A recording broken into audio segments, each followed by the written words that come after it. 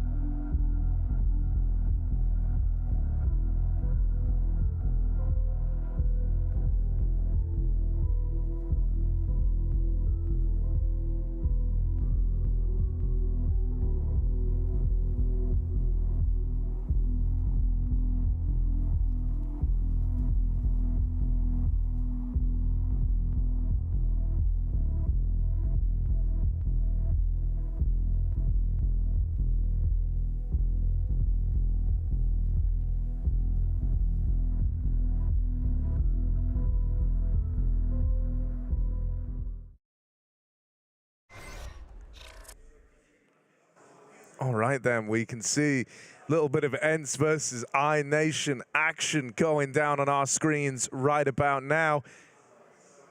Got the boys pulling up to the party, getting everything in. There's beautiful little iNation hoodies.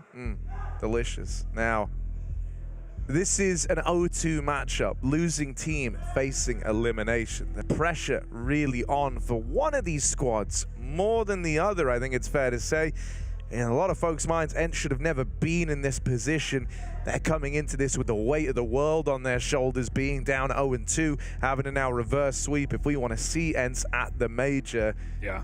On the other side of things, iNation, team that have impressed us. Let's kind of home in on the ENCE squad just a little bit, right? When we look at who we want to see big performances from today, any names that spring to mind? Yeah, nuts, man. The latest addition. This guy was an absolute monster at Pro League. We saw ENCE make an incredible run there as well off the back of him, even defeating G2 2-0 with two very close games. So I think there are high expectations for ENCE there, and that adds up to what you're talking about, right? Like, why are they here in 2-0? Shocking results so far, falling to Monte and to FORZE. I wonder what ENCE think about this. Let's check in with Snappi. Thanks for joining us, Snappi, ahead of your game against iNation. Yesterday, you guys started really slow, but I think on that engine game, you guys started to come back into it. I think you were even saying, you know, a slow start, but we definitely woke up a little bit too late. Second game of the day, again, pretty rough. In your head, what was not working for ENCE? The individual level mainly from, like, most of us, I think, was not on point. And then we had 4 bad starts to the halves, and in best of 1, it's rough. Like, we lost 3 pistols and we lost the second round, and that was 4 times where we were down at the start of the half. And when you're playing best of 1s with high pressure, maybe that can make people overthink a little bit, and that's why we didn't win. Now, we don't have the best of 1s anymore. You have a couple more maps, obviously, to play, and you're going up against an opponent you should be favorites over. Now you've gotten to the best of 3. Does it take a little bit of the pressure off, or is it just full on right now? I mean, I don't know if it takes the pressure on, because 1 best of 3 and we're out now, right? We didn't give ourselves any more lives now, so the pressure is on, but the pressure is also on for our opponents, so we're fine. And now coming into today, is something, those slow starts, is it something you've addressed today? Is it something that's going to be fixed coming into these games? No, not really. I don't think it's hard to control whether you get off to a good start or not sometimes. Like, if it was easy to control, it would be easy to win in CS, right? So just have to try our best to get a good start and then keep on rolling. And if we get worse starts, try to do our best to come back. What are your thoughts on your opponent coming into today? They look pretty well drilled, to be honest. We watched some matches of them, we prepared, and they seem to have a pretty deep playbook, I would say, so we're definitely not going to underestimate them. Thanks. Get luck. A humbled Snappi ahead of his elimination game, and yeah, I mean, not underestimating the opponents, but on the flip side, this is iNation. They've been one of the lowest seeds coming into the RMR. ENCE are a top team. This should be easy business for ENCE, but Jackie prophesies why iNation could surprise us today. I think there definitely is a chance. This is a team that, for my money, does better in best of threes than they do in best of ones. They've said it themselves. They prefer playing matchups where they've always got the safety net of that third map. And in terms of the performance, it's just the fact that we need all of the shining stars coming through at once. Kindo had a great start versus Big. Same couldn't be said in the G2 matchup, which is a shame because he was a huge part of this roster, but you still had Vladen, you still had Dragon. Those boys were doing so much work and they've been incredible to watch over the run at the RMRs so far. If we get all the pieces, Harry, then iNation could actually have a lot of eyes on them. Yeah, you know, I mean, I actually really like what Snappi said in his interview, right? That, when we went and looked over their demos, they actually have a lot of depth. They have a lot of ideas, right? And I do think that's where this team can excel, is that iNation just, they play a lot, man, and like a ludicrous amount. You know, even when you compare the numbers to that events, you know, like the nearest map that they have in common, right? 11 maps played on Vertigo for ENCE, 10 maps played there for iNation, but it's one of their least played, right? That's the wild thing, and that's like ENCE's highest. So, you know, over the last 3 months, they've just got a lot more hours in the server. These guys are grinders. They see a lot, right? They get to witness a lot of different strategies. They have a lot of ideas as to how they can approach rounds. So, yeah, I do think we haven't necessarily seen that full depth yet. I think, you know, the kind of, I'm pretty sure it was like a career worst performance for Kindo yesterday in that G2 game. He was feeling like really rough at the end of it. He took to Twitter, but he also said, like, at the same time, well, I'm mad. There was nothing I could have done. Like, he was having one of those games where he could never build back in. And so I know it's fired him up for today, and I hope that it means that we see iNation put their best foot forward. Yeah, big G2 and now ENCE. These have not been easy draws for iNation. Let's see what Dragon thought about this matchup.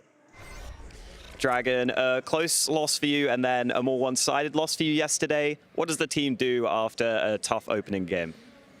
We just tried to reset, and we were hoping that we are gonna bring our A game back versus G2, but they were just too strong for us, and we mentally rested after that game, and hopefully we are gonna show our game today.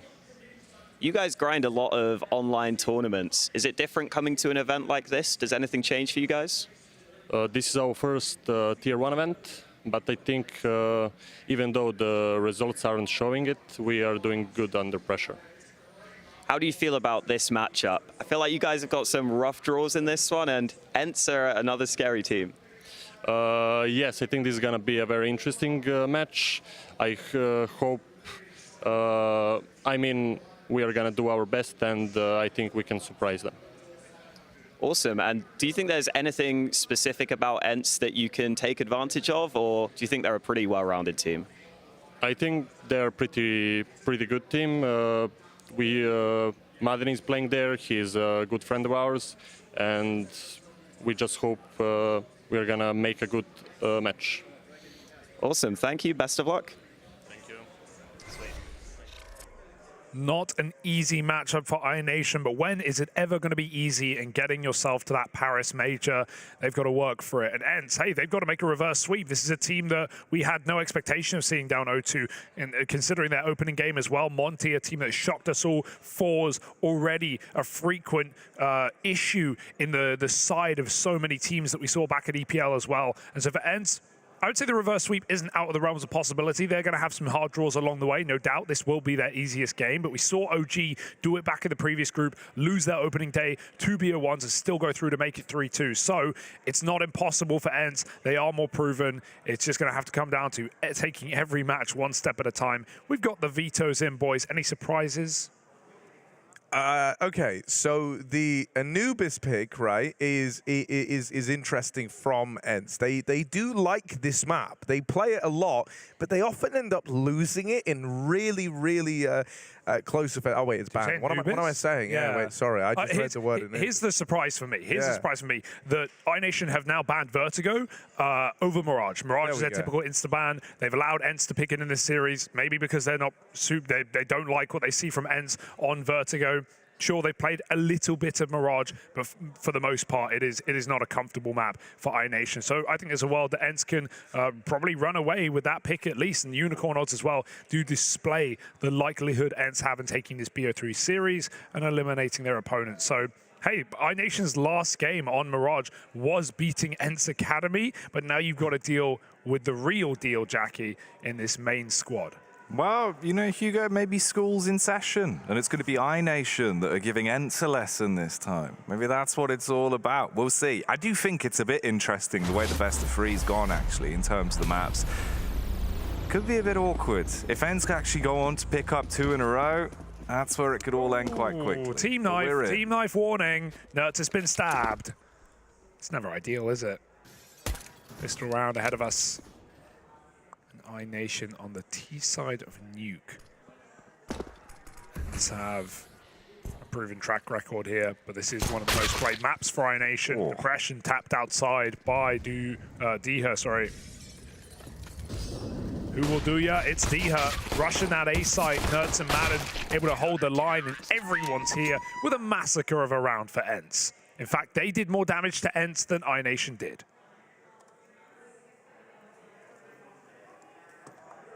Still, they pick up the round, they lock that one down. And that's what you want for ENCE. They need to come out swinging here, really solidify themselves into the opening moments of this game, and don't let iNation get too much confidence under their belt. Because we saw yesterday, Harry, iNation seemed to be a squad that really thrive in those high moments, right? They get so excited. Why do they keep shooting or hurting Nertz at the start of these rounds? It's like bullying. They've done it again. It has to, you know, this second one had to have been intentional, surely. Ooh, Dragon. He was someone who, even in that G2 game, even though it gets away from them, was looking really good. Yeah. Had a couple of impact rounds in the few that iNation were able to find. Some Pius finds a way onto the scoped rifle. And it's pushed up into the hut. And so a nice bit of real estate owned here by ENCE. They've immediately plugged this hole at ramp. They've got this AUG posted. I wonder what's become of this A1S behind the orange box, if it's still there. It is. And you can see some Pius doesn't really want this. If they ended up rushing him, that could be 2 guns found over towards ramp. But instead, iNation try to get out A, and they will get chewed up, churned out. And that conversion is found by the ENCE squad. I gotta say, you know, the Veto does make me a little nervous, I guess you could say, for the iNation side of things. Yeah.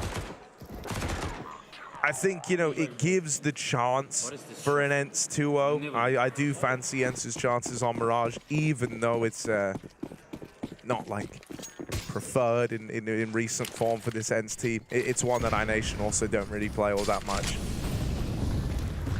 But that was the result of the Vertigo ban. So yeah, I think, you know, there needs to be an onus on iNation hitting the ground running. And I think this is a team that's going to deliver their best when they start with their best foot forward as well. On the cross, Diha opens in this round, returning us to the 4v4. iNation make it down with 1 man and a second in tow.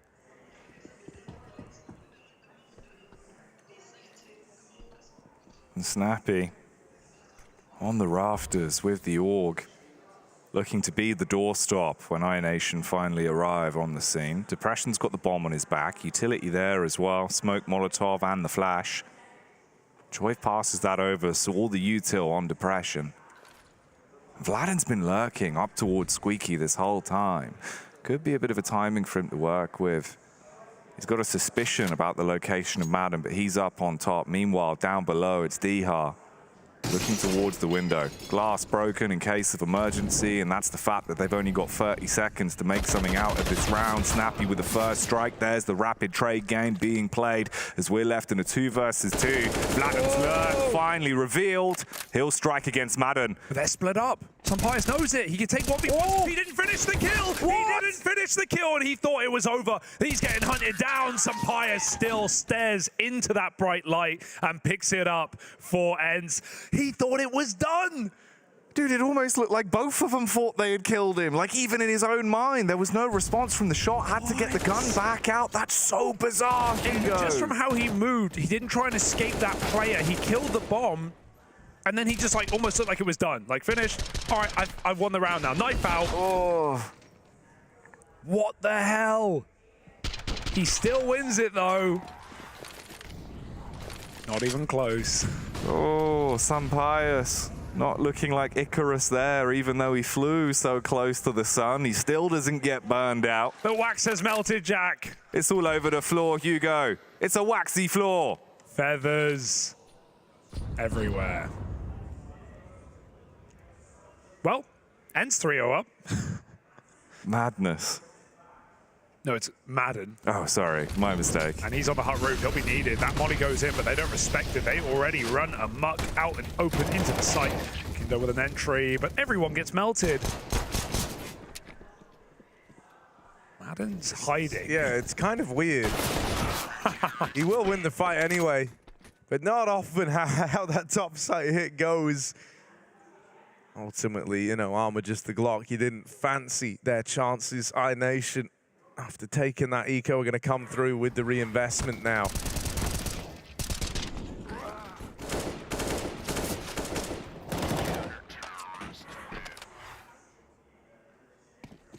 Gonna have the AWP making an appearance for Depression, and Sampayas does not have one on the other side.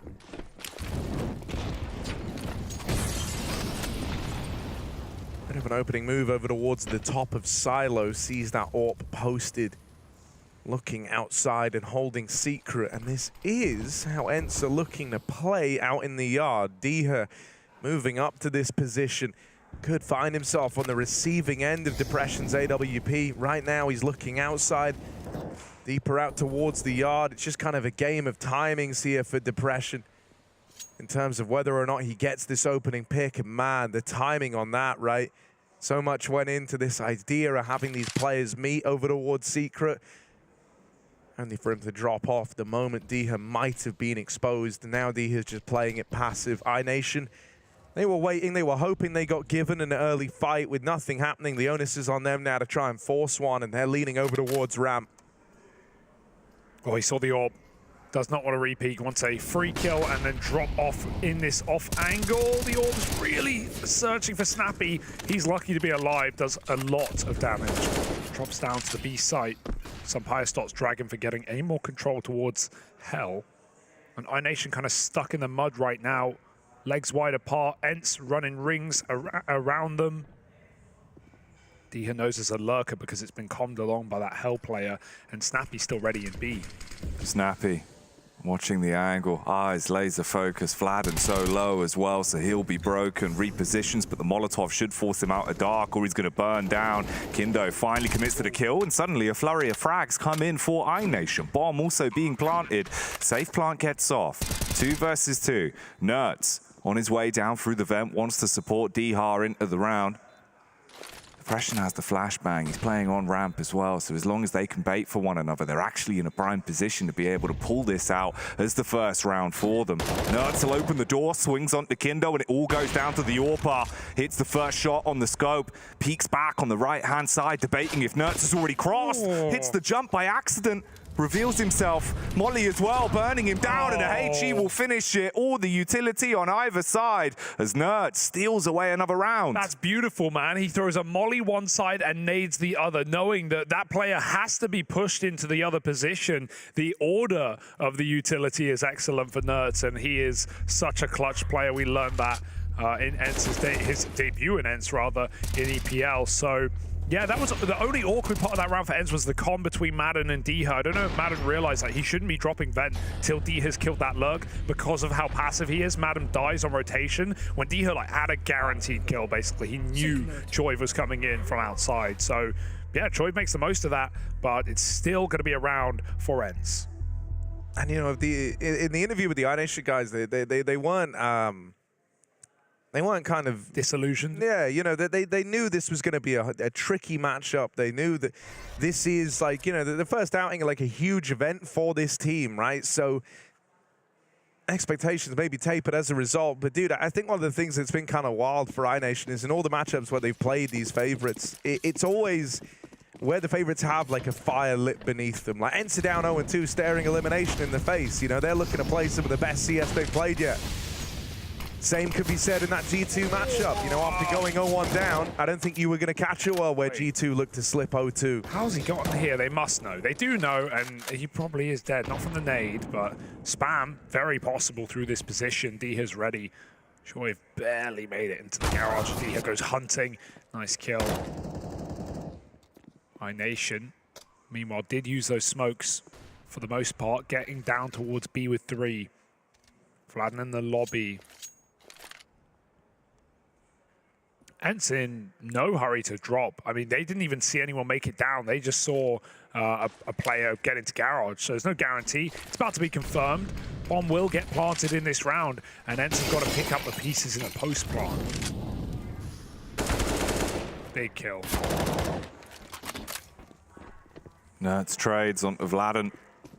And we're looking at the free tees of iNation. Seeing if they can dot the I's. The pressure with a bullet right between them. He hits the head of Diha. Nothing to laugh about in this round for ENCE. Again, re-aggression as well as Kindo on the cross. Wants to cause issues, but Snappi, he's quick. He's in a good spot now. Yeah, and if ENCE win this round, it won't just be dotted I's. The T's will be cross. Pressure needs this kill. Snappi looking lights out right now. The captain of ENCE putting 2 phenomenal headshots into this round, leaving Dragon on his own, and it's ugly. It's very ugly. 6-0 start for ENCE on the CT side of Nuke. They felt no burden to rush that B bomb site and try and chase down the lower players. They get rid of a lurker with a 1-for-1, and they already had a 5-on-4 from Diha. So that's a very favored round for ENCE, and they keep it so. Crucial kills won by Snappi. And iNation, hey, you got to give it to them. They're getting into good positions. They're just struggling to close them out. We need to step up from Madden. Keep these cleaner, perhaps, ENCE one. As said, iNation have been getting a lot of control. ENCE want to keep this as tight as possible. In a matchup that, you know, starting your reverse sweep, that's the goal for ENCE. This has got to be a confidence builder. You want to smash iNation in this game as a statement. Out towards ramp, Dragon. Gonna cook up an opener there. He has been one of my favorites to keep an eye on. Yeah. And so he successfully found this 5v4. That feels good as well, because it was him in the 1v3 at the end of the last round who kind of had a really awkward fight onto Snappi coming out window. Those sorts of engagements, man, they just feel rough. Like, you know, you had a chance to get out with the round with a little bit more, at least get to start embarking on the clutch. So I think it's nice that he's the guy to find this opener in the round. Now they're set up to split into the A play. Just Madden to get past. Snappi has found one. He's actually crunching up the ramp. Right now, iNation are getting depression. Answers back, but out through the heavens. In comes Nerds. And for ENCE, this is super cool. They've collapsed upon iNation. They chased them every step of the way. While iNation were wrapping heaven, ENCE were doing the exact same thing. Up through ramp, wrapping heaven just a little bit later. At every point in that round, they were hot on the heels of the iNation squad. And so some problems to try and solve here for Choiv and the boys on the other side. Really hurts losing rounds like these that you just know you can get in with 1 or 2 gun rounds. You can break ENCE's money, you can have a really strong T side. But they just keep getting into 2v2s that ENCE will clutch out with their stars. I was having a little chat with Chev about this iNation squad last night. He's one of our observers here at the RMR, but also an old member of the iNation squad from years ago. I think he was on like the first HLTV game with Hunter. Yeah. And, you know, he was just kind of talking about what this is like and saying, you know, the mental game that goes into it for these guys, you know, coming to your first proper big outing, playing versus people that you consider to be inspirations. You know, there's a real mental game that comes along with that. You want to try and put your best foot forward, but it does make, you know, launching these comebacks feel that much harder.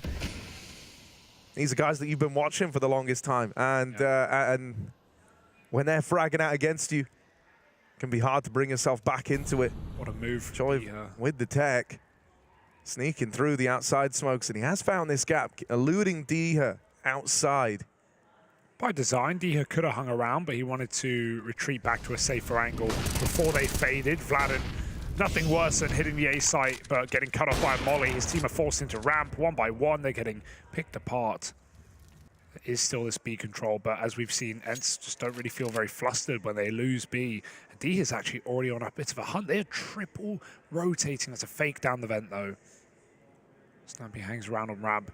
Nerds, got to watch out here on the door. It's wide open. Choiv, dead man walking. With Nerds and Madden on the A site, I wouldn't expect anything to get interesting here. It's a Glock. And a Tech 9. Easily done. 8-0 for ENCE. And on iNation's map pick as well, does not bring you joy. Rip-roaring start for G2, as they have been lip-ripping.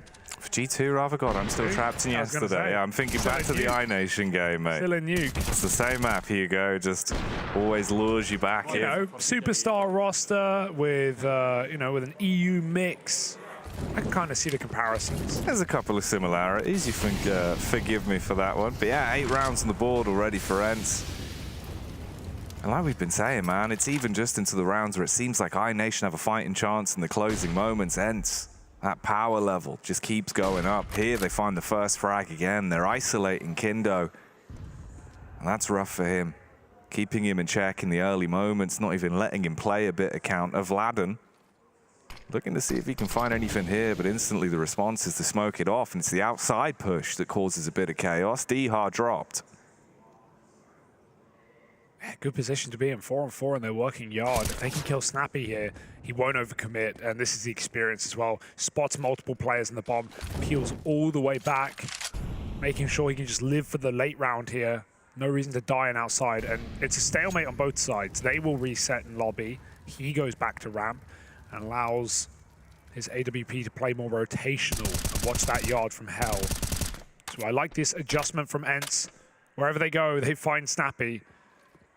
But will it be a ramp commit? Because that bomb's still waiting by the hut. Dragon's looking for a pick. Molly pushes Sunpire's back and Snappi down. But this is the goal for iNation. A is the end result. Nerds, he doesn't like the silence. He realizes they might be coming back for more. This is taking too long. ENCE aren't falling for it. Yeah. And with Nerds holding on at the door, him in prime position, they line up and Nerds destroys them.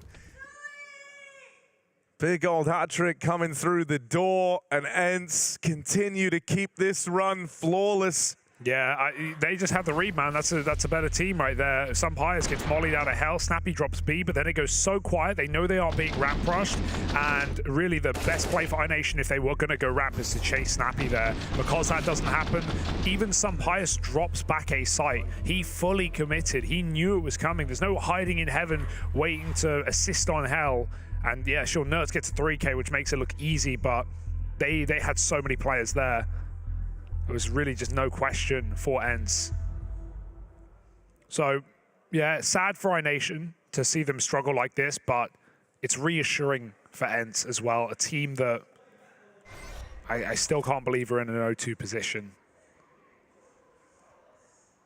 And I think that's the surprising part, is with the form that they were finding, with the way that they were looking, the results we were starting to see. I think as a collective, we were all sort of thinking, you know, ENCE were going to come in really hot and heavy to the RMRs, be able to kick up a fuss from the get-go. Instead, even finding them in this matchup is a bit interesting, and that's a ton of damage. Need the flex tape on that one to fix up Nerds, as he's down to 24 off the get-go. He's leaking, all right. Triple nade onto the A-site silo.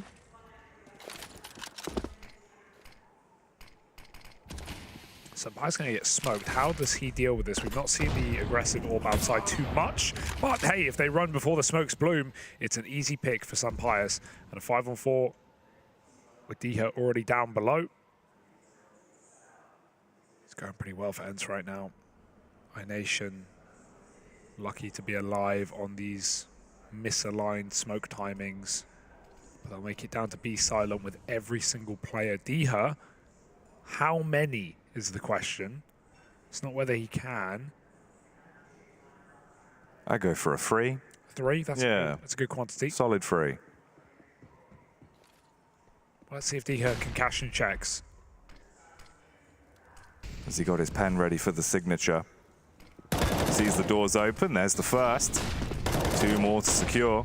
Looking for the flick back around. Snappi assists with 1. It's all on Dragon. I don't think he can breathe fire over this round, trying to with the tech, but that's free for Diha. On the money, Hugo. Redeemed, and yeah, solid B-hold, doesn't overplay it, lets him come to him. But that was only pistols for iNation. We've got another buy round here to see what they can show on this T side. I'd like to see some more A-pops, some like early. You know they must have them in their pocket if they've picked this map. It's something that we haven't really seen. We've seen smoke attacks, seen some ramp hits, some delay days, but maybe just an A after the mollies expire. Gonna do their early util, go for a hut pick, but that's a very deep molly fence. I love that Molotov. It's not one that just lands in front of the door. They can get smoked easily. It goes deep inside of the door, and iNation's path to a pick is denied. Depression now very low on his orb. So iNation back to the drawing board.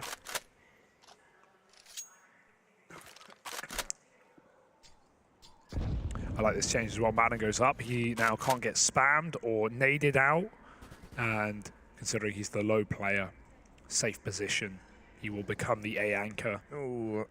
Walking the orb, Sampayas saw an elbow there, and so that's a freebie. Choiv goes out into the crosshair. There's smoke.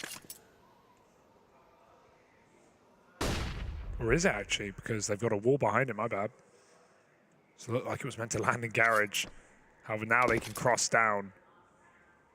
Or cross inward. The timings are good. The little window of opportunity. Right. Throwing them slightly different timings as they fade, giving you a kind of doorway to the push. Oh, but even as you're getting teed up, set up for a round, you're not even given a chance to play, Nerds. I don't know why they pop A there, right? They've got Kindo all the way through. He's making a call like, I've got the hell ramp. I have great timing. Please wait. And they run out A before he's even close to being in position. Like, that just doesn't look cohesive for iNation.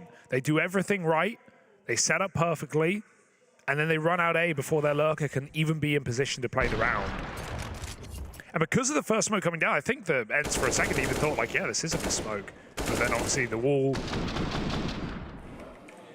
That seems like a iNation overplayed their hand. You know, frustration's kind of setting in now. Yeah. This is the problem, and I think this was always going to be the problem for iNation, is pulling yourself back into a game is a very, very hard thing to do. It's easier when you've been in these positions before, you've had to embark on journeys like this before.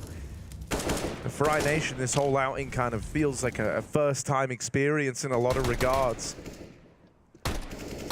So, did they have that tenacity to try to find a way back in, even a handful of rounds? Because, you know, ENCE 11 in a row, a lot of them being very, very one-sided. You just don't feel like you have a read on the game right now. You don't feel confident in a lot of these gunfights. And that's a big deal over at ramp. This crossfire between Snappi and Sampayas is brutal. It's torn through iNation. No way. How's he alive? Snappi even dancing around, and some Pius there to finish the job. This hurts. It's brutal, boys. I mean, you know, it's reassuring for ENCE at least. This is ENCE coming into this with a fire lit beneath them, with a point to prove after going 0-2 down on the first day.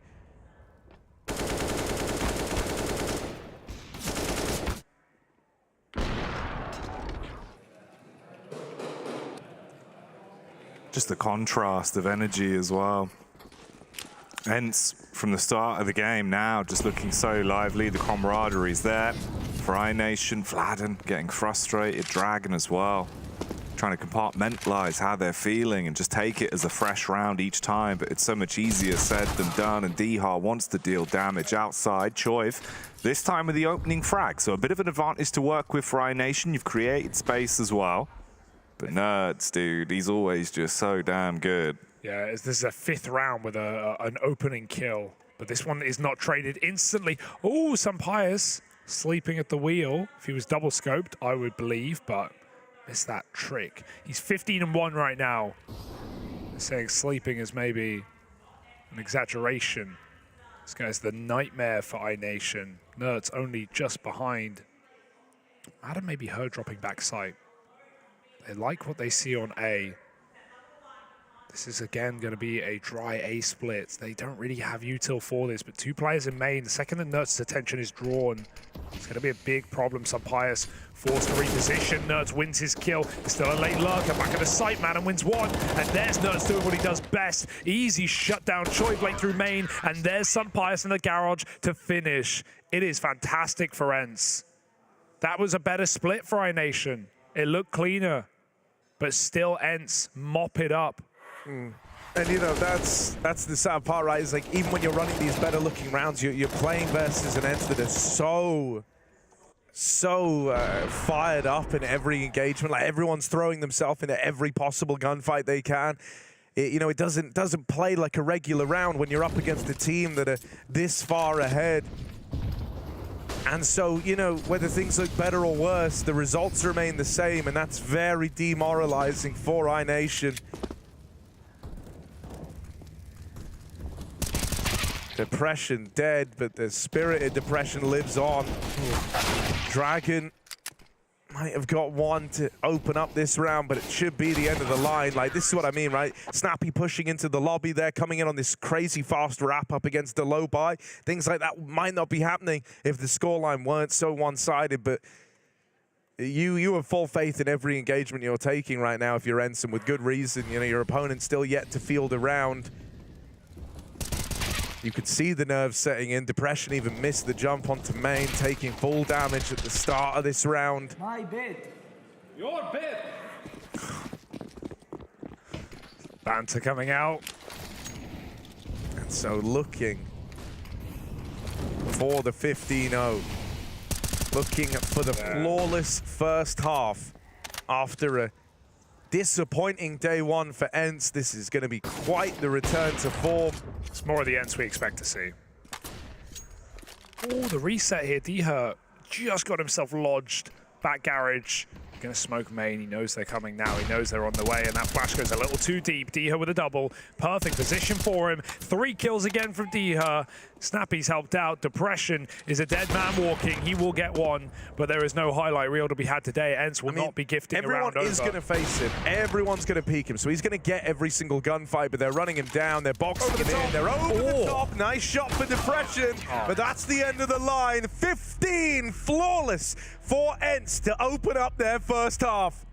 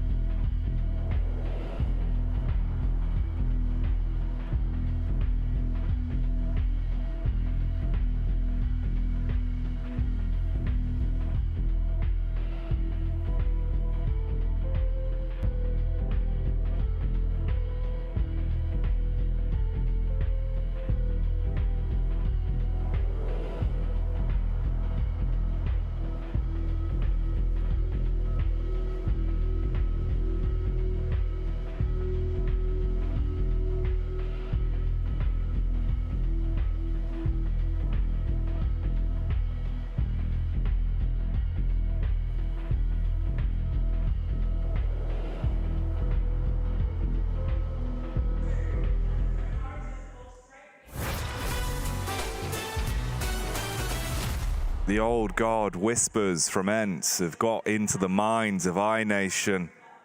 And the creeping from the shadows is that 16-0 that could be on the board here, unless they can find some way of getting back into the game off the back of their pistol on CT side, Hugo. The goal has changed for iNation. It is no longer them trying to win their map pick. It is them trying to avoid humiliation on their map pick. Snappi with a wink to get us in, and this would be the first 16-0 in the EU RMR in either of them. We had one back in the Americas. Imperial dominated Team 1 with a 15-0 overpass T side that they closed quickly. ENCE now look to do the same. Pull out your best strat, boys. This is a statement from ENCE. Is there any stopping it? Is it going to happen? Oh. Are we going to get the 16-0? Depression holds the line and opens up this pistol. At least if you're iNation, right, it's like you kind of do or die at this point. So you play loose, you play fast. ENCE are doing exactly that themselves. But yeah, ENCE are already down at lower with this bomb. No rotate out of iNation yet. Instead, they're looking for this kill outside. That fight actually goes the way of Madden with the Glock. So this one slipping through the fingers of iNation. ENCE looking for the 16-0 finish, and they're 1 kill away from exactly that. No stopping this one now. Kindo in a 1v3, and Diha is ready to finish the job. Dead first, no kit. Julie's out, and ENCE can play with their food. They can fiddle with the door. They can jiggle on the side, but there's nothing to do but die for Kindo. He goes running in, looking for stats, looking for security, looking for safety, but it's just success for ENCE. 16-0. Abysmal opening day for this superstar roster as they go 0-2, but they pick it up in style to start off their BO3. That is their opponent's map pick as well. Keep in mind, we go to Mirage, one that iNation do not play often, as they left it open for ENCE to pick. And right now, ENCE are poised for a recovery arc and a start on their comeback from 0-2.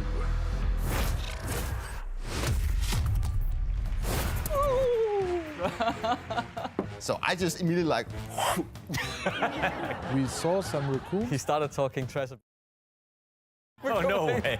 Hey, I'm gonna catch one. It's time for the Gauntlet Challenge. What is the Gauntlet? No. It's the f***ing goal! No way, this is last place. It went really badly. I wouldn't say it's good, because I would say it was great. Let's go, baby! As Cadian prepares to take on his toughest challenge yet, let it be known it'll take more than a hero to beat this one. We know he can lead his team to victory, but can he go at it alone? It's time for the Gauntlet Challenge. It's time. It's time. Let's beat Dupree's ass, yeah? Okay, so what does the Launder show have for me here? Rings off, you know. Step 1. Let's go. Okay, let's go. This is the one, guys. Off to a good start. We go for the quick entry, no look. What? Buck, everybody saw that. No. It's the f***ing goal! Okay, I think there might be some system to this is where the boxes will hit or what, I'm not sure. Oh no. No! I failed the bunny hop so bad. We need just a little bit of luck here. Little bit of luck. Let's go, quick. No! That's it. We're done. Dupree, he doesn't know what to do about this time. It's too strong. Yeah, I'm number 1 now. All right, guys, let's give it up for Cadian. Come on in, Cadian. Well done. Take a bow. Calm down. It was good, but calm down. I'm going to ask for your signature in a second. Yeah. You were really burning calories on this map. To be completely honest, I was just chilling. I knew that Dupree don't stand a chance. Dupree don't stand a chance. You heard it here already. Well, why don't we make it official? Let's see if he lived out his dream of beating Dupree. To find out, we'll have the assistant, roll out the leaderboard assistant. Come on, let's keep it moving. Don't go out all night. Don't be alarmed by how long it takes me to write this number down.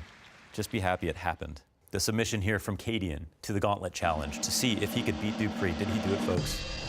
That's right, they finally gave me my own show. Watch the Launder Show exclusively on Blast TV. Let's go, baby! And as always, It's been a blast.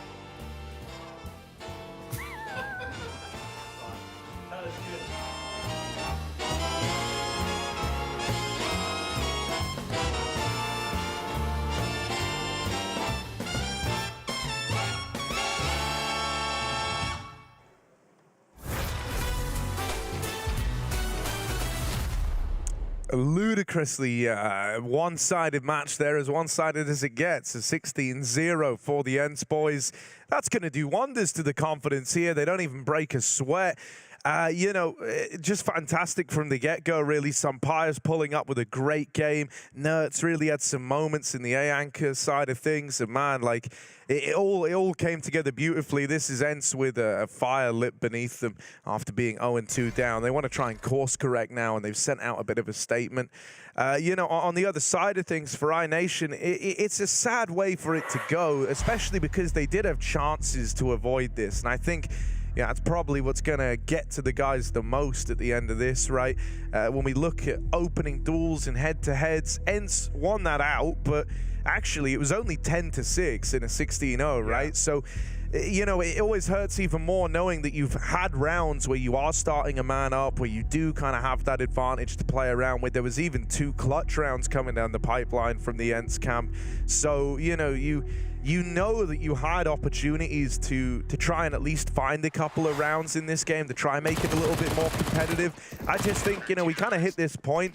Really, it's up to you to decide when that point was, because it was a 16-0. Yeah. But you hit this moment where, you know, ENCE is so fired up, they're so believing, and in the back of their minds, they're even thinking like, yeah, let's 16-0 them, let's make a statement. Everyone's feeling themselves, they're in that flow state, and for iNation, it's like the polar opposite. You know, you're questioning your ability, you're questioning the ideas you're having in a lot of these moments, you're questioning your read on the game.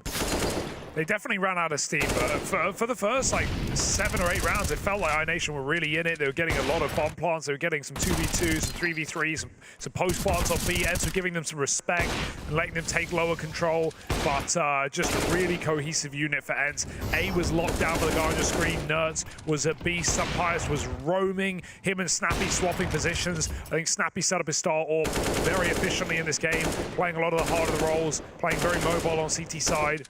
And yeah, towards the end of the game, it just felt iNation had run out of steam, run out of ideas. We saw some sloppy A takes. I just think they had one round that they probably should have won. The one where they had a player lurking through Garage, trying to flank the Heaven in a 3-on-4, and they just ran out A and didn't give any time for the lurk. So there were definitely mistakes for iNation, a learning experience playing against some of the best teams in the world here. Obviously at the EU RMR, they've faced G2, they've faced Big, they've faced ENCE, and it's not come up too well for iNation here. They are now just a map away from elimination. But I guess we can look forward a little bit to Mirage, because this is already a surprising map to have in the Veto. I think it's a little more worrying for iNation if it could be more worrying than a 16-0, but it's a map they don't play, and it's one that ENCE have got decent results on, but I think most importantly, it's one that Nerds hasn't played since joining this ENCE team, but prior, in previous rosters, he loved a bit of Mirage. He had fantastic stats on it as well, so I think it's going to get worse before it gets better. Yeah, you know, the one thing that's like maybe a little comforting about Mirage is you come into this and it's like you can set your expectations fairly low, right? It's not like you're going to come in, you know, saying, all right, guys, this is like where we 16-0 them, right? You're under no disillusion that this is a very tall order. You know, it's a map that can lend itself to the individuals, and sometimes all it takes is like one guy to find their footing a little bit. You know, maybe you get like a sick AWP round out of depression. Maybe you get Dragon with some of those performances we've been seeing out of him. And you know, it just gives you a little bit, because that's the thing. I think, you know, maybe you move the goalposts a little bit now if you're iNation. You just kind of say, okay, let's try and make this as a competitive series as we can. Let's try and do right by ourselves and get a couple of rounds right, and then look back on this as a real learning experience for the team.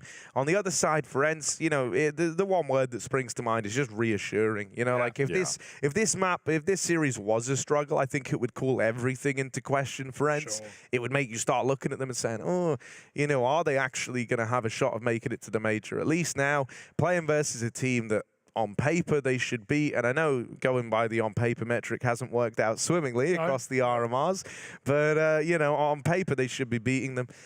You know, and they are, and it's clean, and this is all just kind of building that stock that we hold, that standard that we're holding ENCE to back up. Yeah, I think the only worry left for ENCE, well, not the only worry, but the main worry for me left for ENCE is with these upsets that you kind of allude to, even though ENCE have looked really good here, and I'm sure they're going to 2-0 this series, it's the realization that who knows who they're going to draw in those future matches, right? What if you run into an Aurora? What if you run into even a Cloud9 if they lose their next game and then see them in 2-2? Like, these are the matches I think that ENCE could have trouble in. They've already struggled against FORZE in that BO1 opener as well, and Monte. So I think there's a world where ENCE get a really tough draw at a 2-2 game and maybe lose it. But the flip side to that is a game like this warms them up for their future matches. They hopefully stomp a couple of BO3s, and I at least want ENCE in that 2-2 game to try and fight for a spot. And if they lose it there, maybe a last chance qualifier.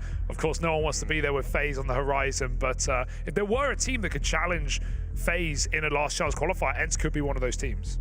Yeah, one of the things as well that you've kind of maybe noticed across these last few iNation games is that AWP has seemed to do really well against this team, man. Yeah. Monte finished that game yesterday with like a 4-0 KD or something of the likes, and now Sunpire's 8-0 KD on that one. So, yeah, you know, I think maybe some work to go into how you deal with some of these very aggressive AWP players who like to get involved at every turn, because Sunpire's felt like he kind of had free reign in that game on Nuke, and if they keep that up heading to Mirage, if you let Sunpire throw himself into fight after fight, you're going to be in for a bad time, right? Many an AWP have tried and failed. Hell, even at majors gone by, the likes of Zywoo was even dominated back in Rio by Sunpire in the head-to-head, right? So, you know, he's a very influential AWPer, and there's going to have to be some attention in trying to shut him down, making life a bit easier for Depression along the way. I think that's where you focus as well, right? Depression being the fact that kind of we were building him up as a player that can be really proficient with the AWP, but throughout most of the games we've seen, he's been a lot more on the rifle. They want him for the wolf pack. They want to play grouped up CS where they can play fast, they can play reactive off the back of what you do. And the only rounds we've seen him have the AWP, he hasn't really even had a chance to find an opener or work his way in. And it's a shame because I feel like the talent is there, and that would be the counter you need, right? We could have the AWP head-to-head, could affect the flow of the game. We had it on Anubis against Big, actually. He challenged Hyped a lot. I think he was getting a lot of head-to-heads. I think Hyped won out overall, but I think he had a lot of kills over Hyped. I actually think that's a really good point now, because I can't think of a single round on that T side where they said, let's play around the AWP. No. They had a couple of AWPs on T side, like, okay, go for a ramp hook, let's do a heroic boost, try and fire off door, go challenge Sunpire outside. There were never any rounds where they let Depression pick his round, and with the way that CS is played right now at the highest level, AWPers deciding their pathing over in-game leaders most of the time in many teams, I would like to see more room given to Depression on that AWP. But that's all for later, that's all for Mirage, and that's our next map, so stick with us. We'll see if ENCE can go 32-0.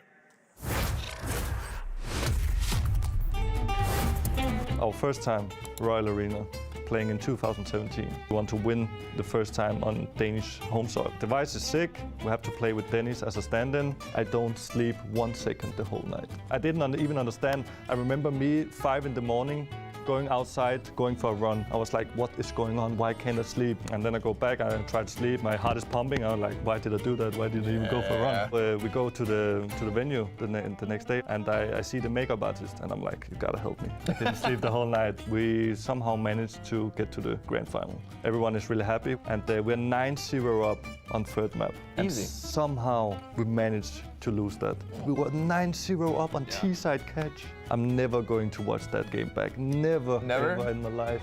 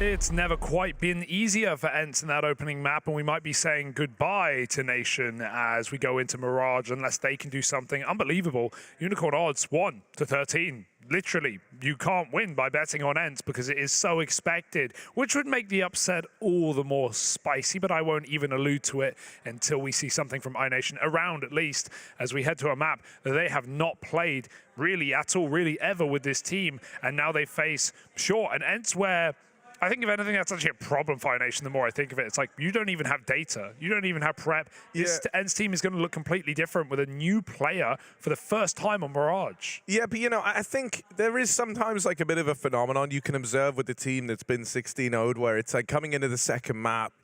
Like I say, you move the goalposts a bit, you know? Like you just say, okay, let's just make it competitive. And in doing so, you kind of reducing the sheer height of the task that you're trying to approach, right? And it makes it feel a little more manageable. You're not being so harsh on yourself. The amount of times I've seen teams get dominated only to be laughing a little bit coming into a second map. Everyone's just feeling a little better, right? The worst case scenario has happened. You know, you don't dwell on it for long. That's true. It literally can't get worse. It can only be the same. Yeah. It can't get worse. You're right. That's always an optimistic. And so, you know, sometimes that is quite liberating. And you'd be surprised, man. That's all I'm going to say. You'd be surprised. So, Jackie, can it get worse? Statistically, Hugo, just the same. Okay. Well, we'll sit with that.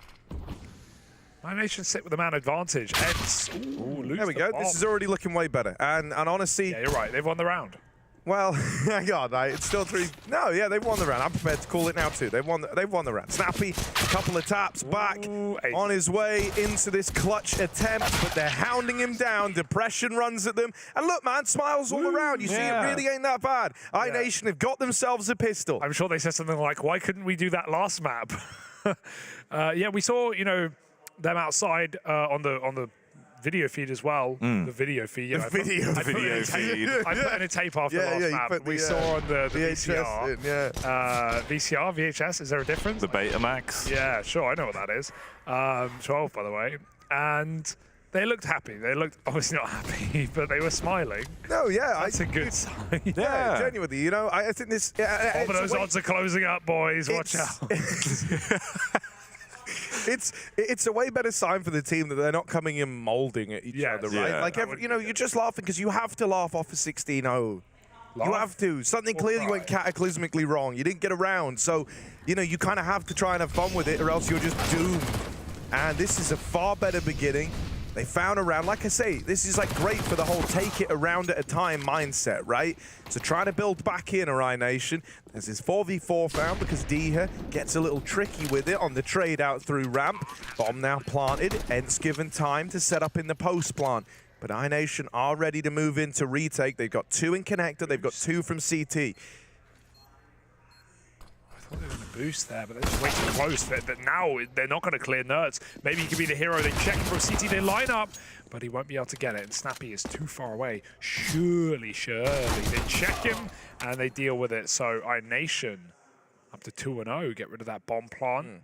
ENCE might even rebound. You know, and this actually, talking about like that phenomenon of teams normally bouncing back after like a 16-0 and finding a little more to hold on to, there's also this idea that for ENCE, they come into this, subconscious or not, almost holding themselves to that same standard, right? And I think it's when you encounter a bit more resistance that kind of trip back down to reality is a pretty harsh one, right? The bigger you are, the harder you fall, and there's no higher than 16-0ing a team. So, you know, are you kind of ready for a bit more of a fight out of iNation now?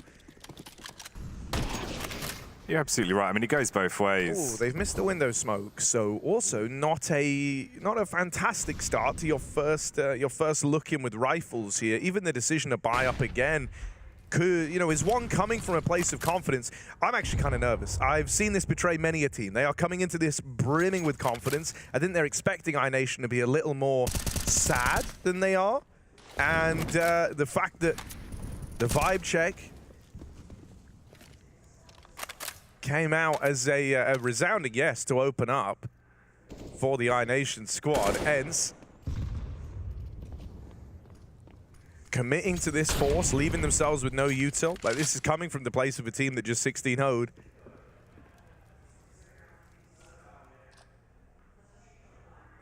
But iNation Couple of dudes getting switched online now.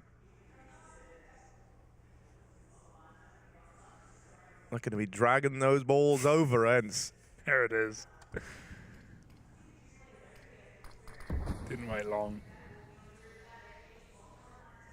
Well, Vladden with a little crossfire. He's going to swing out, though. I mean, feeling the pressure, but there really was none. No molly on ENCE, no way to clear him, and depression had his cover. It's these little mistakes that you just can't get away against good teams. Had to live and die by that position. He had the crossfire. If they lose a round now, it's simply just due to that swing, putting them in this spot. But Depression has a perfect position. Choi will stop that bomb, traded. He holds his shot. Great patience for Depression. And he takes them when they least expect it. Yeah, I'm going to get ahead of it. iNation win this map and we go to a third. That would be I'm going to get ahead of it. That would be shocking, Harry. But that's what's going to happen. Sorry. This is a way better beginning. Here we go. They found a couple of rounds. ENCE faced with a whole new task. You could make it, like, it goes both ways. It depends how you look at it. It's like they haven't played this map, so that's a good and it's a bad thing, right? Like they could have done a lot of prep, saved it for this matchup, right? Like have a little fly in the ointment. They're getting the hype now as well. But the flip side is they haven't played this map. What do they do when things start going wrong? Map don't matter. It's the curse of the 16-0 in my mind. Molly for Madden forces him wide in mid. You know, you can just already tell that compared to Nuke, iNation feel like a bit of a different team already. There's synergies there. The individuals have found something.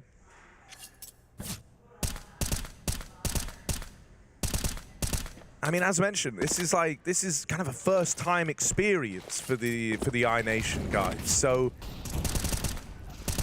you know, now having some time to stretch those legs again. Dragon and Choi have opened this round up. ENCE are getting churned up with just the pistols, and iNation are up onto a fourth.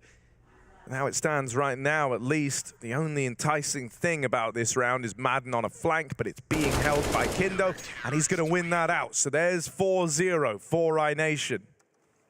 Extra leg room for them to stretch themselves out a bit and get back into the game. Definitely looks like mentally they were able to just take it as a best of one from this point forward, not let the mind games creep in from what happened back on Nuke. Just a distant memory in iNation's minds now.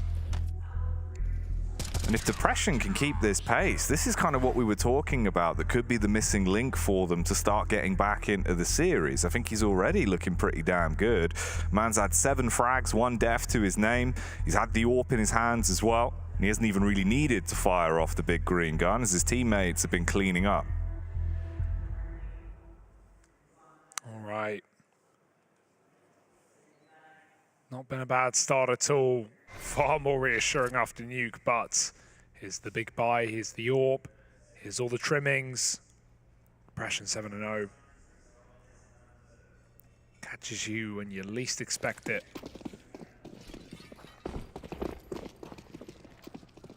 ENCE gonna head towards B, but still a default round.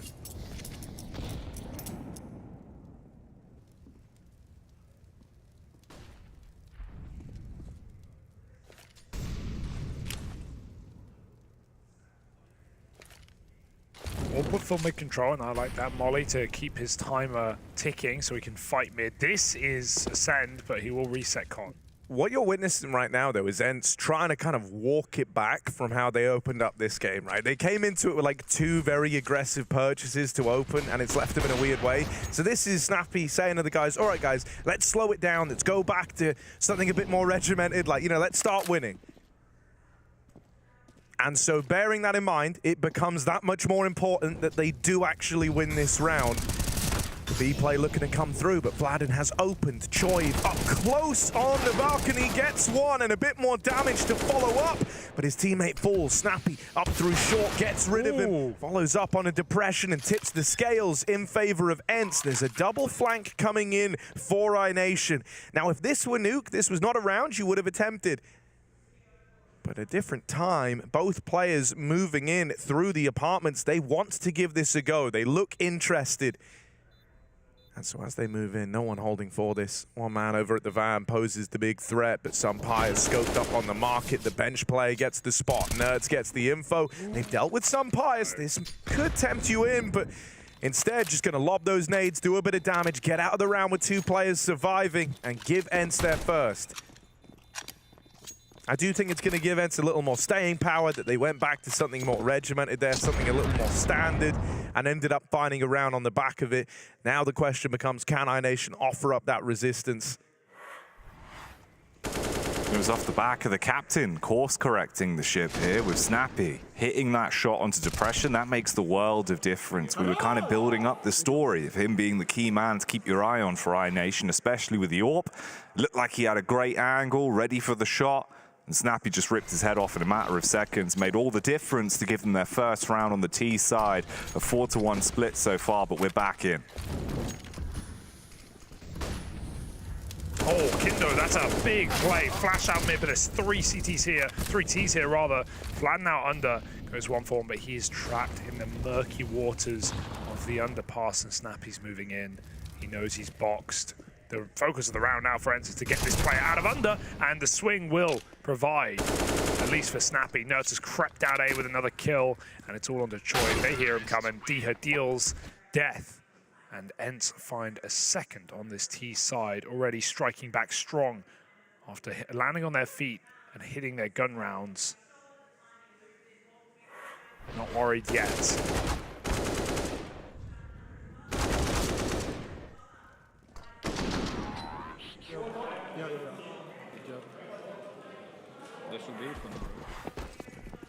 They should be eco now. Yeah, he's right in that. They do just have these pistols, and so Diha. There's ecos available, and he's an interested party. Very heavy lean over towards A, just taking a gamble in the pistol stack.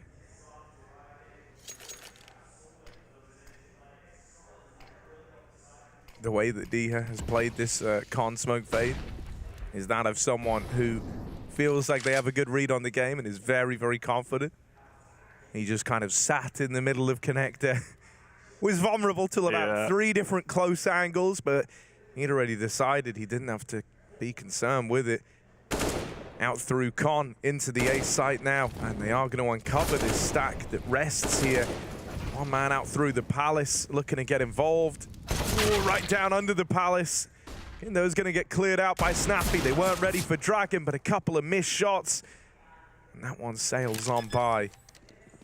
Nothing found in the pistol round, but the guns are coming out in the next, again for the iNation squad.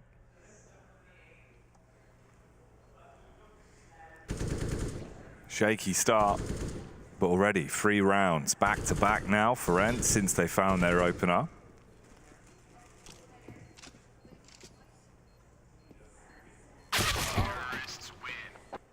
Nothing to be done there for Choi of Ivar. Just hoping maybe there was an exit that would come his way. So they peek him, close out the round, and keep it pretty clean as well for the T side. So ENCE looking a lot better once again, returning to form. And I suppose that's also the hard part, Hugo, for iNation, right? Kind of trying to control the mentality, know when to inject a bit of energy. We heard them starting to get louder again, sounding more like themselves. But then when you crash back to earth, suddenly those rounds aren't coming in again. It makes it all that harder to stay focused.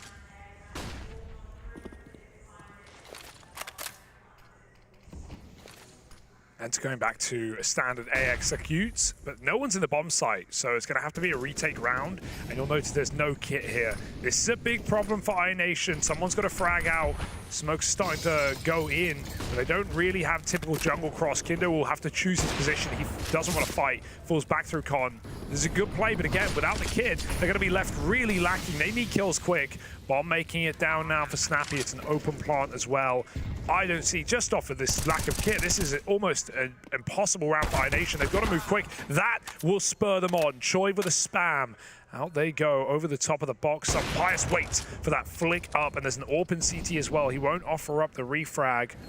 Nerds sitting in the middle of the site, avoiding the Molotov. Depression with a banger, but the clock is literally over, and we haven't even talked about this mid flank. There is no way to save this one. Some Pius with 2, and they line up for Diha, even if he died. Snappi's in connector by that time, and that's a beautiful round for ENCE.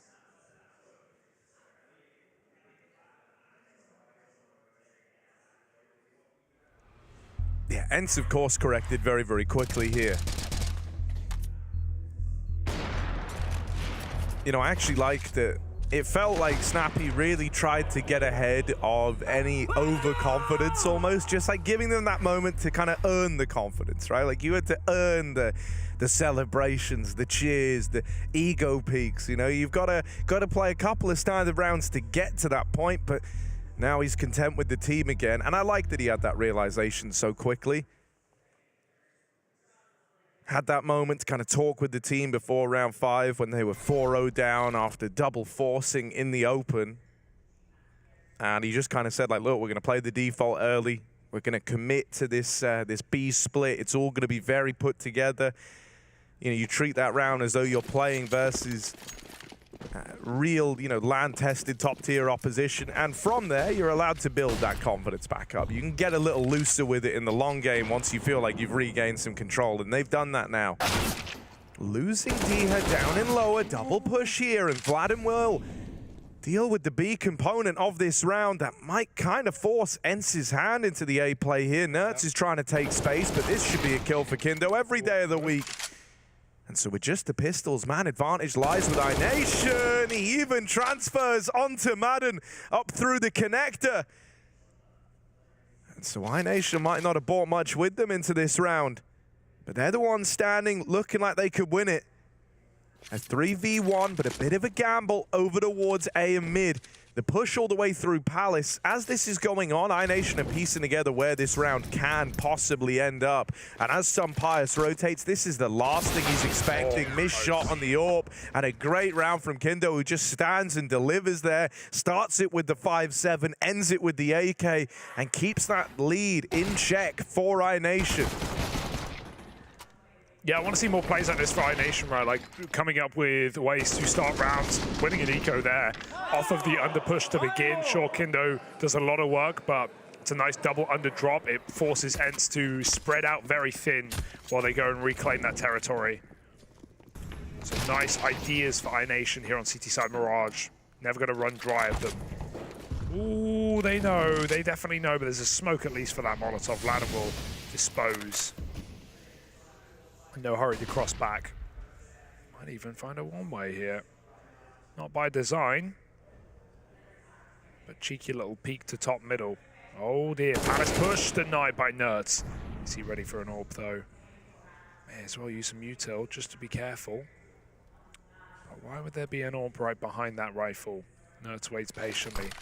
Depression makes it clear his intention. And to want this A split. So there's an AWP on short, and the AWP on depression. That's Dragon that was just watching the gap at middle. Meanwhile, Vladden will be slain by Snappi. Dragon finally gets involved as well. Hits the backstab onto Madden. Meanwhile, the full frontal assault is starting to find its faults. Depression lurking in CT with the scope. Repositions as well, avoiding the Molotovs. And Choi on the close edge of the smoke here. In the final 40 seconds, could be a bit of a playmaker. He's waiting for it to fade. Snappy's right there. He's seen the scalp and peels it clean off. Dragon now trapped whilst the pressing gets isolated, overwhelmed in the fight. And this is about just holding on to what you've got.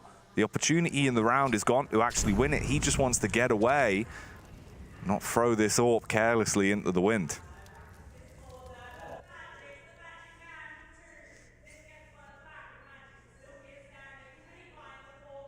Snappy's dispatched himself. Fighter jets scrambling to find this AWP. So nothing is guaranteed for Dragon. But the timing does look good right now if he stays in market to keep this weapon. Still 5-5 for ENCE. A resurgence to 4. Don't move now, Dragon.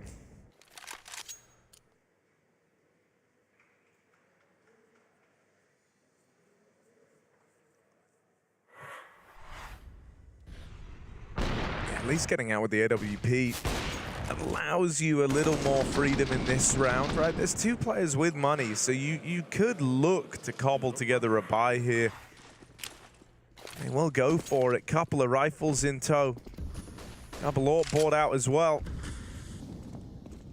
And so maybe, you know, a bit more of a put-together buy than ENCE are ready for. They've done a good job of juggling the money around.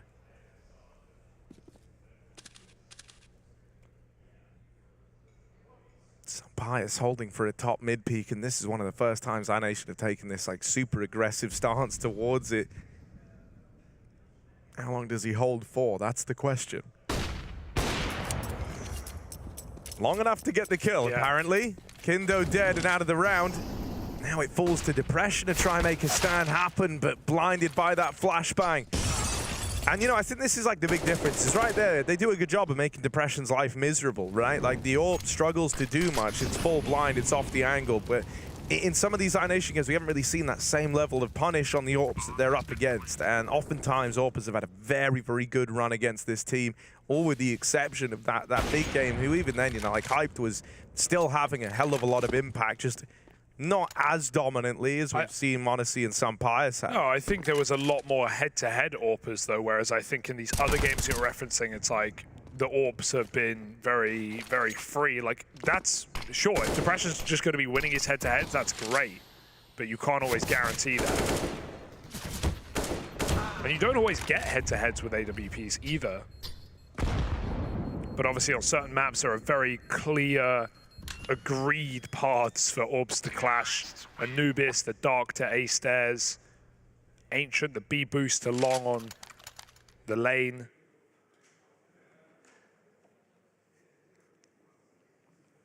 You know, those are positions pretty unperturbed by utility. Big boom on Depression though. And they're booming away on this T side. 6 rounds now after starting 0-4 down. 6 out of 7. Little saving grace being, of course, one of the 2 AWPs they invested into was saved. You can pass that back over to Depression. He doesn't be off his signature weapon coming into this round. Early map control already being established. ENCE playing quite aggressive. The confidence is there, Hugo. I mean, look at Madden. He's just walking in through the hole already to see if he can actually do some damage here. Jumps up. He silent dropped. You could see it, just the way that he dropped. I mean, he's making noise now, but even just having those little tricks, it's nice to see. Not an easy one to do there in the window. There's a couple on Mirage. Deha, bit of a gamer himself, finds that B pick. Dragon's aggression punished. Kindo might be caught rotating. He looks away. Very awkward. Vladen got to save this entire round now from Disaster. It is striking. Coming through connector is Madden. Vladen avoids that one. But the pick from the AWP is what does it. Depression now. Back in CT. Shoiv assisting from afar. Deha trying to cut this player off, gives him a 2v1 inside of the site. Perfect position for Deha. Kill comes to him. He didn't look ready for that for some reason. Blink and you miss it. Snappi in a 1v2, and Depression waits patiently. And both the players win their individual fights on CT side to keep iNation in this. A very important round. Half even right now. So from a 16-0 to a 6-6. Here on the second map, looking a whole lot better for iNation individually, the way they're starting to play it as well, and the fact that they're confident enough to at least switch up the pace in some of these rounds, Harry, with the positioning and with the buys as well. The double AWP setup's been a go-to. We talked about this idea of like moving the goalpost, right? If you're iNation, it begins, you come into this, you go, okay, it's going to be more competitive. Maybe the goal is as simple as don't get 16-0'd again, and maybe that's what you're laughing about when you win the pistol, you know? Someone just says, well, at least it can't happen again, you know? And then suddenly the mood just feels a little better. And with each round you're winning, those goalposts are moving a little more every single time until eventually you start to imagine a world where you can fight for this game, where you can still try to fight back into the series. I think that's why we see Snappi actually sitting over towards top of the board for ENCE, because he is, you know, the more tenured player. He can feel when this is starting to get a little out of hand, and he's been trying to answer that call individually. Deha dead on his push out through the apartments. A little loose in this one. The spacing wasn't good for the trade. They were too far away, but they will get it eventually. Nert secures it and brings in this 2v3 bomb plant. Boost up for Depression. He's looking over the top of this smoke in the market, but won't have anything offered up through this smoke. This is a kill for Nerds every damn day. Vladen out of the round now, and so it's down into the even odds 2v2 retake for iNation. Yeah, they're in a great position now. Pijamas on the bench as well. He is not known to miss these. He is going to get wall banged out instead. Nerds, they know his position. 2-on-1, he's got to stop them from crossing. If they get across to that bomb, they can stick it, but he isolates well. 5 seconds off it, he goes, and Nerds goes in with 4 kills. The pressure being felt. You can see it in their play every round for iNation. Couldn't make up his mind. Stuck it to 3 seconds, then just swings. Probably would have won that round off the defuse. Dear, oh dear. Great shots for Nerds, man. We were excited to see him on his debut on Mirage inside of ENCE, and right now he's performing fantastically. Was always a Mirage player.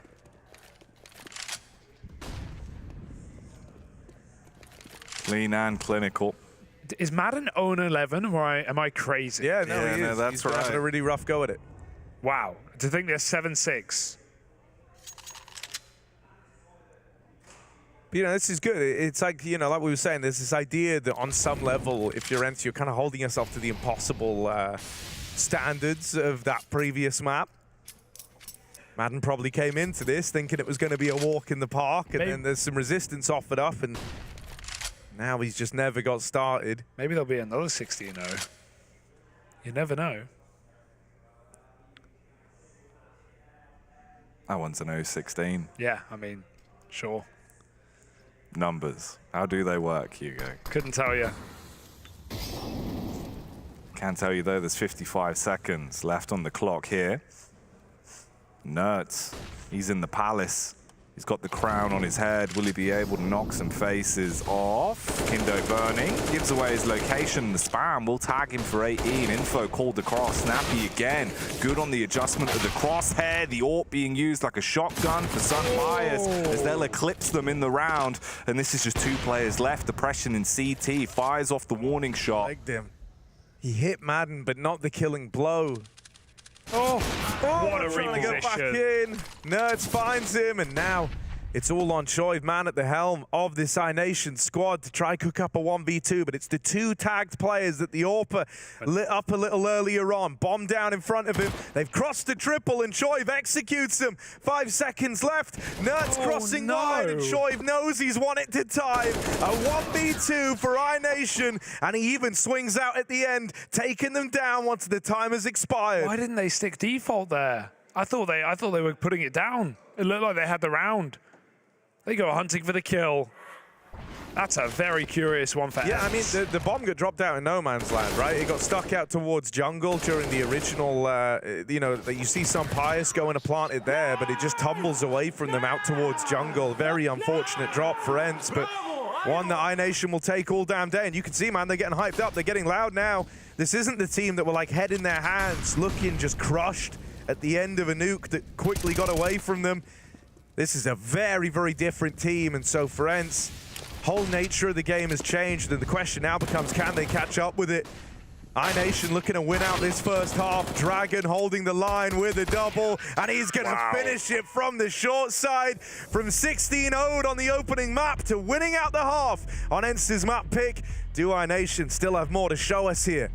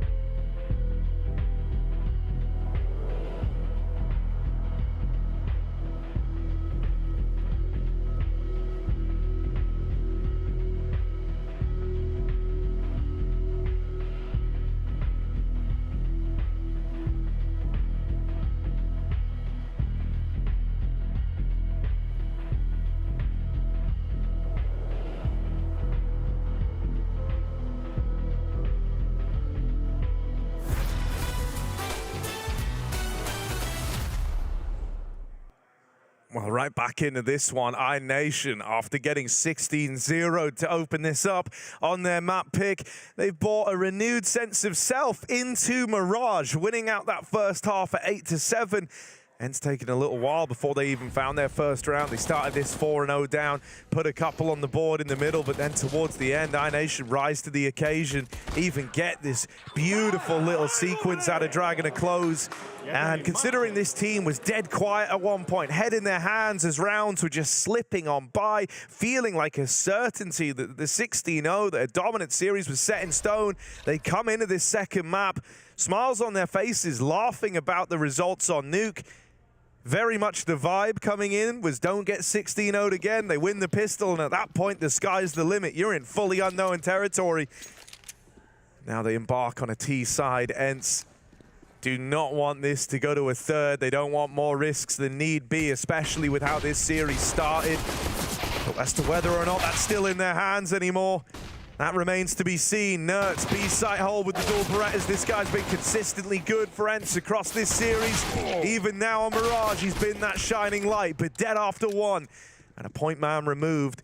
Some Pious wrapping in through dark with the backstab. Does have a good timing right now. Oh dear. Depression's gotten away from him. Inside of the site, Choi's picked up, and Depression dead in the apartment, so Vladin is all alone in this 1v3. Woo! And Madden on the board arrives with that kill in the pistol. His first kill in the second half comes through. And yeah, 1-13 now, he's going to laugh it off. And hey, better late than never. ENCE have still been hyper competitive with almost, not quite, but almost a 4v5. Of course, he's been assisting in other ways, I'm sure. That being said, pistol round for ENCE. And iNation, I expect them to force here. They're feeling pretty confident after that first half. They got a bomb plant. Why not get some Galils in round two? All hyping him up as well. Camaraderie's there. It's having fun. That's good. All right, well, here we go then. 8-8. Tied up. Buys back in for everyone.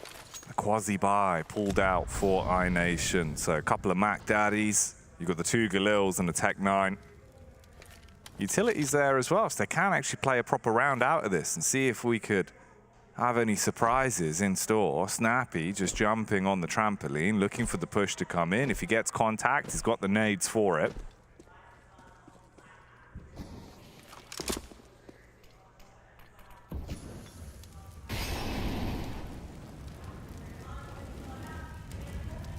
No, it's looking suspicious of short as well. I mean, Kindo's already been able to push his way up. Now flashed in to clear out towards ladder room. Dihar coming across what he's heard. Snappi finally being pushed upon. Repositions with the MP9. Great adjustment onto the second as Dragon gets slain by the sword. And it's a 3 versus 3. Choiv on the lurk towards jungle. Catches Madden. And instantly adds another number to his deaths, leaving them in a 2 versus 3 with a bomb planted on the B site. Dihar on a peak. That is not kind from Kindo. Now just some Pious left in a 1v3. And already throwing it away, so iNation, they win their 4th spy. Careful. If only he had a kit, he could run into the bomb site right now, but not meant to be. They're going to check it anyway.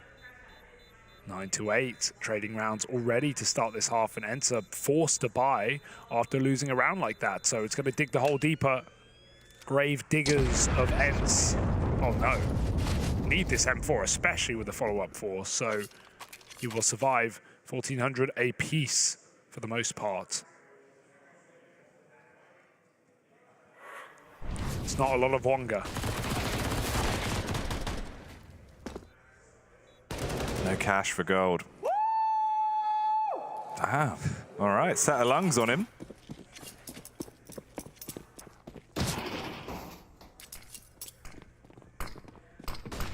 Smooth moves.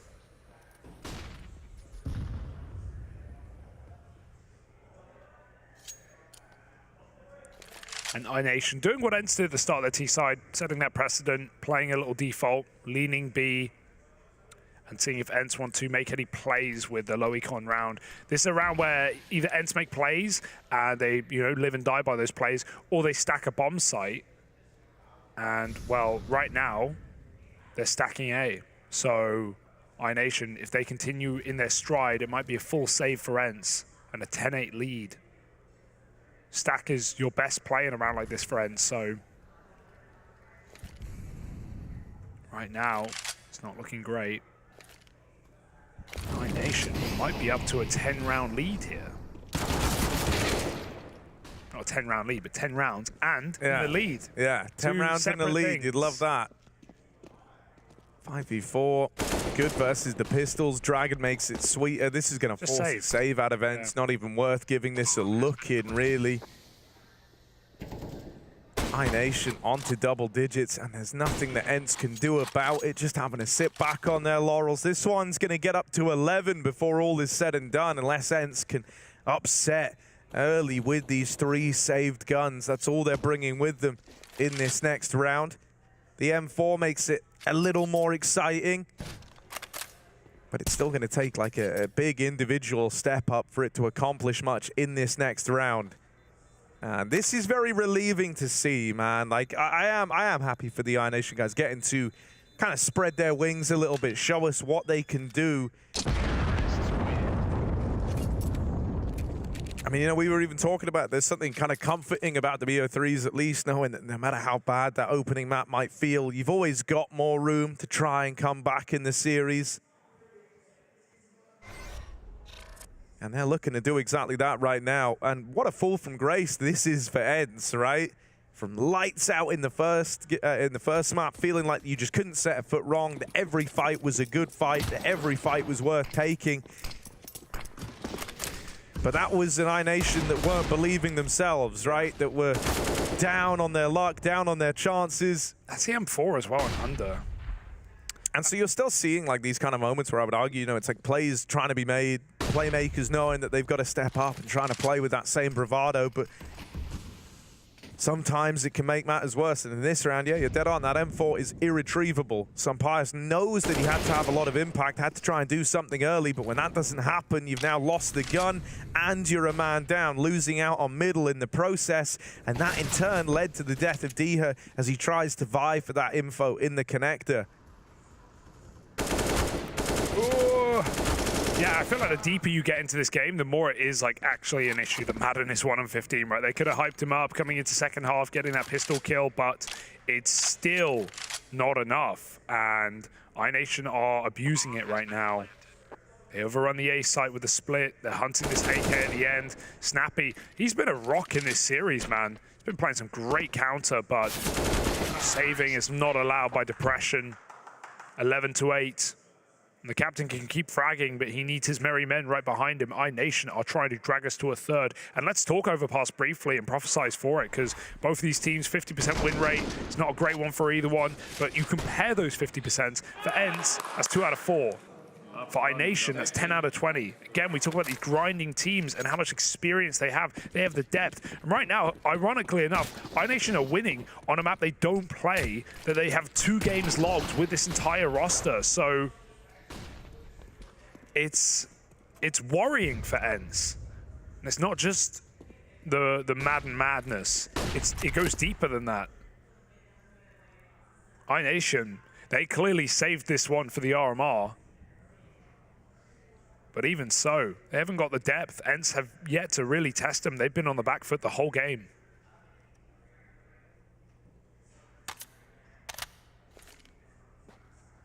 We're here in the 20th. Can iNation keep it going, build another round on top of what they've already established? Because ENCE, they're playing a little bit more confident, walking close in the smoke. Ooh, back up there as well. Pyjamas watching towards the right. It's the AWP scope of depression with Dragon right there. If their feet touch, you know what that means. Madden with the first, depression with the clap back, but Pyjamas has control of the bomb and a free AWP. His back's turned. He should learn this lesson quite quickly. Yeah, Choiv gets a freebie. Pyjamas watching out for the split up through Con. That was commed across by the player in window, but D has been plucked out of the round now. This was a man advantage for ENCE, but it's quickly gotten away from them. Snappi and ENCE are gonna have to deliver. They're gonna have to be the two to do it. These two have looked the most capable, the most switched on. Snappi with the spam damage brings Choiv down low, but he will get out. making the run all the way into ramp. Like a crazy bit of routing considering where he's just been spammed from. He was fully open to CT, but not a care in the world. Full faith that he's earned their respect and that he wasn't going to get peaked there. And Kindo's even wrapping in through the back line. He is the man looking to win this round with Snappi dead and Nerds on a timer. Vladen swings out wide to find him, and iNation are here to play on this second map. In the beginning, the goal might have been simple. Don't get 16-0'd again, but now the objects change. Now they're believing in a series win. They're believing in their chances. If they pull this one all the way back with Overpass waiting in the wings as a third, that they can still stand and deliver.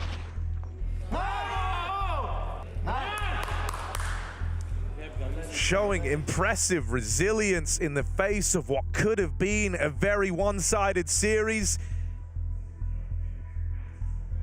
And you know, I think if you gave many teams the choice between being the guys that 16-0'd to open or the guys that then bounced back and won the second map to equalize, I think everyone would go with the second.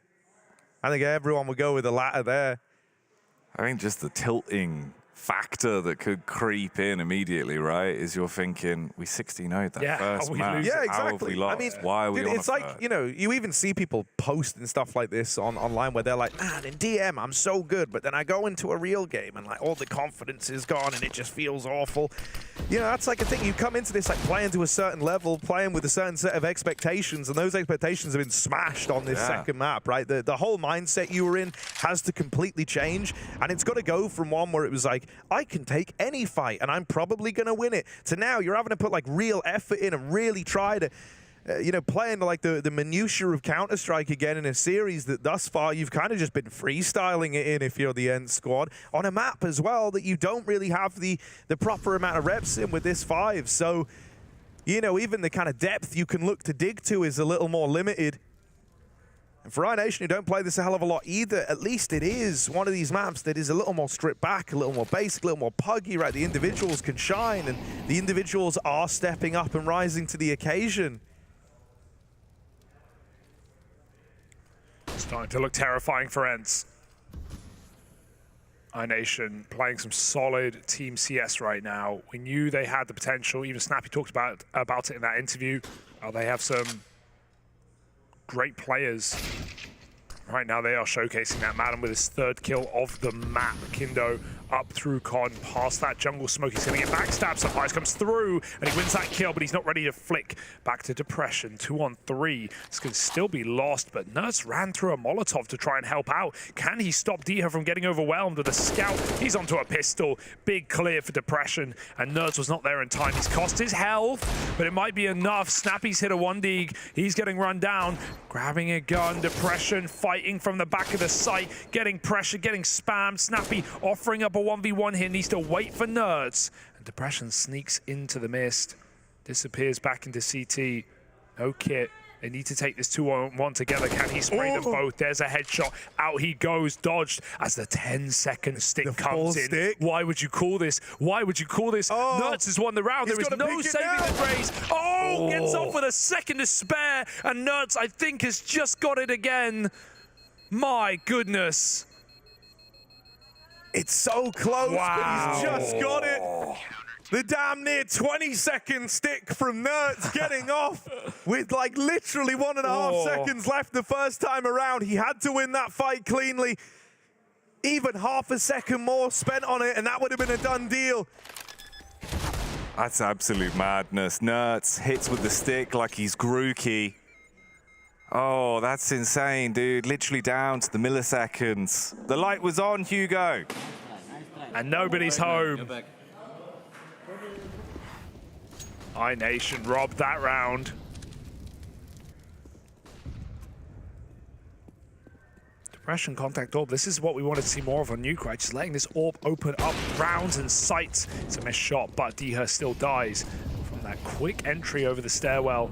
Umpire's looking for a response. They jump out. They won't offer up this kill. He's going to have to force fights. Molly's forcing respect. iNation can chill. They can wait. They can let it spread back out, but players caught in the open of the site. Umpires with a missed follow-up shot. 3 players constricted to the ramp. Again, they give time to the AWP. Something's changed here already. It feels like the air and the server's starting to look a little bit different. ENCE with the faster peaks, the faster pace. Madden starting to get back into his groove as well. He had the deagle shots. Now in this round, finds impact again with 200 damage done.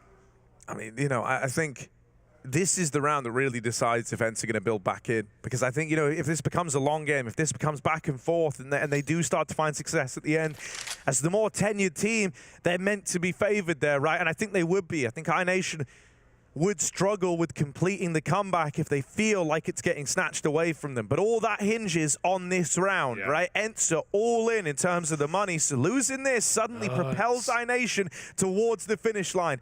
This is the round that really matters. He's missed it entirely. Has missed his timing. They're already up through the connector.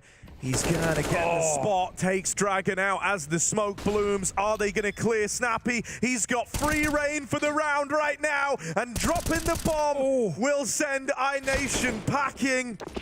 They don't get to capitalize. They don't get to keep ENCE on the back foot. They're closing this gap now. And so this is where the question will be asked of iNation. They've dug deep once already in this series to be in this position in the first place. But now they've got to do it all over again versus an ENCE that are starting to rebuild, that are starting to approach that form that we saw on the previous map. Yeah, slowly but surely getting used to the new ebbs and flows of this game. And so a timeout called. iNation, time to try and fix this, but you don't have many more opportunities. How much deeper can they dig, Harry? When they scrape off the rubble, what is left behind? It's such an unproven map for iNation. And NERTZ has slotted in really nicely to this game as well. He has been, alongside Snappi, the consistent piece of this entire map. And Sunpius back to middle, hits a quick shot before that window smoke comes down as well. That's why you want those spawn smokes. A little delayed, and it goes a long way in giving ENCE an opening kill. Opening duel going against them. What can they do here? NERTZ looking for more as well. Crouches out, primed. Hits that one. Blows Choiv out of the server. Leaves it down to 3, so iNation struggling to recover from what's been happening into the round. But the pressure's been looking good, and that is clean. A mean flick across, shuts down NERTZ, puts 2 on the board, equalizes it. A 3 versus 3 in the battle of attrition. You've still got control of the bomb. There's utility to work with, and Dragon slips into connector. Yeah, it's a powerful position. Madden isn't exactly safe on close ramp where he can turn his back to it and watch the A-side con split. He's got to commit somewhere here. He'll go back to balcony. Pushing Palace here would be a massive mid-round move, but Dragon's waiting, and Madden flicks around. That's a whiff, and not one that iNation can afford. Yeah, that crouch almost looked automatic. That crouch down obscured his vision, took him off the angle, and gave time to the adjustment for ENCE. Depression, 2 in the round already, but expecting any more is asking too much. He did all he could. And so ENCE are closing the gap. In spite of Depression's best efforts, ENCE, the Barbarians are at the gate right now. And iNation might not be able to hold that door closed any longer. The horse is full of Trojans, Harry. They're already inside. Well played. And you can see the stress getting to the faces of iNation. This game is closing up full eco now for what is surely going to be a 12-12 scoreline.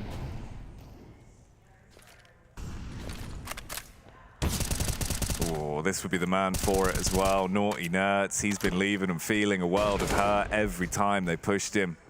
And he knows it's just pistols. He's hungry for those frags. He wants to take these fights, supported as well on short.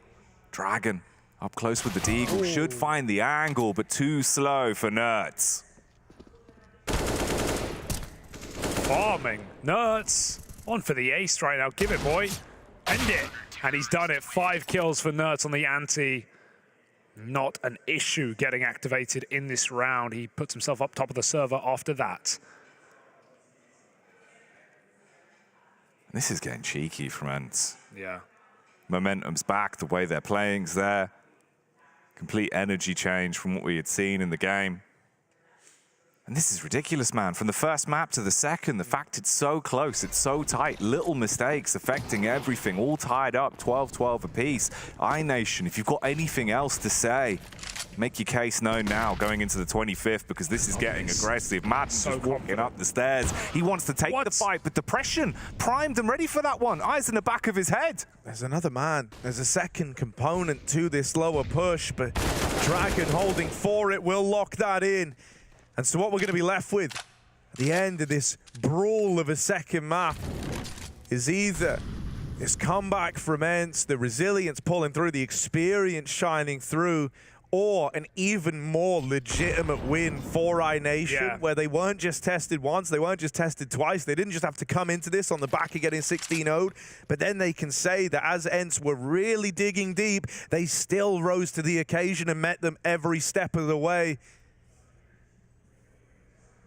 These are the sort of twilight hours of the match now, and ENCE taking a bit of a gamble. They've been forced to do so. This lower push did not pan out for them. iNation at 5v3, you cannot afford to let this round get away from you. They're going towards the right bomb site right now. This stack has been dismantled because ENCE have collected the info from ramp, and so Nertz is the man to get past. He's got reinforcements moving in towards the market.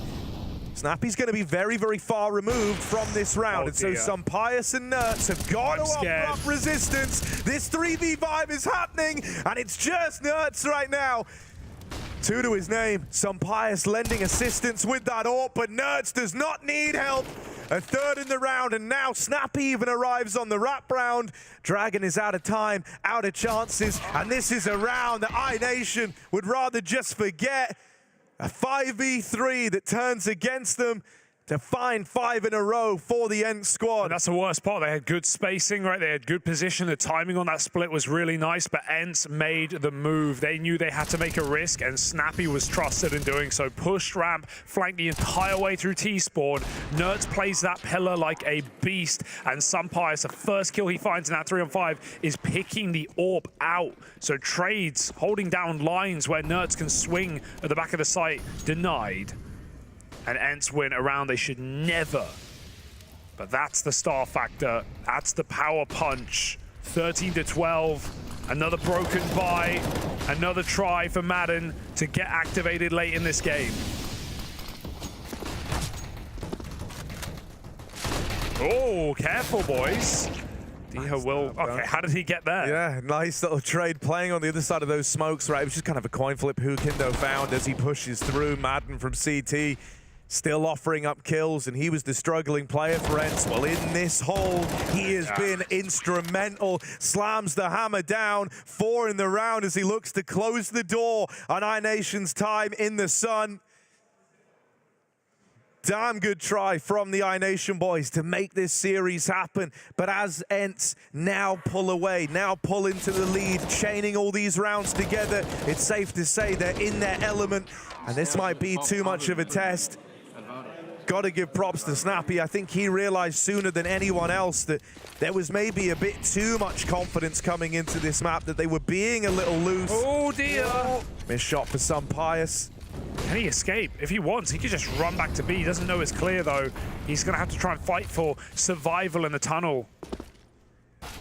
Walking out on A as well. Madden hasn't even had an opportunity to peek. The Molotov's burning him to a crisp, and it's the Glock that sails him on down the river. Nertz, though, he's been the mean machine for ENCE, and the cogs are turning. Hits the first headshot onto Choiv. The T's now need to take space, and Dragon plays an advanced angle up close, peeking into jungle, but this just peeks him into Snappi's crosshair. So that's a 3-on-3. Vladen says the same sort of story here, but Snappi's still just waiting, and Nertz, he's on the flank as well. This is not looking good for iNation. Depression's going to get backstabbed. Nertz has to walk the entire way. Depression checks it. The timing's good, and now the pressure is on ENCE. 2 picks from the AWP. He has been the star of the show for iNation, and take a bow, you found 13.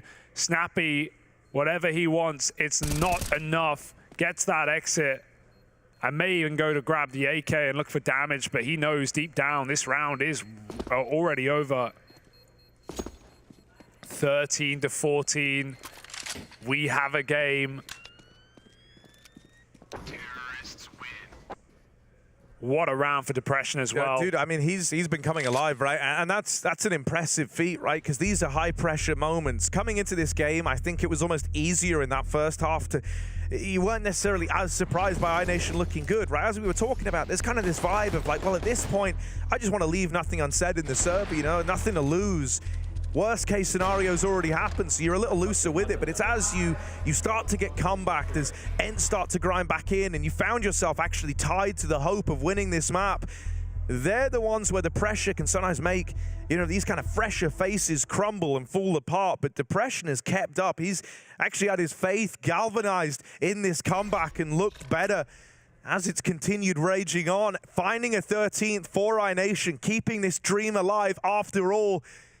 As we say, I think it would be even more impressive now with the late activation. Like, if iNation had come into this, just kind of steamrolled the map, you could have very easily put it down to, well, you know, ENCE came into it too confident, played too loose, and the game got away from them. But I think Snappi realized that at around about round 5 in this game, that things weren't all they seemed. It wasn't going to be another Nuke affair. And so he tried to tame ENCE early on. He tried to have his say very, very early on in this matchup. ENCE are giving this all they've got, and it might not be enough. Depression has found this opener, the early 5v4. Really keep your eye on this guy. This is a nail-biter right now. Or battle, some Pius goes wide, and he finds it. It might be a worthy trade, even though he goes straight down, just removing the power player of Depression.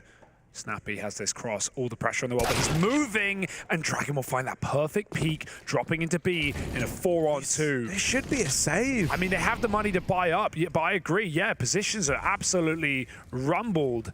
ENCE will scramble. Nerds wants this kill. If he finds it, there's temptation, but Shoaib saw him and, yeah, play it safe. Literally, don't re-peek. Why would you even give a chance away? Madden kills a lurk, but I don't know if this tempts ENCE in. They're playing for 30 rounds right now, and iNation have earned it.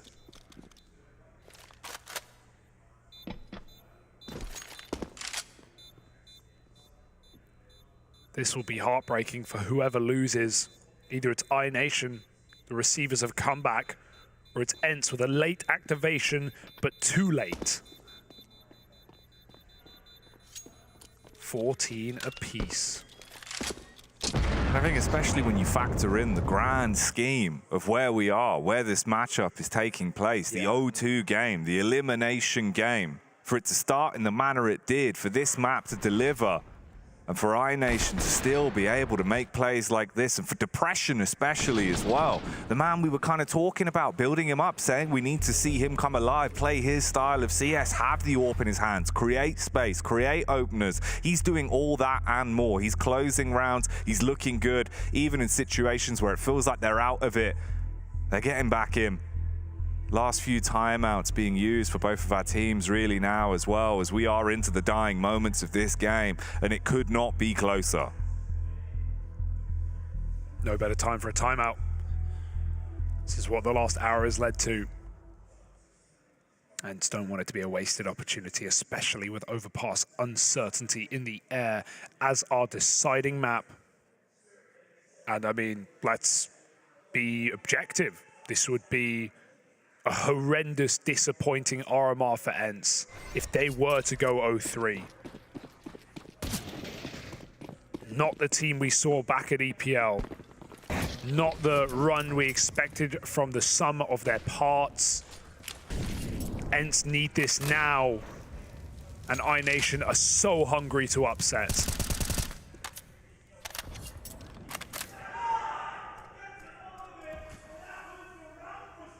I mean, you know, this was a team who kind of fell just shy of making playoffs last major as well, back in Rio. Yeah. So to see that all called into question, 0-2 in the RMR, maybe even big. Stripped away from that Molly, forces the swing out of Madden, but Vladin does not have the position to punish. Is Madden going back in? Looks like he wants to try and peek this. Could get flashed in by some Pius, but instead just trying to trade these contacts. Nerds secures a trade of his own over on the short side, and Vladin still locked in this fight at ramp. Nerds is burnt down low. He pushed that. He felt the pressure. He felt the need to try and get a kill there. That's how Nerds is feeling right now. 30 kills almost. And 30 rounds Almost. Pijamas takes away depression. That is a real big-time player removed from the iNation ranks. Madden is certainly starting to get paranoid. Yeah, I'm glad he's moving here, having a reposition. This could have left him open to Vlad, and instead, ENCE answering the call. Snappi with another. And this round grinds to a bit of an awkward halt here for iNation. Bombing Con, the A-play being sought out, being looked for. Madden's been struggling in this game. This is his chance to perform. But he's whipped that first spray. It looks real ugly. Vlad Trade finds that. Nerds up through the connector. Low on health. No time. The bomb, and there just isn't time anymore. Nerds with the AWP. Posting such a phenomenal game to keep ENCE in this. It is taking everything Nerds has. But he does deliver 15 to his squad. ENCE may not be in the position they want to be, right? Be that in the group, be that in this matchup, but my goodness, we're saying the same thing we said when we first saw Nerds in this team. What a superstar, what a monster, and ENCE, this may be one of the best pickups they could have possibly ever had. Yeah, and the thing that's so wild to me is, you know, obviously when we had like Spinks in this team and then he leaves to go join Vitality, it kind of felt like, wow, you know, like he's a once in a lifetime player. Nope. And then along comes Nerds, right? Same place, similar player, but dude, like incredible output from him. Just insane across this entire series. He's been so sharp, and you touch upon his performances back at the Pro League. He is the reason as to why ENCE are even in this position on this map. If it weren't for Nerds, this would be iNation already on Overpass. He's been hitting with the power of Hercules, and you best believe that ain't no myth. This guy does not miss. And ENCE, they've climbed back to 15. Match point, series point here. All they've got to do is get one final round for iNation. It's about taking it to overtime, and Pijamas up on top, ready for the first strike. Shuts down depression. That's a key kill. He's done it so many times in the second half, picking depression, especially in the late game, who has caused so many issues. His T-side AWP caught with nades in hand, dead to the Spanish AWP. Dude, that's such a shame, especially after the rounds he's given us towards, you know, the dying lights of this game. Depression has not left anything unsaid in the server. I think that's fair to say, right? He's been hyper involved in the outcome of these rounds, but they lose him to open up round 30. So now they've got to try do it for him. Now they've got to try do it. A man down, 4v5 versus an ENCE that are just 4 kills away from winning this series and ending iNation's run at the RMR. A 60-0 may hurt, but this is a heartbreak to fall in 30 rounds after an incredible beginning to this map for iNation. Can they retrieve it? Can they recover? 45 seconds, it has to be an A split. Fladen cannot be left lost to the hands of time. Boost in the window, this is a late round play. They've got to come up connector. Pijamas back in CT spawn. The neck breaker. Nerds passive that he can't stop this mid control, but he will play into the late round if there is one. 25 seconds, iNation up connector.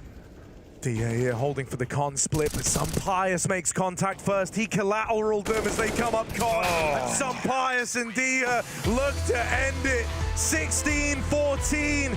ENCE with the 2-0, having to dig deep, push to their very limits in a full 30-round game. Heartbreak for iNation, but considering how this series starts, I think they still get to leave it with their heads held high on that second map. The full 30 rounds required, chances to win it, and really it felt like if Nerds wasn't the insurance policy for ENCE, this would have been a 3-map affair. Absolutely.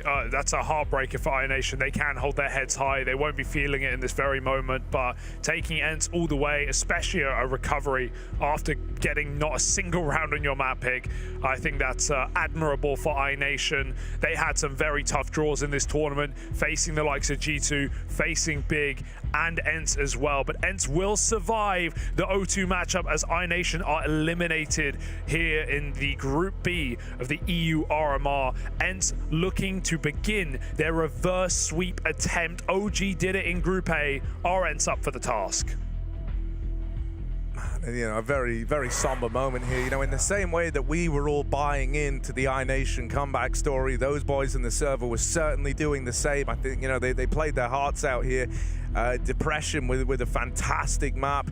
The rest of the gang all showed up in spades around him. There wasn't, you know, a weak link in sight, but it's on the other side. If you want to look at the big bad, if you want to look at the big bad wolf that really, you know, took this game away, it's got to be Nerds, right? I was crediting Snappi. I think he was the first guy to realize that this was going to be a harder affair, that this was kind of running the risk of getting out of hand, and that iNation were coming into it refreshed.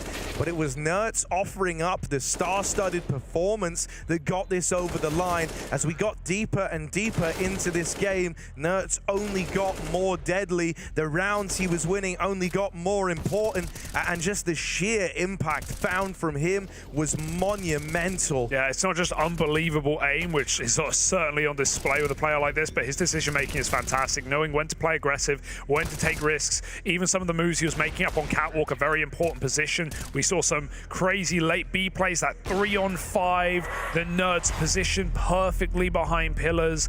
This guy knows exactly what he's doing, and he put it on display today. Yeah, the thing I think is just so impressive is he's one of these guys who really does toe that line, you know, knowing when he can afford to take risks, when it's actually beneficial to go for a riskier play, right, and kind of put yourself out there a little bit more. When these plays need to be made, Nerds was always the one to make them, it felt like.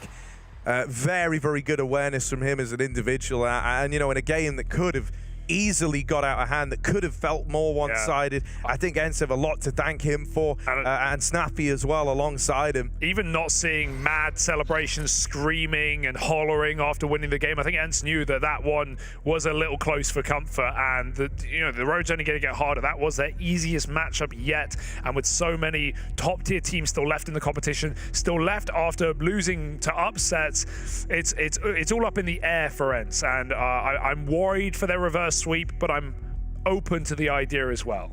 Yeah, I see where you're going with that. I do feel bad for the iNation guys, though. We actually had a little chat with them, and we got to hear their thoughts on this.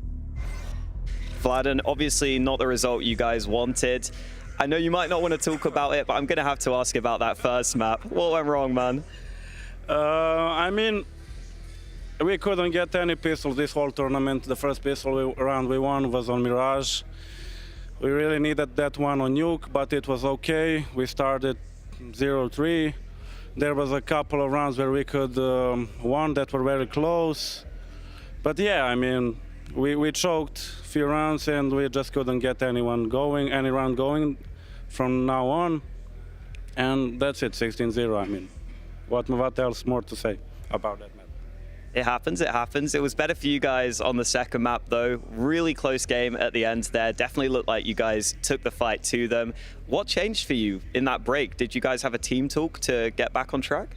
I mean, we had a team talk and we just said to each other, don't be scared, don't be pussies. And we just played more aggressive, city side. We started really good. They catched up. And I mean, we played really good, Mirage, I can say that. We threw a lot of rounds on this side. From 12-8 we lost. FORZE by, I think, yeah, if we won that, we could have probably won the map and FORZE decider. Obviously, unfortunate for you not to get any map wins here, but you had a couple of really close ones. I think you played against a lot of really tough opponents, actually. So I know it's hard to say right now, but are you still happy with what you guys showed here? I mean, we are the first Serbian team that is here on the RMR, so that is like a big achievement for every single one of us. But yeah, overall we are happy that we are here. We could have done better on the first map against Big. We lost a couple of unlucky rounds, so on and so on. Against G2, I mean, they're our idols. They played here before in iNation, so it was tough to play against them, and that's it. Against ENCE, yeah, unlucky. Finally, is there anything you want to say to all the iNation fans? Can I say it on my language? Sure, absolutely. Hvala vam svima što nas podržavate i što ste tu za nas, iako smo ispali 0-3, hvala vam puno i želim da pošaljem velike zahvalnice našim fanovima sa juga Srbije. Thank you for talking to me. Yeah, so, you know, good words from Vladen there at the end. I do, You know, I do like this idea, just kind of reminding themselves, yeah, they are the first Serbian team to do this. And on top of that, you know, I think they can't be too dismayed with some of the performances they did show us, right? The consistency might not have been there. That's stuff that grows with time. That stuff that grows with the experience.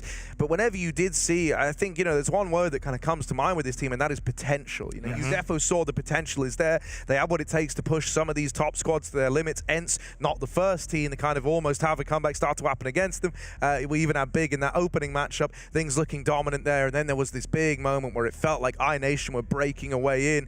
You know, those sorts of comebacks, having to dig deep like this is all stuff that gets easier with more exposure to the top level. So I don't doubt that we've seen I don't think this is the last we're going to see or hear of this iNation squad. There was a lot of promise on display. Absolutely, and we've got our breakdown for the day as we say goodbye to our first team here in the 0-3 match of iNation, Astralis Spirit. Meanwhile, playing on as Astralis sit up in the lead on the second map, looking to take it to 3, and those two teams are also fighting for 0-3 matchup. Up next, though, at least on this stream, it's going to be Heroic taking on Monte, and 9 versus Vitality later on the other side of the bracket. So stay with us. We've got more Counter-Strike coming, more BO3s this evening.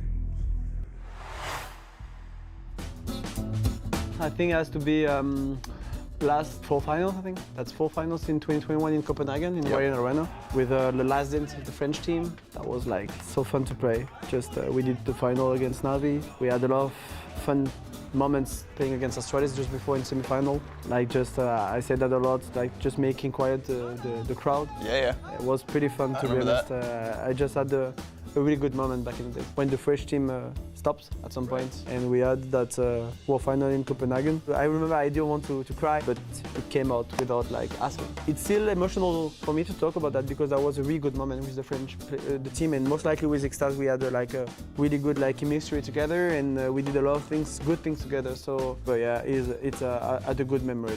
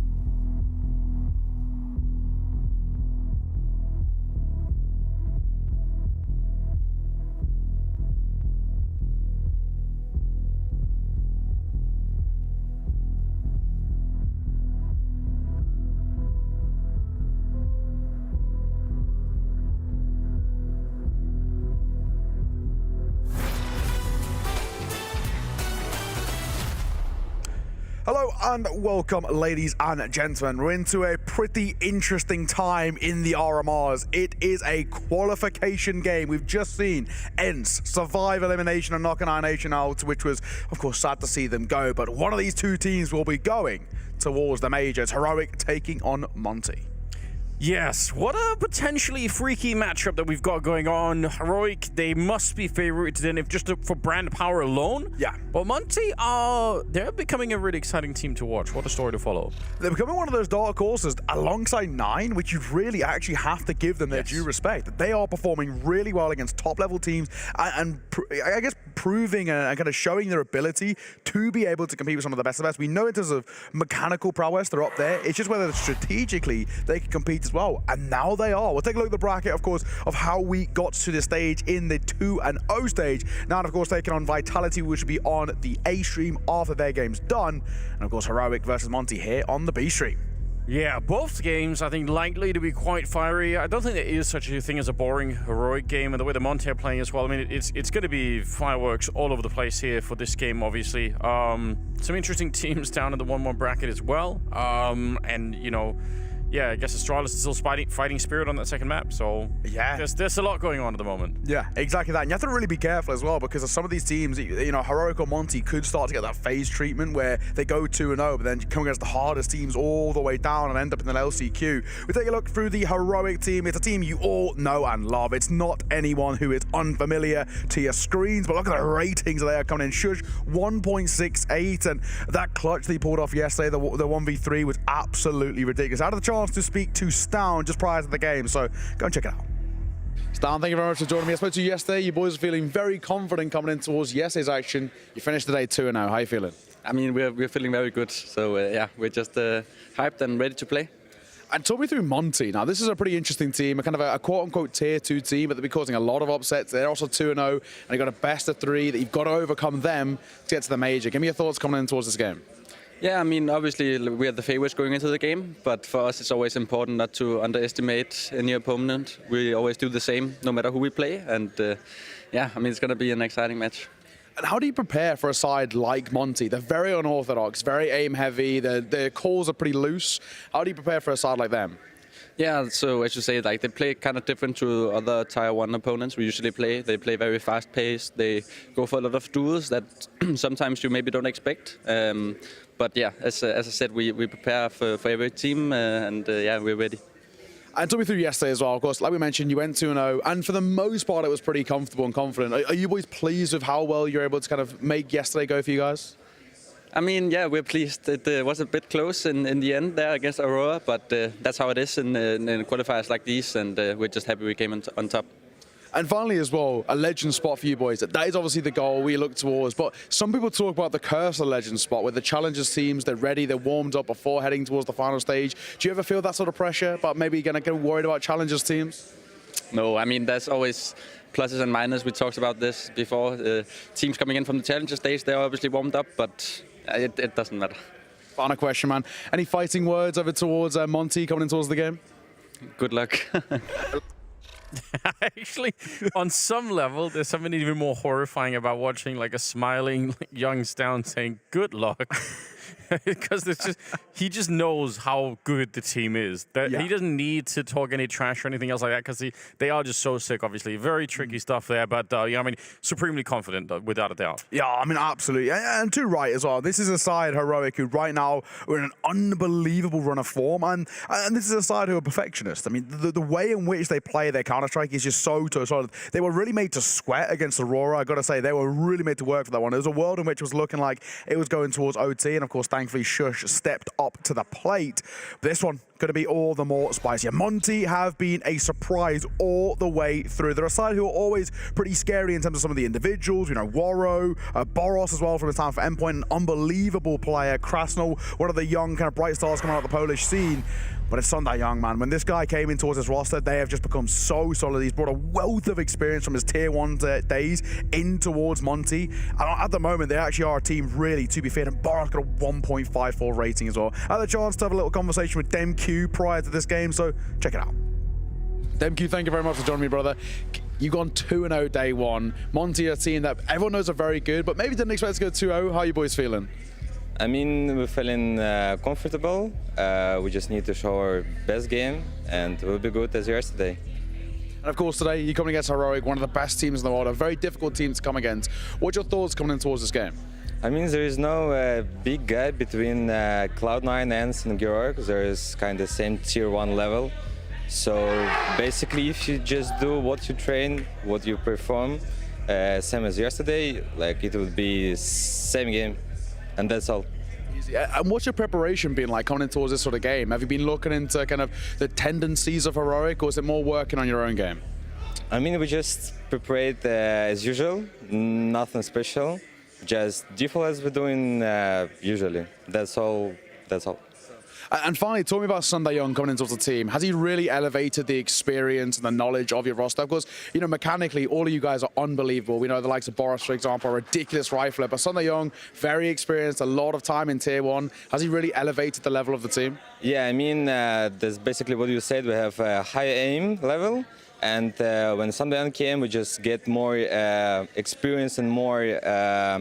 how do you say? Yeah, just he gave us some tips, and we just like, yeah, let's do it. And he making some calls, which is really important. And yeah, and we just aim good and like good calls. So that's that's how it is. Love to see it. Final question: any fighting words to Heroic? And if no, just let it be. I don't know. The best team will win. Wow, they trust in their style as well. Didn't need to switch it up. They have some confidence in the way that they play the game, and they're going to do the same today. This is the world ranking for Monte, as you can tell, quite down. I mean, it's been increasing. It's good, but we're still well outside of the top 20 at the moment. Obviously, not the same case for Heroic. Yeah, exactly that. Of course, Heroic coming in at the 3rd ranked team in the world, with Monte being 32nd in the world. And that kind of reflects in those unicorn odds. 1.3 over towards Heroic to 3.25 for Monte. So they've got their clear favorites. I went with Heroic, and I'm assuming you went the same as well, Anders? Yeah, I feel like I just have to. The Danish bias a little bit, but also kind of the slight educated. Bias. And also just the fact that now it's a best of 3. Like, if I look at the maps, Heroic have got just a really good selection here for themselves. Yeah. They should be feeling very, very comfortable the way this is going to be playing out. I won't say it's not possible, but man, this would be one of the most shocking upsets I think of the year so far if this actually goes the way of Monte. Yeah, I have to agree there. I think, you know, ITB upsetting Virtus Pro was monumental, but that was a best of 1. It's a different scenario. This could be something spicy. But starting on Mirage, of course, the Veto came up early, and for those who missed it, Mirage is going to be an opening map picked by Monte, going to Overpass as our second choice picked by Heroic, and if needed, Nuke will be our decider.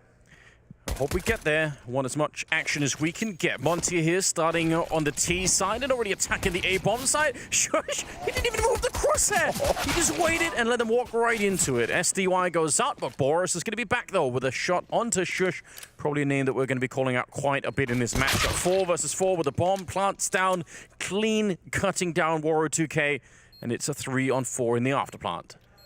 Had a chance to speak to Boris as well prior to this game, and he is feeling mighty confident, and you can see why. Boris, this guy, when he starts clicking heads, he can be scary, and DemQQ will step off one of his own into a 2 versus 2. Bomb already 3/4 of the way ticked, and Boris is just unstoppable. What a performance in this pistol already from him. Now he just has to try and pray, hope that no one catches him with the smoke, and then not with the defuse kit. Tesses, he's going to get the round. Boris got the kill at the end, but that defuse kit and the smoke on top making it very hard to find him on the other side. A moment of real panic there for Monte. You could tell they just were... They knew that he was in there, and they couldn't stop him. It's heartbreak as well. Starting off here, just, it's a monstrous kill, but Boris had a monstrous round. 4 kills to his name. And I think for Heroic, they get lucky, they take the round, Ninja the Fuse coming off and the bullets not connecting. However, you do have to start being a little bit scared. If Boris comes out, flying out the gate in that sort of red hot form, that's where things can be problematic. We know strategically Heroic are a better side, but maybe individually Boris could make them sweat. They're gonna need Boris, and they need somebody to join him as well, because everyone on Heroic is probably gonna get really fired up. There we go. Clean headshot to enter with. Shush gonna get blown up. SDY's got the right read, and just in the middle of the reload, he catches Tesses. Jabby's made this a very competitive round, and Cadian through the smoke's gonna be able to find him. That's a strange way to end the round, but there was a real moment there where things could have gone horribly wrong. I think if Jabby doesn't pick up the double kill, that's a round that Monte could maybe lay a claim to. Yeah, and you can see as well, Cadian really starting and trying to desperately fire up his side. I think when they get loud, they become a really scary team.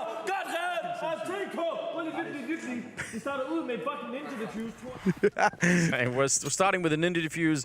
He's just happy. He's just excited. I mean, we love to see it. We love to see it. And actually, I think there's definitely warrant about Cadian really trying to fire them up, because they were a little bit fortunate in the sense to get that ninja diffuse coming off. Great Nahid coming through. DemQ taking 73 points of damage. Not exactly the dream start for him, but it is just pistols. Some of the teasers that we're playing in the breaks here for the Launders show, you see Cadian actually doing that challenge that they have, and he's hyping himself up, playing his... There's nobody else to hype up but him, but he's still doing it. There's just something about that makes me crack up every single time. Just says something about, you know, that energy, and obviously the whole team is kind of bought into it, so it's pretty great. SDY with a Tech 9 and the bomb back there, but I don't think it's going to be relevant anytime soon. No, I mean, they're both sides are manned here. Getting a bomb plant seems more or less impossible. A couple of consolation kills would be nice. You know, they've only got one until it's down. I think about a second. I guess it is a real silver lining, but it's pretty dark sky, all things considered. We'll look in. The first test is going to be that of Cadian, and he will drop him off. So all things considered for Heroic, that's a very clean round. Only the one casualty, not be made too expensive against what is a pretty low buy over towards Monte. That's what you need to be seeing. Early doors, making a statement, and now we're starting to build up a pretty decent little repertoire on the CT side, just to have some breathing room to work with. This is what we want to see coming through from the Heroic roster, and everyone really stepping up over towards them, but over on Monte, already passed 195 ADR. Not exactly a bad start for him in the first 3 rounds. Yeah, that's really quite impressive. And he's again, he just has to keep this up, right? If he falls off at any point here, it's probably going to be lights out for them. DemQ going to be taking out Cadian in the middle, who actually was set up to try and get something done with the AWP, but a good headshot. SDY takes down Yabi. Brilliant start to the round. They could slow this down, but they're also pretty deep in connector. They might just want to keep on going. Shush will take down Boris. Little bit ahead of himself. Maybe wasn't expecting for anyone to be on the stairs. And it is back into almost a 3-on-3. SDY is practically dead. Warro looking like he wants to test over towards B. The AWP is trained on the angles down, ready and waiting for it. Numbers favour Monte, but the HP of Sunday Young is going to be slightly problematic. If they can beat this try, they are down. That's the easiest kill of his life. Yeah, it is. They almost stepped on top of each other, and there's a second player here in Tessus that could try and help out. AK in hand, DemQ. Could he get this peek out? They do have flashbangs. They could set it up if he really wants to go for the peak, but right now it seems like they've been slowed down, and Shush is on a very long flank here. Awkward position. Monte, no movement at all from Heroic, apart from the flank that's happening. Find a little bit of a peek there. Oh, Shush! He almost just walked into. Now surely he's going to find the kill. SDY goes down, and it is a 2-on-3. Nice little crouch in for the headshot. Tessus able to pick it up. The DemQ, he's on his own. It's a good idea, but Shush is there to the rescue. A triple kill for him in the round. And that is going to bring Heroic right back on track. Yeah, Shush, another great round. I think when it comes down to it, dry peek in the window like that, really a rough one. Maybe they didn't expect the AWP to be scooped up by Stown, but either way, it's a big risk. They had the util to work with as well, so I think for Monte, somewhat questionable considering they had flashes on deck, but when it comes down to it, really well played. Sunday Young, as surprises, probably who we were to see Shush in behind like that. Heroic 4-0 start, despite some individuals stepping up over towards Monte. Putting rounds on the board, pretty hard to come by. It looked like taking the timeout in the 3-on-3 or even the 3-on-4. I don't think it's that Monte didn't know what to do or were confused. I imagine it's part of a plan, sort of like freeze and hold and see if Heroic react in a way that's, you know, not favorable to them. It's actually a pretty legitimate strategy here on the T side. Obviously, from our point of view, having the whole minimap and everything else, it looked like if they'd flashed their window to fight against Tessus, they could have maybe won it. Yeah. Boros is back again. You have been talking a lot in the green room about this guy, and you know you can see why. He's crouched in. He's gonna get the headshot on Cadian. He's just opened up the entire middle of the map, and he wants to go for more. Jabby just barely missing a shot to the face, but it is a 3-on-4. I would happily put my neck out on the line and say Boris is one of the most mechanically gifted players we have in the scene at the moment. He is seriously talented. I honestly think he could hang with some of those tier 1 teams. The same way, you know, what we had over towards Endpoint when Nerds was really dominating the tier 2 scene. Boris is exactly the same. So talented. As you can see, already 8 kills to his name. He's had some trouble getting to events in the past, right? Yes, visa issues. He had it with Endpoint a couple of times. He's from Jordan, right? So not always the easiest of countries to get a visa from. Thankfully, I'm glad to see him here. Yeah, what a relief. All right, Krasnal also picking up a kill there on Shush. They did eat a grenade on entry, and there's another flank coming in from Heroic. This time it's not going to be Shush, it's Tessus instead. Oh, the spray is absolutely dreadful, but it might not make a difference in the end. Crash down on the AWP, 1 versus 2, and the bomb plant makes it a little bit funky, but still, 1 bullet here and he should be dead. It's Tess, especially with a headshot, to bring him down. Good to see it as well. And, you know, coming in towards this game, there was 2 individuals, the 2 highest rated players we've had the entire of this RMRB, being that of Shush and Boris. Boris coming in with a 1.54 rating and Shush a 1.68. And both of them have actually really made their presence known coming in towards this game so far. For Cressel, it was a very difficult clutch to make work in his favor. 1 versus 2, where he has 28 points of HP and an AWP. It was always going to be a tough clutch to work in his favor. Yes, the bomb was planted for him, but they knew that. Heroic had their number. And so far, so good over towards Aurora. They're in very much control of this game.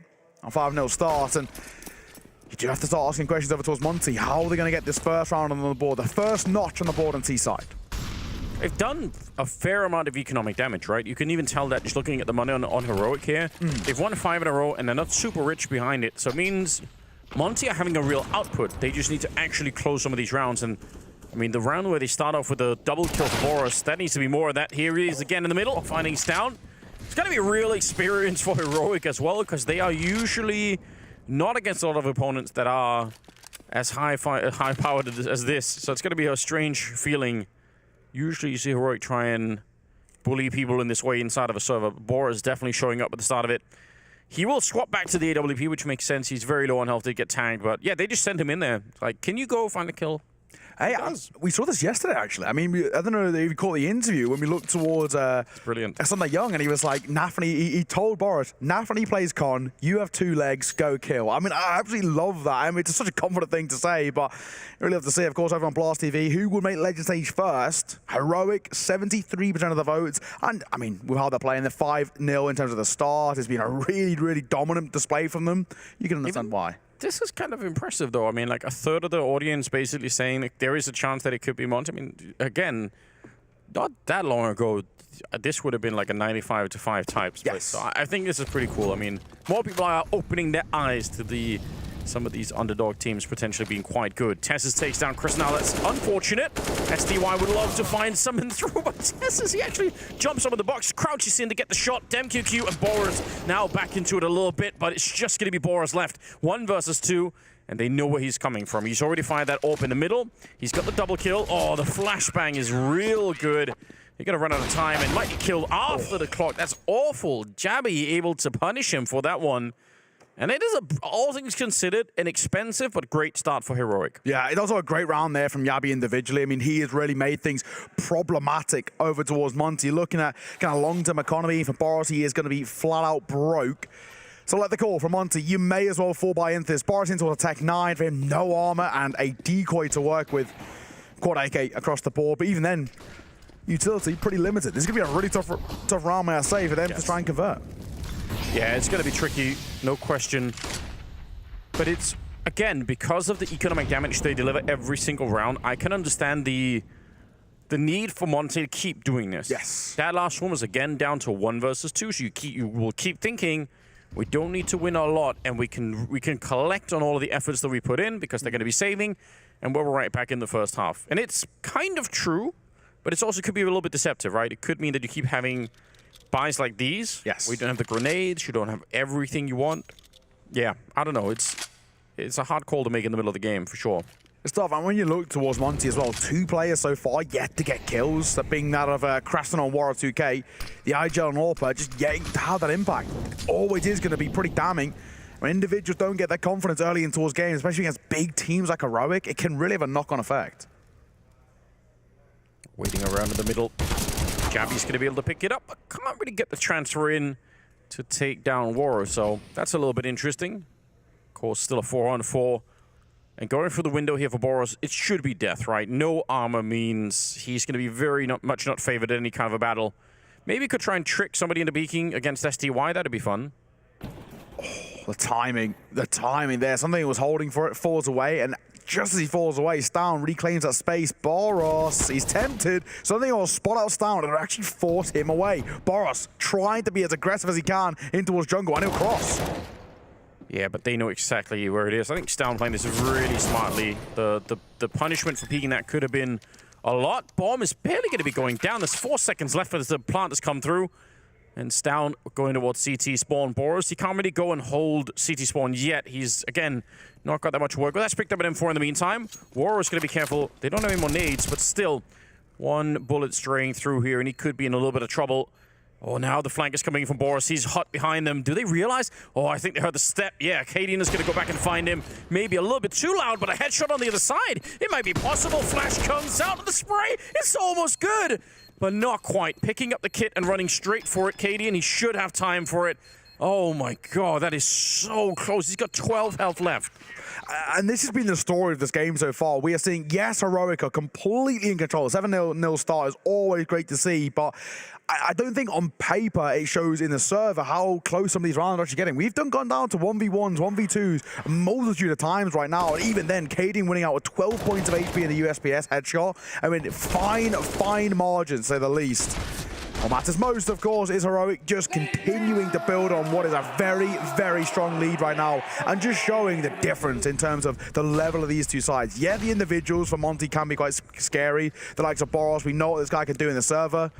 My god, Heroic as a team are just insane.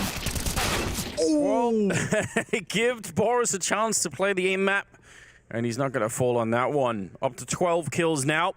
Outfragging everyone on the Heroic side right here, but Cadian continuing the aggression. That's a 3-man push ultimately to top mid, and that's a lot. That's not normally what you're expecting. Double pushes happen every once in a while. It's kind of a rare sight anyway, but the 3-man push, definitely not something you see every day. And at least it gives Heroic a shot at claiming this round back. Yes. Well, for now, numbers favor Heroic. Or Heroic?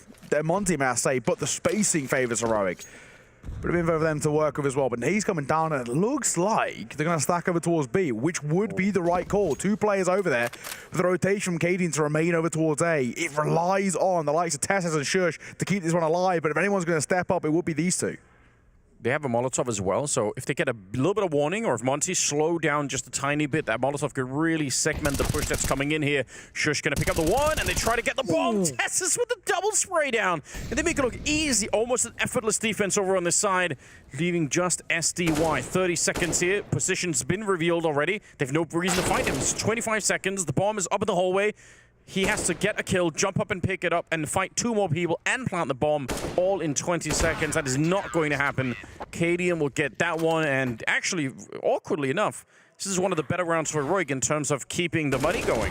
It's a really nice round. I think Heroic have really set themselves up for a lot of success there. The way they've come into that one, it's a 4 versus 3 with all 3 remaining alive at the end. For Heroic, that is a dream way to close out that round on Monte. And it looked like the best opportunity we've seen in a while for this Monte side to be able to finally break the deadlock and finally find their first on the board.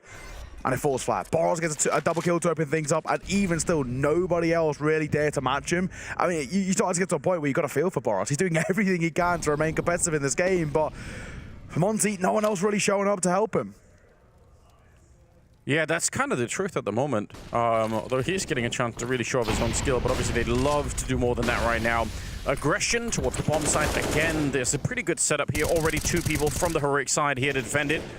Jabby and Tess is taking shots at them, and more reinforcements are coming in. It gets a bit interesting now. Tech9, Waro 2K picking up the kill, and he's going to get another one. Stolen M4 charging through is Cadian.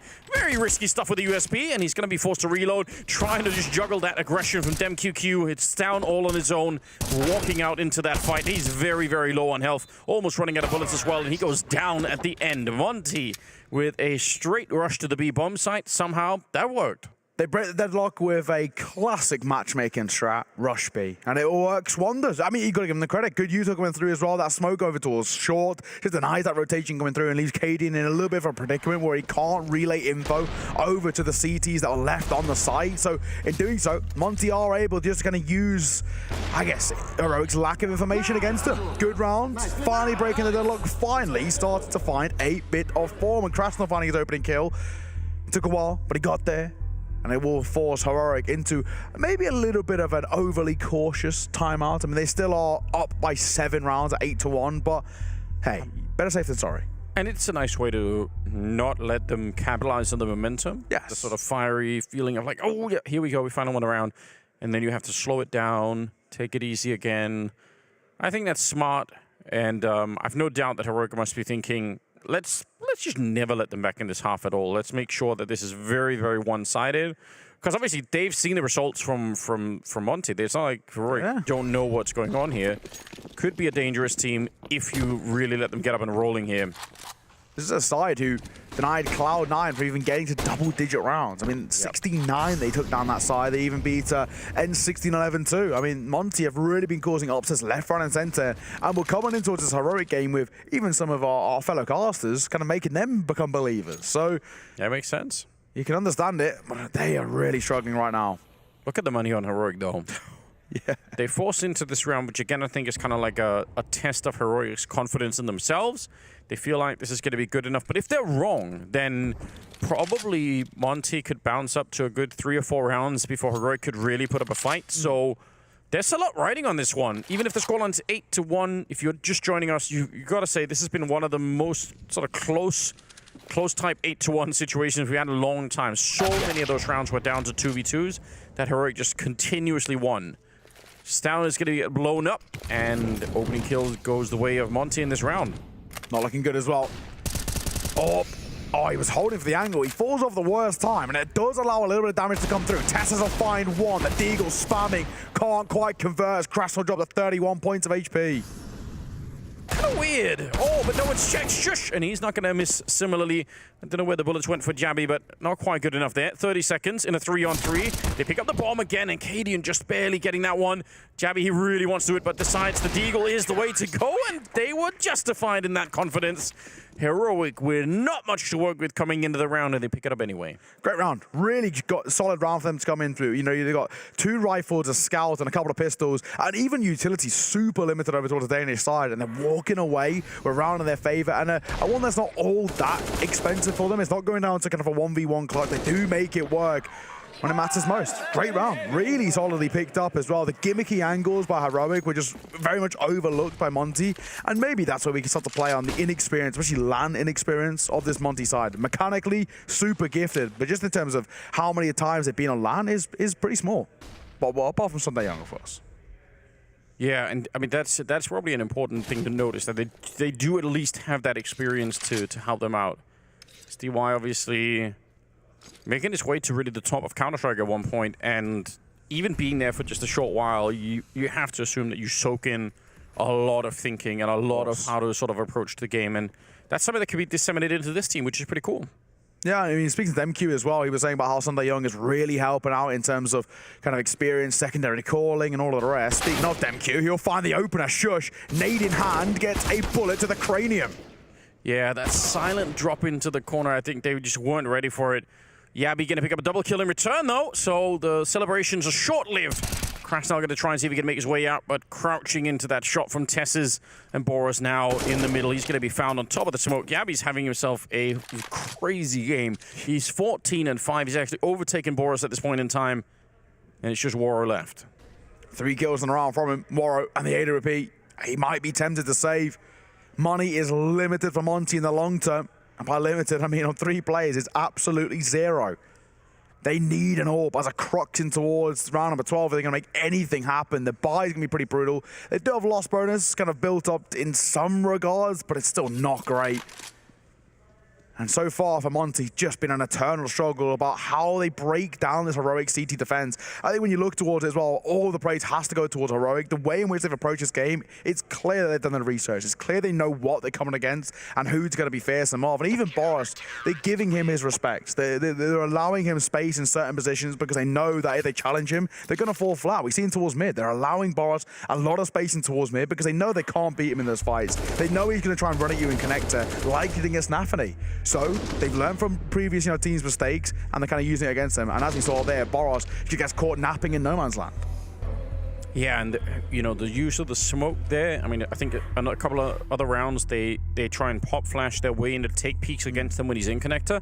So they're really trying to make life much harder on him and not allowing him to clean fights where you just step out in the open, because I get very clearly mechanically he can match Heroic in what he's doing here. So why give him the fair fight? This isn't some sort of gentleman's agreement where we're like, let's meet in the middle and battle it out. That's not what this is about. 123 ADR on Jammy. He's loving life. He really is. Especially considering as well, Boros was absolutely running away in the fragging department, and the fact that Gabby's now stepping up and starting to kind of take it to him. Tesses as well, 14 kills to his name. Yeah, there was a moment there when Jabby joined the team, because everyone agreed I think Jabby was a potentially really good pickup. It just didn't look like it was fitting right away. Agreed. Like a moment we were like, oh, he's underperforming. This doesn't feel quite right. But then it clicked, and it's been really sick ever since. Obviously, a team that is looking at a minimum to match the major run from last time, where they finished second behind VP, and I bet you this time they want to go all the way and win the major.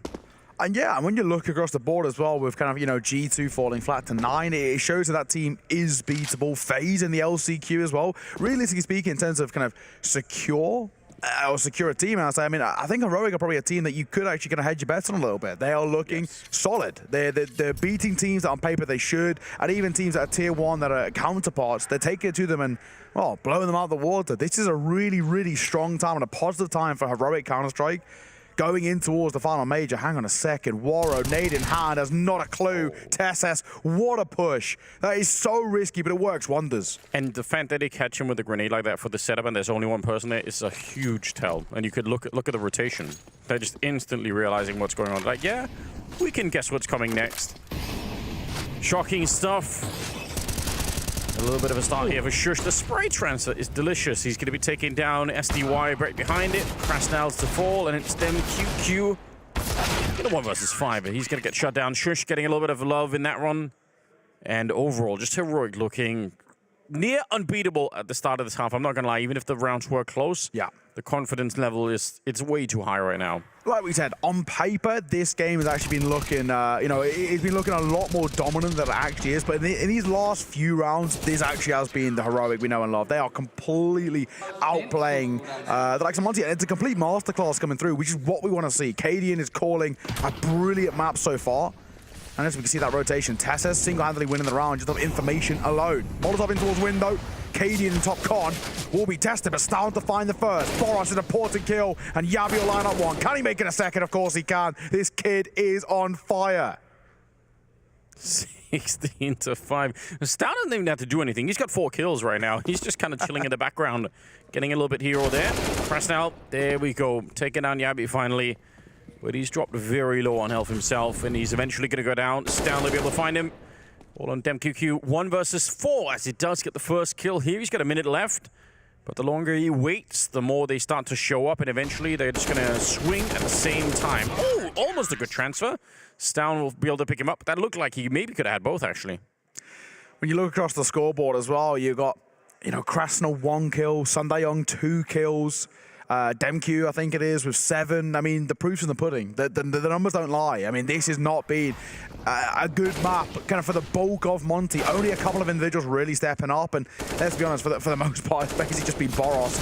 DemQ's had his moments, but it's mainly been the juggernaut from Jordan, who has been on fire at times, but he can't do it all himself. DemQ and Boros both on 12. Waro, 7 kills for him. It has just been a tough day out at the office. Full blind, Stan will fall, so will Yabi and Cadian. Not a bad start at all.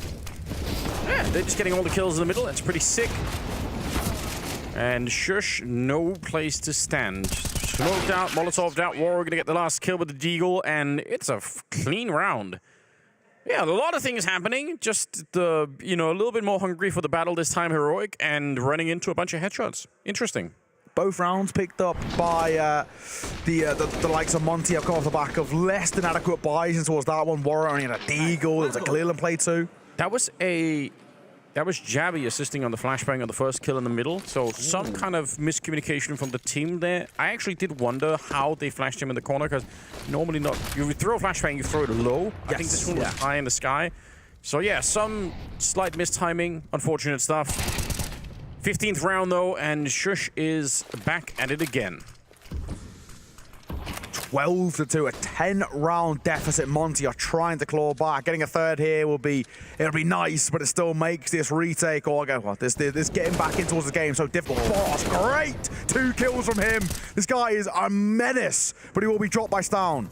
He almost free-fired Stown though. He actually turned to shoot straight into the gap. Oh man, if Stown was half a second, maybe less than that, quarter of a second further out, I think he would have walked right into the headshot. Watching Boris is it's really interesting. It's also kind of the thing that's working. I guess them two QQs up there as well, so the two of them doing what they can. The bomb is planted, though, and a 2 versus 1 now as Yabby's going to be sneaking in from behind and get the kill on SDY. It's all on Crashdown at the moment. Not the best game for him here. 2 kills as he's picked up the AWP. He's going to try and see if he can stop them from getting close. It's good on the first one, but getting hunted down by Tessa. Smoke on top of Crashdown. He's got the right idea, but he misses. Oh, he just quick scopes it at the end. 12-3. Little bit working out for Monte, but the second half will be tough. We'll see if they can make it after this.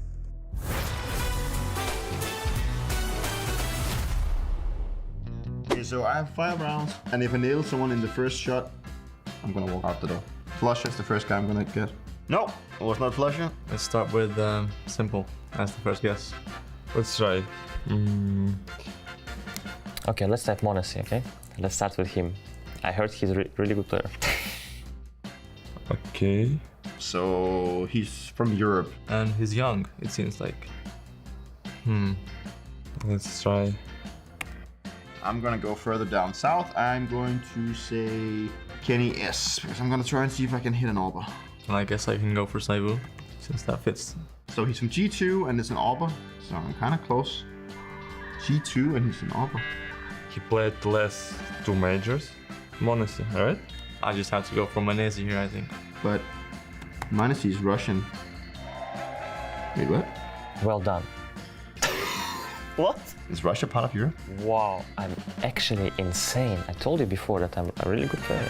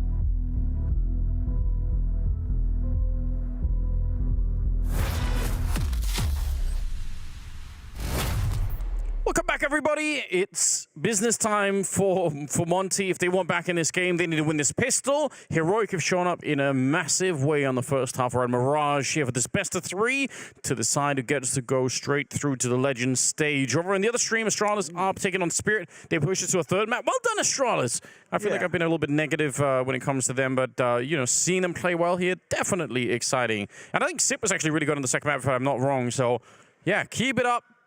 They kind of have the brand to protect here. I feel like they have a legendary name. They obviously want to be able to go on and not just get knocked out. They're in the 0-2, in case anyone wonders, against Spirit. So if they lose, they're out. Same for Spirit. In this one, no one's going home, but you could get a ticket straight to the Legends spot, part of the major. Arguably kind of the most legendary org in CSGO, the most dominant, well, I guess the one with the biggest trophy cabinet. True. And and of course the players as well. They're tenured players within CSGO. So it would be a shame to not make it to the major, but at the same time, it would also be a shame to not see Spirit too. I think, you know, Chopper does some great work over there. So it shows how good that 0-2 game is. But here in the 2-0 game, speaking of tenured orgs, Heroic have just been on fire. This team, Should be farming 12-3. I mean, what else can you say? Oh, nice. Send him down. Send him to an early grave. Tess is just a little bit curious. Turns out it's not just dangerous for cats. 4-on-5 to continue the route with. Well, I like this. Spacing towards jungle to work with. Yeah, people caught on the cross. And of course, the person who's poking and prodding is Boros. Not exactly something you want to be testing. 15 and 13 he is currently right now. And Demq's looking over towards ramp. Easy shot. The follow-up is magnificent. Taking down both Stan and Cadian. Bombs out in the open here. Boros decides, you know, he's tired of waiting. He wants some action as well. Jabby, there's no escape here. Try as he might. He's surely going to run out of bullets. He's going to get a couple of kills, but trapped in the corner and just on 4 points of health. It's Aurora to take him down, and Monte winning a very, very important pistol round. Let's see what they can do with a little bit of momentum going their way, because, my God, it was hard for them in the first half. They had no real role to them. They won some rounds, but there was no back-to-back anything going on there. Yeah, the big thing as well is that Monte should have taken the pistol round to kickstart this game, and the fact that they didn't because of the Ninja defuse will always kind of come back to haunt them, because this game could have been a lot more even if that was the case. You know, Boros into was an AK really early doors, could have been completely different. Doesn't happen here, but finally, bit of momentum to work with. Rifles on deck, it's good to see. Triple M4A1S. Heroic, just the pistols. Yeah, and I think this is just about planting the bomb here. Just hoping to flash your way out. Try and go really hard at it. There we go. Straight onto the bomb plant. That's all they want. With the smoke up in there, when he was successful. So already a mission accomplished here. If they get a kill, it's even better, but I don't think they even really care. No. It's all down to Cadian. The P250 is nowhere to be seen. Something like Young should got 10-second defuse here. He's going to get away with this. Cadian will not get there in time. He might catch Boros. There's a world in which he tucks his head. And Boros could be found. Cadian not going to show face. Going to swing in. Boros will see him off. Another consolation kill on towards his pretty decent little starts of up to 20 right now. I think I'm right in saying top of the scoreboard alongside Yabi. In fact, both sitting on 20 kills right now. But a great round for Monte. One of those rounds, in fact, where you're looking towards them and just make sure they don't drop any rifles. It's not the case. So all things good. I think both sides will be pretty happy with how that one panned out. Heroic get a bomb plot. That's what they're looking for. And Monte, of course, make sure it's inexpensive. So, full buy for the Danes. Heading in towards round about 18. AK's out. And a lot of util on the belts. Yeah, Boros stocks have got to be going through the roof right now. It's absolutely disturbing. 12-5, and some pressure being put onto the B-bomb side. Heroic want to test this early in the half to see if there's going to be a weakness over here. Boros will find Stan in the middle, but he's not at the bomb side just yet. Instead, Krasnell and the SDY back here somewhere. Finally gone down, but this is looking pretty good for the defense. Boros shows up to murder all of them. 3 kills in the round. He's just a machine. This is really disturbing. I'll continue to sing his praises. I'll always say Boros mechanically is an absolute god. He is so good. You know, in his time at endpoint, and that's where I really got to see a lot of Boros do some great work. And even then, all the endpoint guys say the same thing. Mechanically, he was so gifted. It was just, I think it was one of those things when he was so young. He got brought onto endpoint when he was 17, right? He was, you know, he was young, and I think it's definitely a case of where it's the right player but the wrong time. A little bit immature. He just needed to kind of grow as a person before, you know, he's ready for the big step up. And now we're seeing it. This guy looks on fire, but the pistols flying out towards A, and Waro and Demq will fall. Oh, that's unforgivable. There's no reason you need to be running back into CT spawn like that, even if the push is really, really early. They had nothing to go with here. They had no real grenades. They just put the tech line in the deal, and they managed to get 3 kills behind it. That is a real big problem for Monte. Otherwise, I mean, the retake could definitely happen, right? Or the comeback, I mean, for the half here. They could end up coming back on Mirage, but that one, letting go of that one is just too tricky. Flawless round from Heroic on the back of absolutely nothing. That is just a little bit of a rookie mistake, I think, on Monte. Yeah, it really is. I think it's a massive overthought. They know that the money was going to be lower towards Heroic in terms of what firepower they're going to bring to the table, but the way they're playing, in that sense, they're giving too much respect over towards Heroic. They should have been essentially gunning for these early kills with the eco frag. They should be looking to take the fight to Heroic. They give them too much space, too much respect. Yeah. And you can see they just left scratching their heads. I mean, how have we lost that round? And it's given Heroic another chance to get closer and closer to the finish line. Only 3 rounds away right now, but a full buyout for Monte. Open play for Waro. Boros calling it in, realizing someone's in the middle. Doesn't really want to stick around. He did get dropped fairly low. It feels like right now, 2 options. Either you You actually win the fight against Boros, or you try and take a bomb site where he is not and just win before he shows up. Just gonna get the bomb down before he starts wrecking the team. It's not really fun to watch, though. It does make it really enjoyable. I'd be very surprised with a lot of teams who are right now in, sticky situations where they're looking for maybe just an impact player, aren't keeping an eye on Boros. I'm not too sure kind of, what the bio's looking like. And of course, we don't really know in esports compared to traditional sports. But true, my God, I'd be keeping an eye on this kid. I mean, he is so talented. In terms of maturity, though, I think it's actually a lot harder if you are some kind of AIM superstar, because who is going to be kind of good enough to tell you what to do? You always have that attitude of saying, well, who are you to say anything? I can get as many kills as the entire rest of the team. Why should I listen to you, It's tricky. Crash now going to get that one on Tesses. He's trapped in the corner, and he'll still pick up the kill on Jabby. Good job. Nice from Krasnov. Smoke coming down as well. Avoided the flash too. It's great taking another fight with Cadian. Damage dealt on towards him, but both sides now low on HP. Krasnov more so. And that Arcadian, the molly should see him off, and it will. Arcadian spams off the back of the flames, and then we'll find a kill. 20 seconds. But this round, yeah, I think it's done. Yeah, I don't think there's any point in pushing now. So just wait it out. It'll be 13-7, though. Just to touch on what you were saying earlier as well, I think we kind of saw that treatment over towards Sprout, right? With some of those individuals, very young, Lauenex, Stair, Zyphon, all sitting in and around kind of 18 years of age. But trying to find the right leader to keep these guys in line was always been the biggest task. They just couldn't find an IGL who, I'm not going to say they didn't respect Refresh, but it obviously wasn't working. He wasn't bringing out the best out of them. And even with Azza, I think there still is question marks there about whether he's the right person, whether he can do it. So, yeah, I think Sprout's a pretty good example for exactly that. If Boros was to go somewhere else, he'd have to have the right person leading him where, they would command respect. Yeah, I mean, I think Simple had the same problem even, in the beginning when Blade was joining that team as kind of like the coach and the captain, the leader in that sense. I don't think Simple had a lot of respect for Blade, even if you would think historically, given how long Blade's been around for, you think he should have, but I think it's very tricky, and it kind of comes with being a really high-level player is, it can be hard to find someone who can really sit you down and try to teach you something that if you're young, you're a little bit arrogant. I say that not necessarily in a bad way, but, you need a certain amount of arrogance to take some of the fights that Boros is taking. But yeah, you need someone who can coach you a little bit as well, so that'd be fun to see. I mean, a fun career to follow. I guess if you are brand new to watching Boros, I've seen like a couple of games with him really ever. So if you're brand new to it, now you can get on the train early. In a couple of years, you can look back, you can say, oh, I was here in the beginning when Boros was playing. I was saying this a year ago with Nerds. I was saying at one point this guy will get the call up to Tier 1, and now I will say exactly the same with Boros. He definitely deserves, in terms of mechanical prowess, to get that call up. Another ex-Endpoint alumni. Gabby making the jump down. This is pretty dangerous, but the defense so far holding up. It's SDY and Warp getting a couple of kills each here, and yeah, they're completely picking them apart. Interesting problem for Heroic. I mean, once you get any Ts down onto the low ground, the B bomb site, usually that means you've got at least a crack at taking the bomb site. Yes. But they just get completely blown up. The way that this is looking like, Monte could run this back in the second half. They could end up winning Mirage. They're looking pretty good so far. I mean, of course, to remind the viewers who maybe missed it at the start of the pre-show, this is Monte's pick. The Veto, Mirage being Monte's pick, Overpass being the pick of Heroic, and Nuke, of course, our decider if we need it. And this is a map in which, historically and statistically plays into all the strengths of Monte. I mean, this has always been, I guess, the blessing and the curse of this Monte side is that they always see it as just hard aimer. It's all about mechanical prowess. It's all about their angels. They're so mechanically gifted. And Mirage is the perfect map for it. It's the absolute pugger's paradise. Yeah, they're exploiting that to the maximum. Boros was flanking them from underpass last round to he's so hungry for those kills, which, I mean, I can understand why.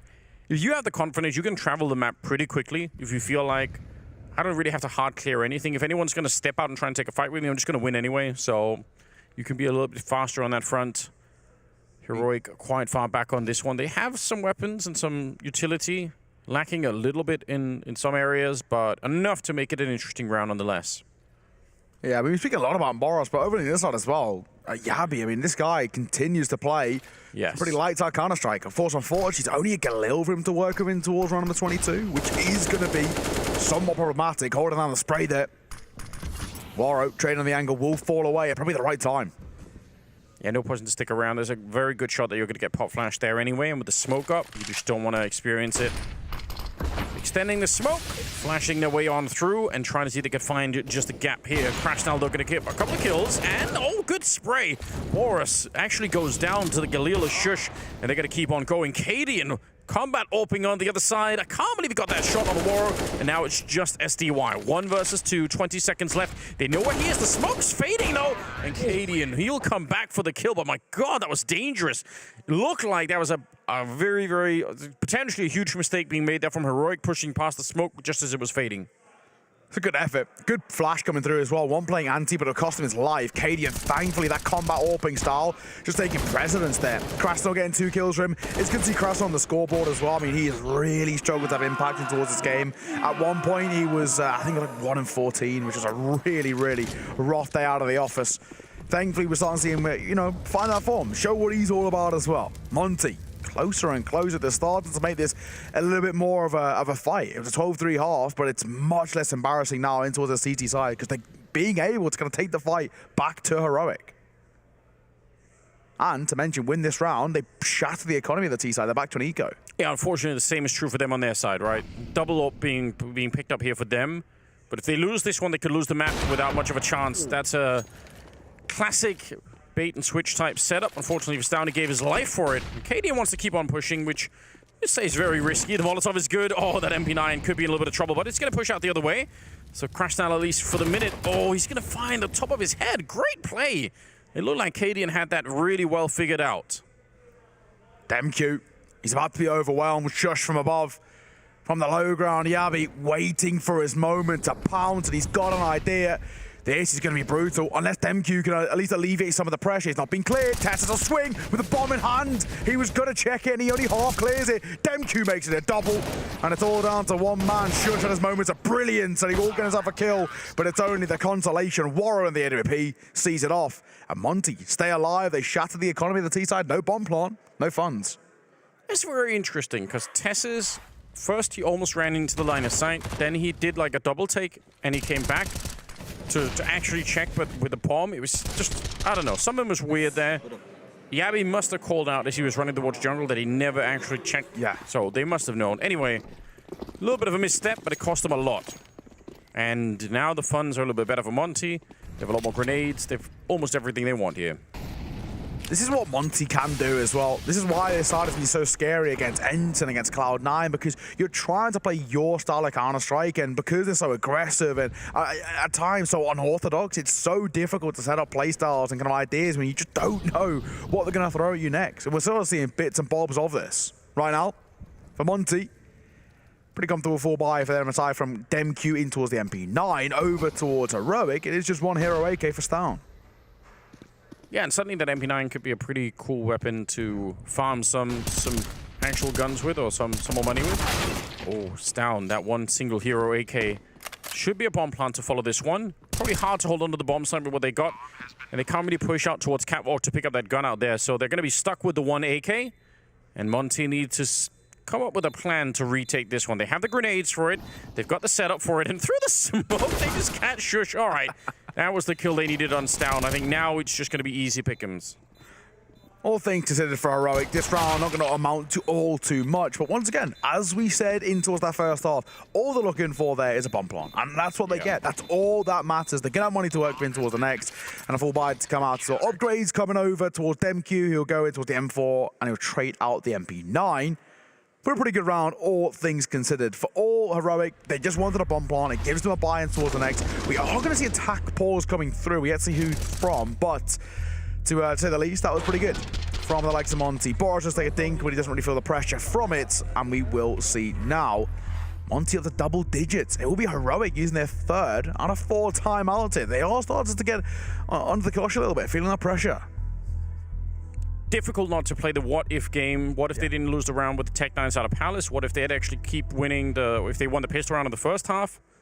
Oh, ooh. Wow. The other stream, 10-3. Astralis, 6 rounds away from knocking out Spirit out of the RMR. Crazy scenes. Might be changes coming to Spirit then. You know, a couple on the performances here and there. There might be kind of the call to make a few changes. It's just kind of a question of who and what do they do. I mean, this has been a really surprising run for Spirit for me. I was expecting way more. Same here. I mean, in my eyes, I had them locked in as a challengers team for damn sure. Yeah. I saw a few people even saying they can make Legends.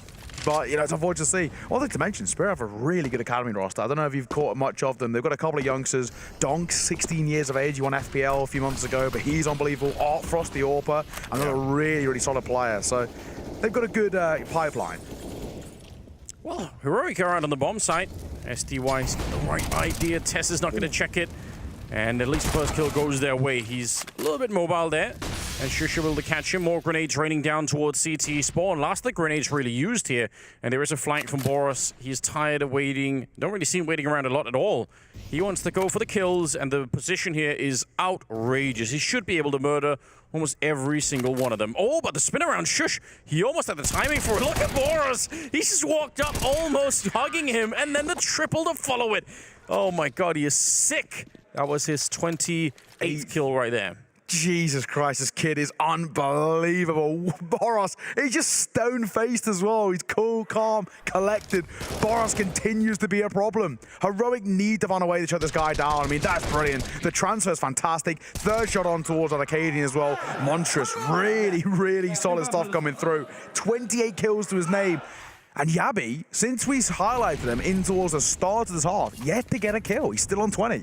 And this is where things start to get problematic for Boris, currently sitting on about 120 ADR, which is just in itself monstrous. It's a little bit scary, isn't it? Because I would have said, no matter how good you are going to be as one person, you're up against a Heroic team where everyone is mechanically really sick, really sort of top of the game. So all you have to do is, you know, misstep once, and you probably just get blown up. But he's been able to consistently put up these multi-frags. It's been really impressive. SDY is in a lot of trouble here. Gonna get peeked by multiple people and can't really live up to it. Oh, missed opportunity for Krasnal. Not gonna get the headshot on that one. And Boris has started to rotate back towards the market. Needs some help over at this bomb site right now. Krasnal finding it very, very lonesome. And Yabi, that's a great shot. That's what they needed. And Waro, I don't think there's any point in fighting for this. Even if you have a little bit of money in the bank, there's not going to be a 1 versus 3 retake on this one. He is kind of looking, maybe, even if he makes it a 1 versus 2, there should be no way that Heroic could lose this round. This is what Heroic can do. Their ability to collapse on towards the site is just so scary. As long as they don't peek here, this should be fine. Tess sets up close and personal towards Get Right. Yabi playing on site 2. We're going to just highlighting about how Yabi's struggling to find impact on the T side, and just as we do, steps up with a double kill, cracked open the B site, and wins Heroic around, and a very important one at that, because they're up to 15. Super critical. Also, I mean, kind of a good illustration of why having a big buffer is such an important thing, right? Because it took them a while before they actually find this round Heroic, so if this had been a lot closer, then, you know, I think the nerves on Heroic would start to show a little bit more, but at least they secured the overtime, and the question is if they can keep this going one more time. The shot here, great stuff mechanically for Yabi. Expect nothing less. And this is the thing now, this is where things really get difficult over towards Monte. They're playing a different kind of game. We're now looking at them, backs against the wall, their map pick. They're going into the overpass next, which we know is so good for Heroic. I mean, they have to take this to overtime, but trying to claw this one back, it's a question of, do Monte have enough left in the tank to be able to do so? Do they have that kind of mental fortitude to be able to outgame and kind of outplay, not only kind of physically in the server, but mentally outcall a side like Heroic and a player like Hadian? It's just going to be so difficult. Boris briefly was in the middle. He's back again. He wants to fight. He's tired of standing still. Like, can we just get on with it? Can we crack on with it here? Krasnal's going to be going down. That's not the best start for them. They need this round one badly to get into overtime. And Boris is going to be good for the 1 kill there, but he's going to be very, very careful. Could get grenaded down. There's already going to be 1 landing on him. In the meantime, Cadian taking up space, and they bring the bomb back. They don't even need to stay here. They can wait and fall back. They're leaving Stown on the bomb site, and they're walking through. He does see the shadow on Demq, but still ends up going down. Boris is going to get caught with a knife out, but somehow he lives. Unbelievably so. 3 versus 3, but a very well-controlled bomb site here. Tess is going to be rotating in. He has another Molotov that he can probably throw in here and try and slow them down once again. And this is going to get real tricky for the retake, no doubt. Utility's lacking over towards the CT side as well. 2 flashes and a smoke to make this retake stick. And Heroic, this could be all she wrote. Demq, Boros, both taking damage, sitting in and around the 50 points of HP. Saying it over to Tess with 9 points. But time is starting to tick. If they had a Molotov for the bench, it'd be sick right now, but they don't. They only have a flashbang and a smoke, so very tricky. Tessus with the headshot. DemQ out of the round. SDY shows up. Good shot onto him, and in the corner they find Cadian. Just Shush left the spray. It's almost perfect. Boris walking into it. Shush gonna get caught, and they're right on it with the kit as well. I think they do have it. SDY, very close call here, but they're gonna get it. 15-12, and a beautiful retake coming out for Monte. Fine margins. They live to see another day as well.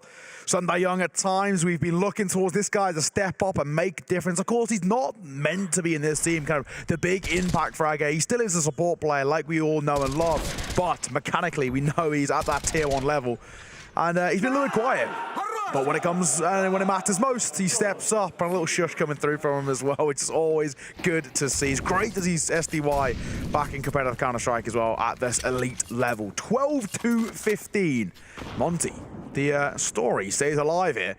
And winning this round, of course, could break that economy of Heroic. But of course, the other way, Heroic win it, they win the map. You got to think as well, if they catch Boris all the way there towards CT spawn, he's got a knife out, they actually get the kill on him, that's probably it. That's probably, there's a 2 versus 3 retake. And I don't think we're going to give that one up, so scarily close. Boris clocking in at 29 kills. Still in regulation. We haven't even got to any overtime yet. It's monstrous performance from him right now. I like this forward push. All right, they're going to make... I was going to say, because it's a double push, they don't have anyone at the A-bomb side or middle, really. I mean, 2 people. But now that they've just left a player over in the kitchen, they can start to rotate people on over here. Tactically, it all makes sense for the CT side. 45 seconds to work with. Here comes the crunch as well. DemQ finds the first. Down quick on the trade. That's good to see. At least keeping those numbers level. Boros will find a kill towards Shush. Takes a lot of damage. Spam through the smoke. And now they've got space to work with over towards A.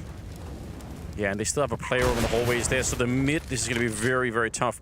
They need that smoke on War to be really perfect. And then they need to bait them out into the fights early, because I don't think you're going to go for a full defuse here. It's going to be very, very hard to do the way the bomb is planted. Cadian already relocating himself to make it almost impossible. Oh, Monte, they've played really well, but I don't think this is going to be working out. SDY will get the kill. Tessus, this late lurk for the middle is absolutely everything. And he's listening for those footsteps on the other side. Takes the Pete against Krasnell. And now they realize the trouble that they're in. And that smoke is no longer to be found. They needed it on the bomb. And now it's a plain open fight here. Even with the AWP maybe covering a little bit. There's Cadian with 1 and Tessus on the other. 16-12 as Heroic will pick up the opening map. But they had to fight hard for it.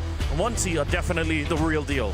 Yeah, Heroic are made to sweat their individual brilliance for the likes of Boris, who finished off the game with 30 kills to his name, 18 deaths and 114 ADR. It is a monstrous performance, but we'll delve into all the details after the break.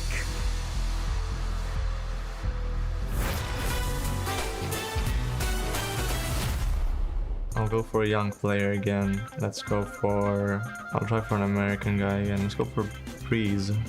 Guess the Mr. XCS player again. Hunter. Come on, Leash.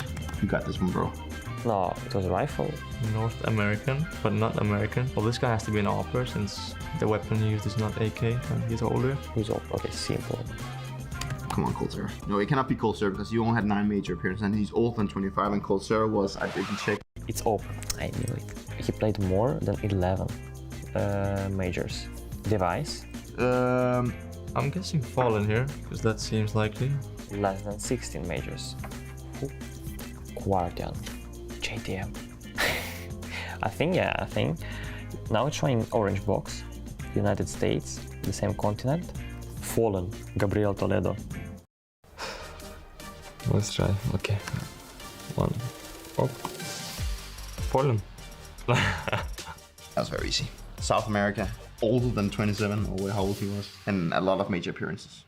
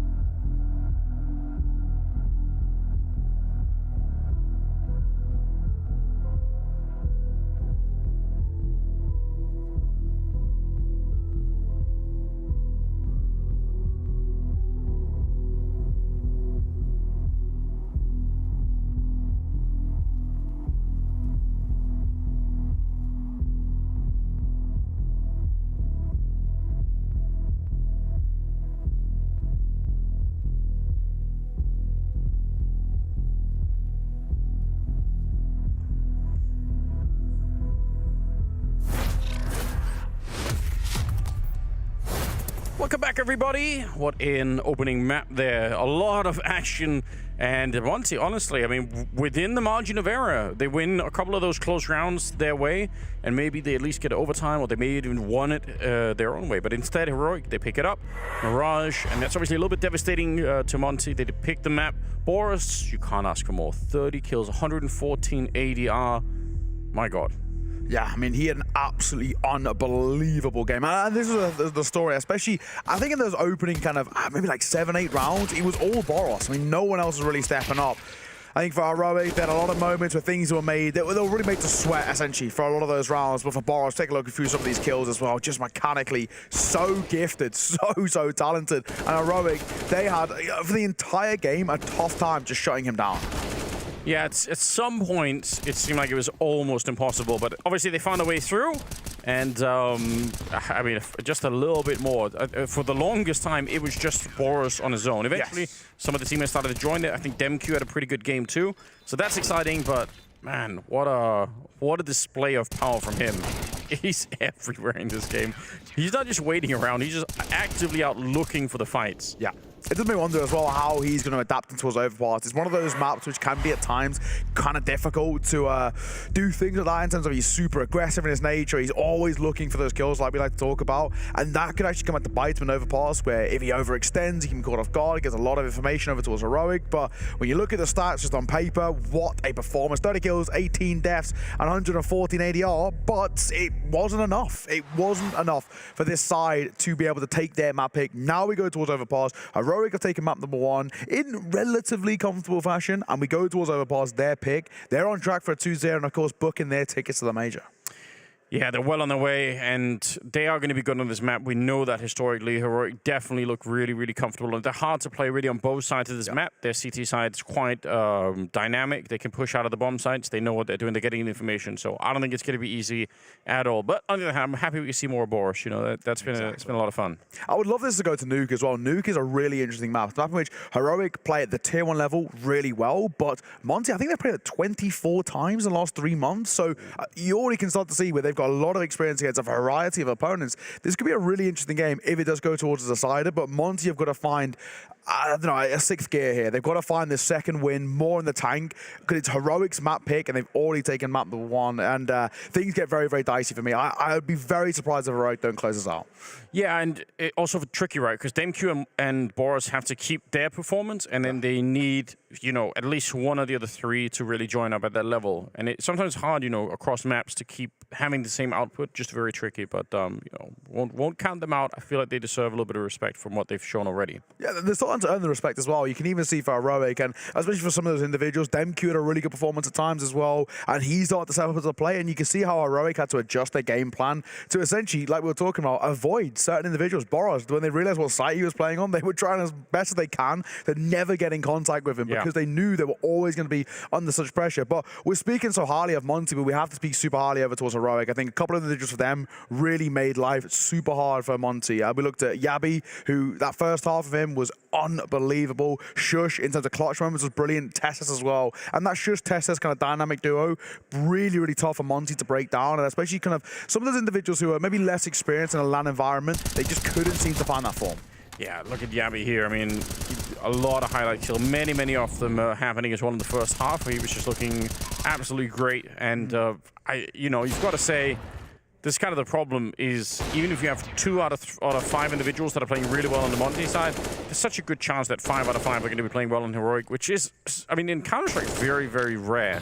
Normally, you don't kind of get the whole team, but I feel like Heroic, that is kind of the standard, and it makes them just very hard to break. Yeah, exactly that. And I think regardless of what the result is, even if in some kind of miraculous world Monte are able to claw this game back in their favor, and even if they were to take a 2-1, I know we're talking hypotheticals, they'll still look back at Mirage and look back at the rookie errors they made. I mean, for me, the glaring one, the Ninja defusing the pistol round, that was huge. Yeah. They should never be losing that sort of round. As a 1 versus 2 in the smoke, Tessus on the defuse. Those sort of rounds shouldn't be losing. They lost to the pistols a few times as well. And that again really does doesn't make you feel all too comfortable as well. I think with Monte, they'll always sort of remember that. We do have a little bracket as well to show you about how we got towards the Legend stage as well. Of course, winner of this game does book themselves a ticket in towards Legend spot. Going 3-0 does exactly that. And there is still a possibility if you go 3-1, I think, if I'm right in saying maybe through Group B. I know it happened, of course, into the breach in Group A, but different formats here and there. Yes, yeah, a little bit of difference between A and B in this one. Down in the lower bracket, of course, 0-2. We've got ENCE already making their way through against iNation. Yes. It was a good job. Very convincing win, you've got to say, for them. And Astralis are battling Spirit still, I believe. Yeah, it's still going right now. It's currently 14-5 over there. So we're going to throw it on to a break, ladies and gentlemen. When we are back, we get underway in towards our second and potentially final map of this series. Overpass is next up on the chop block. It's the pick of Heroic. We'll see you all after the break.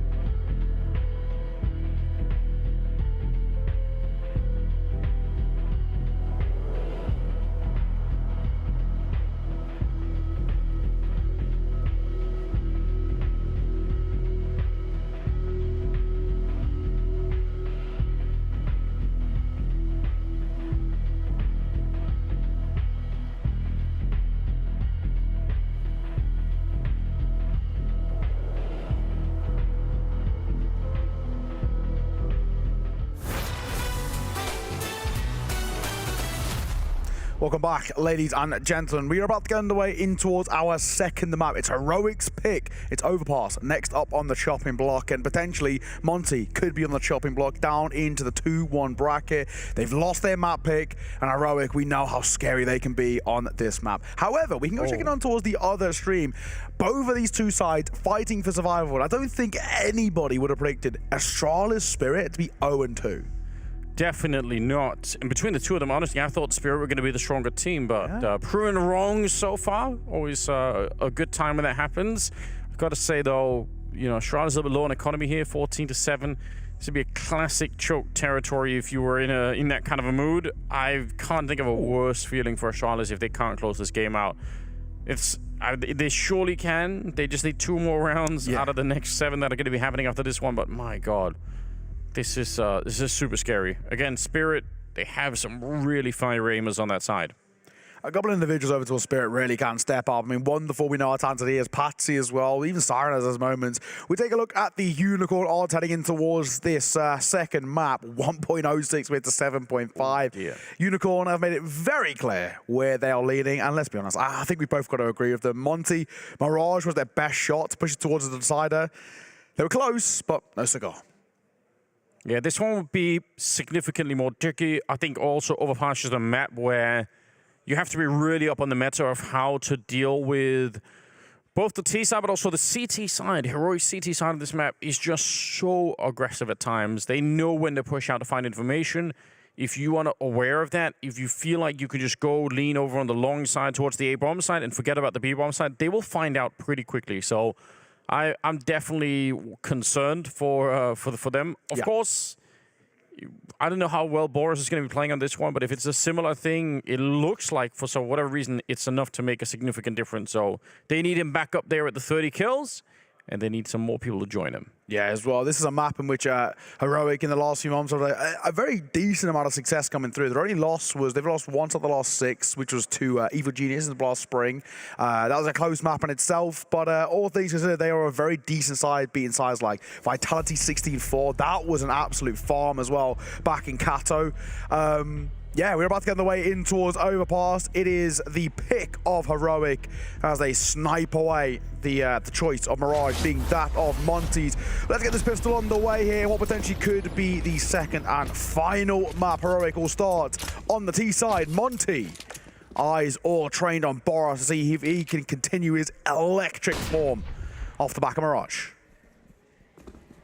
Yeah, and a classic 4-1 split coming up from the Heroic side, just leaving, I think, Jabby outside of the B-bomb site to take care of business if anyone shows up. And again, just to try and control the information that the CTs might have. Cadian is sneaking real close to that one, but SDY catches him right in the middle of nowhere. Cadian kind of forgetting about the stairs for just a second, and I mean, there is a clear run to the A-bomb side. They could run here and put the bomb down before anyone could really show up, but they don't know that yet. And as a result, they are just a little bit hesitant. Now, finally, Monte is starting to rotate on back, but they are really playing this A-bomb side like a full-on retake. Very slow now. Monte. How are they going to play this? Yeah, like you mentioned, full-on retake. Is anyone even going to show face? No.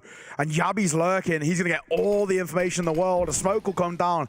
As the bomb gets planted too, it buys time for Yabi just to be a nuisance. Oh, they're going to be running out. They're all funneled this way. There's a smoke on the other side. Down, he gets the headshot. They're running right into the Glocks. There's an absolute slaughter here. Heroic off to a good start. And running headshot. Tesses gets the kill. And now the question is, Warren, does he actually have a kit anywhere? Doesn't really feel like it. And this is going to be a full 10-second defuse. That can't happen. He taps it once, hoping to bait Jabby into an early peek, but he's playing this one expertly at the moment. Another attempt at bait here, but Jabby's calling his fake again. There's no kit. He gets a sick headshot, but is there enough time? There might be. Wait. Oh my God, he caught him mid-air flying through. Oh, down to the very last milliseconds. It's not enough time. 0.38 as Heroic will pick up the pistol. Oh my God, that shot was sickening coming through from Sundai Young though. That's a ridiculous shot for him. It's unfortunate. If it was 0.39 seconds earlier, he would have been all right. But it's all if buts and maybes. Heroic survive a scare. Yabi on the flank as well, causing a ruckus. Tessus with a lovely little fadeaway shot keeps them at bay. And once again, Heroic starting off each map with a pistol round under his belt, just get the early part of momentum. Full buy coming out both ways, and the odds getting even more damning in favor of Heroic. Monte, they need a bit of a miracle, and Aurora going to be overwhelmed completely. Shush. Easy entry. Yeah, they've invested into the M4A1S for Boros. Nobody could argue against that, the way that things are played out right now. But the utility can make all the difference in the world. It's a position that could get very easily flashed from a couple of different positions. And they're going to be walking right into it. He's good for the one. Good headshot on the follow-up here. A little bit of a peek behind it with the pistol. Cadian on the MAC-10 will get 2 of those. And still, kind of a winnable round here for Monte, I'm not going to lie. Oh yeah, Cadian, 10 points of HP. This definitely could be a little bit uncomfortable. The only thing is, Monte, it's just 2 Deagles. They've got to try and scoop up one of those M4s. Boros, of course, had one over towards Monster, and it's in a salvageable position too. I think maybe, no, not even that. I was going to say they could have been setting up for that on the Heroic side, expecting for somebody to get here eventually. Now they are coming back into it. Smoke is up, and yeah, there's the M4 being found just as they're walking through. Cadian is going to be going down. That looked a little bit too nonchalant there. 2 versus 2 and 35 seconds left. Oh, short. Shush will find that kill on the young. Look for a second as well. Krasnal will trade. Time started to tick. 25 seconds on the clock. And Tess is going to double back over towards the A side. It's a foot race towards A, and Krasnal's not fully committed. Yeah, the problem is he has no idea if it's a fake, right? He has to have that in the back of his mind. So if he just fully runs and Tess is lingering around, he could just walk into the site and shoot him in the back almost. So a little bit unfair. More information on the side of Tess's now. He's going to get the bomb plant down. He nearly dies trying to escape the smoke, but he is going to start to make his way back as far as he can. No kit obviously in play, so 10 seconds here. Tess's, he's still got time for it. He's straight on the defuse. Oh, Krasnal, he's not going to come off it. He just wants to go all the way, and Tess's has no idea. What a cold read from Krasnal. And what can you do, right? If you're Tess's, it's such a gamble. It's an absolute 50-50. You're hoping the same way Yabi played it earlier, where they're tapping and trying to find fights, that is the case. And what can you do? What can you do? Really well played, actually, from the Monte side. They answer right back. Winning the fourth by round is going to be super important for them, because all Heroic are going to have to work with is the money off the back of the bomb plant, and then what was saved, of course, by Tessus. It might be a little bit of a janky buy for the Danes in towards the next. Monte keeping their story alive. They themselves going to have to kind of struggle their way in towards a full buy. MP9 coming through. Santa Young into an auto shotgun. XM1014. We saw earlier Jerry loving this gun on Anubis. Let's see what I can do. Aurora will find the first. Tessus to 4. If nothing else, it is a fun weapon to use. Definitely can end up in a scenario where it has some pretty major drawbacks. At medium to long range, nobody knows what's happening there any longer. Yeah, but as long as you're close enough, it's all good. Early kill goes the way of Waro. You're going to be taking down Tessus, and 4-on-5 to ensue, favoring the Monte side. They need to keep winning this. They've used all of their money in this round. If they let Heroic back in again early on, it's a little bit of a disaster. When you're this much of an underdog, these are the kind of openings that you have to keep it going. Yeah. Either way. But that man advantage for Monte. Looking for information right now. Time is kind of starting to become a factor in this round. Util over towards A. That's the committal play. Boris will get out in front of it. The Molotov, though, will force him back. How does he play this? He wants to take a fight. Yeah, it's a good start here. They can lock them down on long. A little bit of a swing for Boris. Yabi comes in, but again, the mechanics, it's outrageous. Gets the kill on Yabi. He is so accurate. Oh, he's just a brilliant, brilliant player. I got a chance to speak to Boris just prior to this game starting. He came into the green room, and I was just asking him, how was he feeling? Confident was the word he used. So it obviously showed in towards Mirage. He was immaculate, and he's continuing that flying form here in towards out of overparts. It's a map which can be very difficult for very aggressive riflers to play on, because you can get caught overextending. You can get caught in rotation off guard, but for Boris, just so alive and kicking. And Warriors had a really good start as well. He struggled early into his Mirage. At one point, he was, I think, 1-8. They're coming right at him this time, and maybe that's the way to do it. Flashes to take him out. Make sure he can't get that mechanics off the ground. And Krasnal going to be walking right into it, but the Tech 9 at range, it's pretty good. And here comes the auto shotgun on the other side. They're actually falling back. That might have, I don't know if they probably didn't know, but that turns out to have been a really smart move. Yeah. That's the white. Reclaiming a lot of that lost space over towards other B, but Warro going to double back in towards Con. Expecting someone to drop down, and he would be right. Cadian just about trying to escape, but he'd be caught going back up the ladder. And almost brought back level. Yeah, that's a bit unfortunate, but they still have maybe a run at it here. SDY is so aggressive. They don't really need that. They knew that there were going to be people out there. Take it a little bit easier, swing into it, but someone lose the fight. That's a Mac 10 at range up against the rifle. Should never happen. And now it's DemQ 1 versus 2. Yet to find a kill as well. We need to see DemQ getting on the board here. One player low. Tess caught. Full flank. Did he fight one through the smoke as well towards Shudge? DemQ, great round. Makes his impact known. A little bit quiet starting off in towards overpass. But there he is, alive and kicking. 1 versus 2 converted. And a good run of form. 3 rounds in a row coming through from Monte. Through the smoke as well on that last kill. The timing could not have been any better. It's a crazy start with a double kill for Tessus. Looked like they were going to be able to make it through, but straight through the smoke. Finding that headshot. Love it, the youngsters over towards Monte. making their presence known, playing well above their years. Let's see how things continue for them, DemQ. Just after a great round, you really do hate to see one of those Molotovs. It's not ideal. Oh, Astralis, just had their information. They have knocked Spirit out. Team Spirit have gone 0-3 at the RMR. I don't think anyone would be expecting that. AZS is fuming. So is DemQ. That was a really questionable move. Running back like that, reloading the gun after a spray down for the smoke, and just getting cleanly caught by a MAC-10. That's not what you want to see. You don't have the space to do this. Even if you're up 3-1, they've spent all of the money. Remember that last one was a 1 versus 1 at the end? So they don't have a lot of money to play around with on the CT side. They have to keep winning and building an economy if they want to stay safe on this one. Long-range scout shot to take down SDY. Can they wheel in Boris anytime soon? Can we get the war machine up here to just fight them? Get him close, swinging in onto the scout. Krasnal damage, that's all it is. Waro with the AWP gets tagged as he finds the kill, and in doing so, Yabi will catch off Boris in rotation. How have Heroic walked away with that round so cleanly? How did they not have head armor?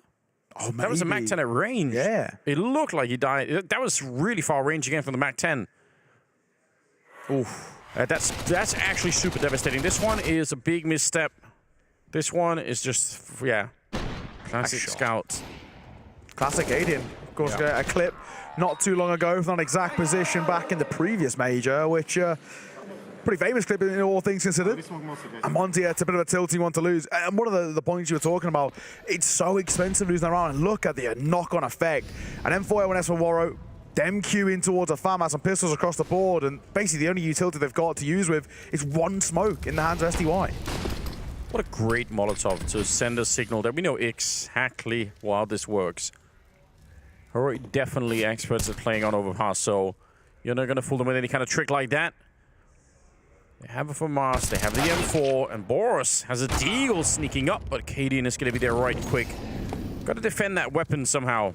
Yeah, and I think Cadian is going to be ferrying those rifles back so that nobody could pick them up. So super important stuff to be doing. Also risky, but you have to. There we go. Yeah. Smart decision, I think, for Cadian. Make sure nothing dropped into the wrong hands. For the most part, this should be a clean round. I say, actually, Waro will find Stone on the flank. Yabi's low, and he'll fall to the hands of that 5-7.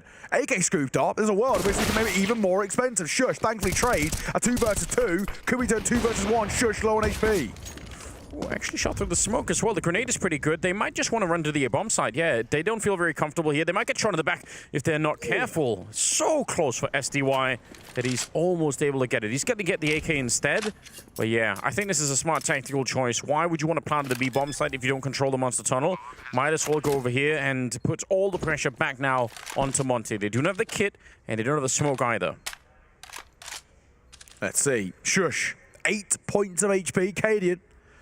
And they do a PM52. This is going to be a tough post plant to play with. The only thing is, Monte, no kits, no utility, and actually no information either. That's what makes things all the more uncomfortable. Great nade coming through, they're lining up, and he won't be able to find the kill. He threads the needle there. And Aurora falling flat. They know where Cadian's posted up. They can sit the bomb. 10 seconds to work with, but a 10-second defuse. Waro just has to stay alive, and he doesn't. Sunday Young, 3 seconds on the defuse. He has to come off, and Cadian's converted to 1 versus 2. If they had a kit, they win the round. Don't be a loser, buy a diffuser. I don't know how Cadian actually missed the first shot. It looked like they were right there in front of him, but good read for Cadian. Also could have made the mistake of assuming that the guy would have come off the defuse or just kind of waited it out, expecting a peek, but this time they really go and check it. So well done. And it's horrible news for Monte, obviously. Yeah. That's one of those rounds which, once again, they're going to kick themselves for losing. We saw them do a few of those over towards Mirage, and they really did come out to bite them late game. And look at the money once again over towards the Monte side. We mentioned about how losing the round 2 rounds ago would break the economy and really kind of force them into a janky buy. And with the M4A1S and the FAMAS to make it so close yet so far, he's going to be pretty tilting. And now here, in towards round number 7, 1 Deagle, 1 B250 is all they've got. Boris spotted out. He's actually looking to stay alive for as long as he does, but Yabi will see him off. A stack over towards Sandbag there. We'll find 1. Yeah, two double stacks happening to look over. Cadian, don't give up this AWP. I have no idea why he's still sticking around. They knew exactly how many people were there. That just seems like hubris. I can't think of a reason why you would want to do that. They should have won the round anyway by now, but I mean, the bomb is going to be planted eventually. Yeah. But, yeah, so the first one is okay. The fact that Shush went down, whatever. Yabby, huge off angle. They're not ready for it. So I guess that kind of makes up for it. But, yeah, a little bit careless. It doesn't change the fact that Heroic are about to be up 4-3 here as they're going to find that kill. Again, as War right at the edge of the smoke. And they're on the T side. Their economy is starting to look a little bit better for Heroic. This is... Yes. This is building into something bad for Monte, though. Take a look at this replay as well. Oh, that's quick from Cadian. He gets very unfortunate on that shot. The second one is a bit of a beaut. And, of course, unfortunately for SDY, he kind of had to come off the bomb. I mean, either way, it was never really going to work in his favor. Even if he came off and he finds the kill onto Cadian, he loses it. So that kick could have made a massive difference. And a couple of those rookie errors creeping in towards Monte. We saw it happen on Mirage. We see it here. 4-3, Heroic claw back a lead off the back of the low buy, but Yabby will find the entry. No head armor. Krasnal just gets blown up. The only one that has anything is Boris right now. Trying to see if he could find something more. Still been a good start for him, but obviously not as impactful in that. So I think partly also the map. It's hard to find a place to get a fight on this one because you can get smoked off. You can't do the same rotations, and he's already getting beat up a little bit here. Tessus is walking down. One good grenade. It almost took him down, but a good return from DemQ. As he finds the kill, Boros still falls, so will Warro. In a matter of moments, Monte down to a 2 versus 3. The numbers don't favor them, but now they're level. Sunday Young still on 21 points of HP, which makes this all the more uncomfortable. And Heroic actually is going to pump the brakes a little bit. And they have the time for it, right? 50 seconds. There could be a mistake coming in from the CT side. You've already seen Monte have looked pretty aggressive in some of their rotations. This time they are doing a good job at staying slow. And DemQ moving out like this, he will give up the bomb site, but it's going to be very hard for Heroic to read where he's coming from. Even if they walk on there and get a bomb plant, they're not going to be guessing that he's already down. They might be thinking that he's just a little bit further back towards CT spawn. So this could still be a really sick move. Now, are they going to go up to A again? They might just circumvent him. He's almost behind him. One more second to beat the corner. Oh, but they're going to walk around, and he missed them. Oh, no. And now he's probably going to be thinking, okay, that's fine. They've gone up connector. Oh, man, this is rough. They're going to plant presumably on the backside instead of towards SDY. 7 seconds left right there, and now they're going to realize what's up. SDY, though, he doesn't have the health to take the fight, so talk about threading the needle for Heroic. They stepped around that corner with maybe a 1.5 second difference, and they were going to get shot in the back by DemQ. Both sides playing off essentially lack of information right now. Oh, posted up, smoke over towards Dumpster, but it won't make a difference. Flash will catch Cadian, that'll force him back. We've already seen him convert to 2 versus 2 clutch once before from this exact plant. What can he do? Well, Starner fought. It's all out of Cadian. Fires the first, needs to get on the bomb as well. Sunday Young sticking it. He did it once, he has to do it again. Time is ticking, swing it through. And Sunday Young doesn't have time. Once again, he has to come off. Yeah, it's a replay of the last scenario, only this time it wasn't the kill, but it was the bomb. That would have happened the last time as well if SDY got the kill, so horrible time. Again, the defuse kit absolutely betraying them there. If they would have had one, they would have won both these rounds. But you could see the late round calling for Heroic. They feel so comfortable on this map. Look at how it's almost like a comedy. He just comes in to check. Is anyone home? It's like a Tom and Jerry, old school, where they're just going around each other in a circle, but you have no idea. Ridiculous. 5-3 the scoreline. Pistols are back in the hands of Monte. That's all they have to fight with here. Last time they stacked the bomb site down at the B bomb site, 5 people. They're going to do it again. The T side of Overpass can be a little bit of a cruel mistress at times too, but Heroic played some cracking Counter-Strike right now. SDY going to step close, Stown sitting in the smoke. And that pretty low buy over towards Monte. Gonna be problematic. Yabby, dangerous to play around this close. Don't want to give them the AK. And yeah, he's going to fall on back. I don't really blame him for it. I think they have a bit of an inkling. They have a bit of an idea that something is going on down there. And the boost will confirm it. Catching Stown. Good shot with the P250. Warro, 3 points of HP and a Deagle. It's going to be really difficult. It's an all good round for Monte, but still definitely plausible, possible. How do they play this? 55 seconds on the clock for Heroic to work with. They've got the util, they've got the firepower. I think just the lack of information about how Monte are setting up is really causing them to be a little bit kind of, I guess, less confident with what they're doing so far. We're going to slowly probe and prod over towards A, and before long, they'll realize no one's really here apart from SDY. Yeah, time. It's still enough that Heroic are not going to be pressured here. Once it goes down to 15 seconds, that's where you can start to get individual kills that could change the round. But at 25, I think Heroic are still going to be able to do this. Yeah, look at how they cleaned it up. Cadian doing absolutely fine work as well, getting the double. He's up to 12 overall and leading the scoreboard at the minute. And it will be a 6-3 scoreline, which again, CT-sided map. Everything is pointing towards the idea that Heroic just feel a lot more comfortable than Monte do on this one. I think in the individuals of Monte, they're getting kills. They are showing up. You could see there, I mean, look at the ADR for Aurora and Boros. Then it's not like they're not doing anything. They just don't feel the same level of confidence that they did on Mirage. Yeah, and you can see as well, you know, I think there's definitely an argument to make that a lot of these kills that we're seeing from Monte aren't actually as impactful as we would hope. I think the kind of the consolation kills here and there, exit frags. And at times for Heroic, from the start of the round, they found the opening kill and it more or less locks it in their favor. Just having the numbers to work with gives them such confidence to barrel in on towards the site. And when Heroic goes for those crunches, they can be such a menace to deal with. Either way, slowly but surely, starting to pull away from this game. We're getting to a point now where, for Monte, a lot of questions have to start being asked. They're 3 rounds behind. Heroic already up to 6 on the T side, and it's 5 in a row as well for the Danes. They're not really feeling any pressure since the full buys have been in play. Yeah, and even in spite of this, it's not like they have an infinite amount of money going on that T side. They could be broken once again. We're going to see a grenade stat. You're going to be really careful back there, Crash. Now, don't want to be getting too frisky with it. Here we go. One of them failed, but it doesn't matter. They still destroy him. So, unfortunate start for him. Crassel's really been struggling over towards Boost. The amount of times I've seen him being called off. Hang on, Tessus has got a nice advanced angle. He's not even cleared, not considered. SDY, caught off guard, Warrow. We'll trade him out. Tessus in no man's land, gets dropped. Same can be said for Shush to the hands of Boros. Yeah, but they're going to get the bomb site. Awkwardly, the bomb is on Cadian, who's over on this side. So yeah, they've got B.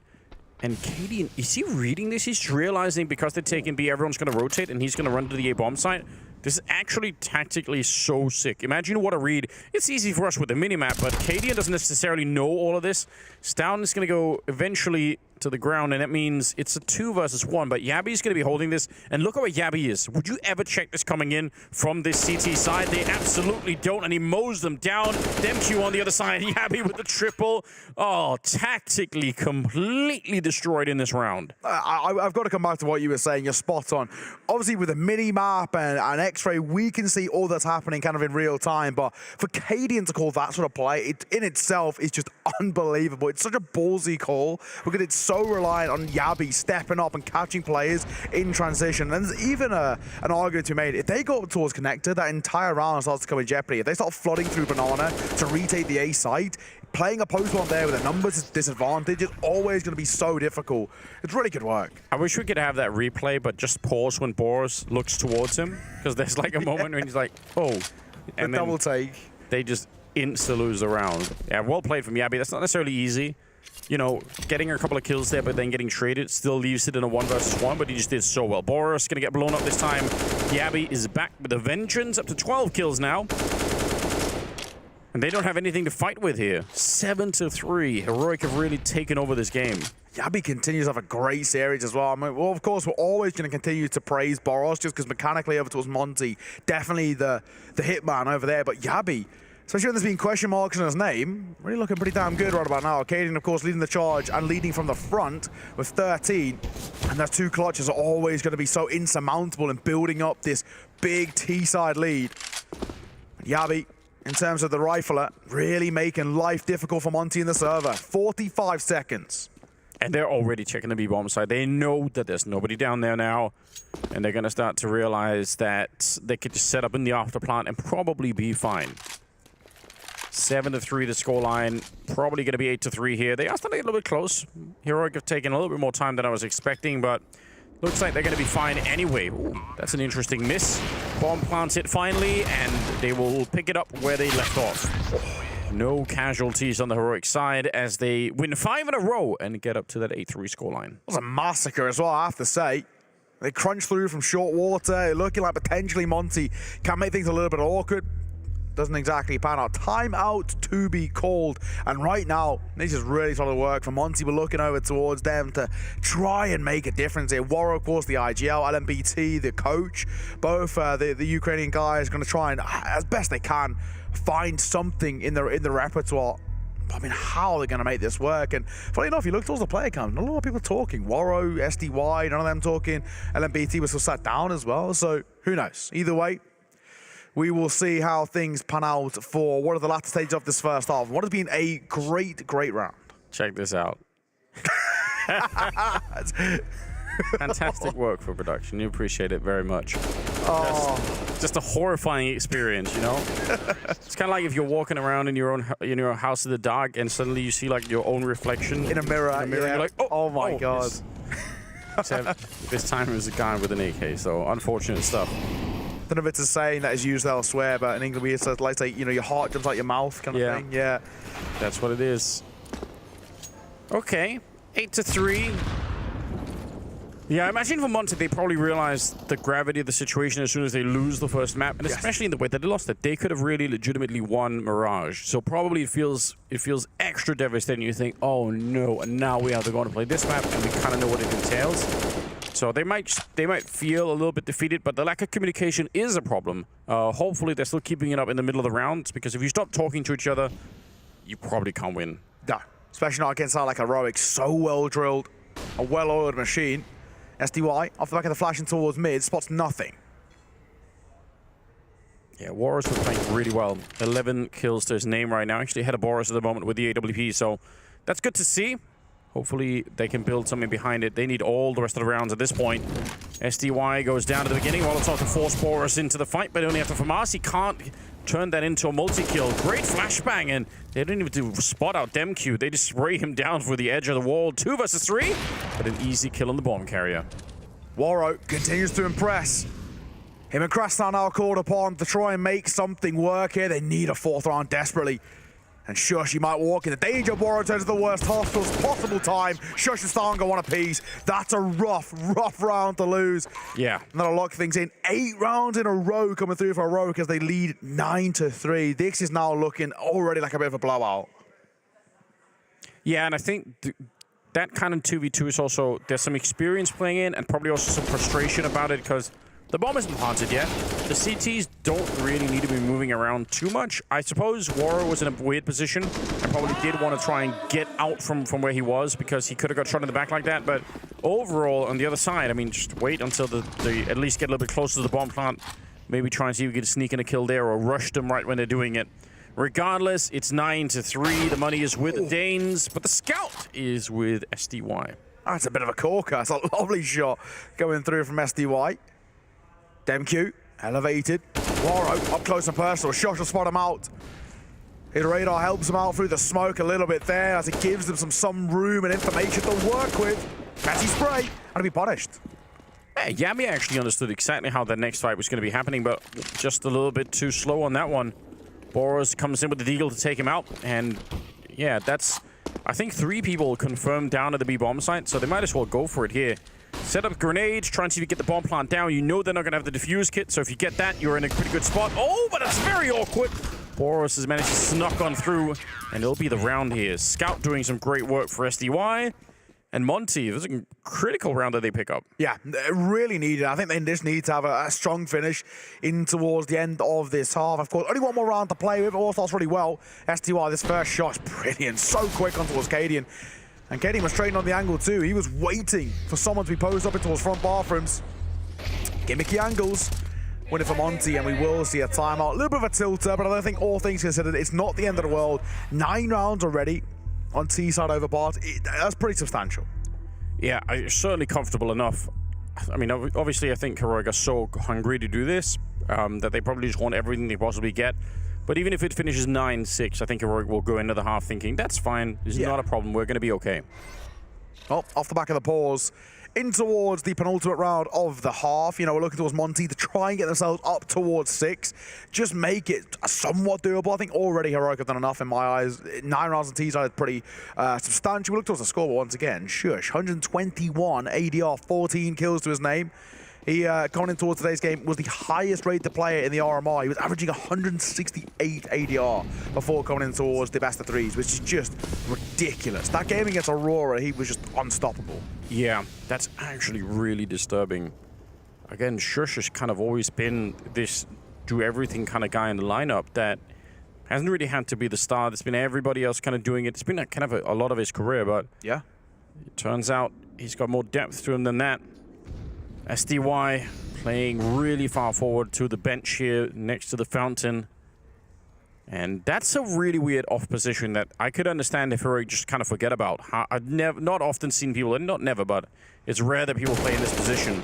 Crashstyle going to be taking down Tessus, and that's a brilliant start. And look at SDY, he's managed to sneak all the way through. The timing is godlike. He's just going to keep on going. Let's see what he finds. The bomb is very spaced out right now, and he wanted to go down quietly. A little bit of damage being taken. No one heard.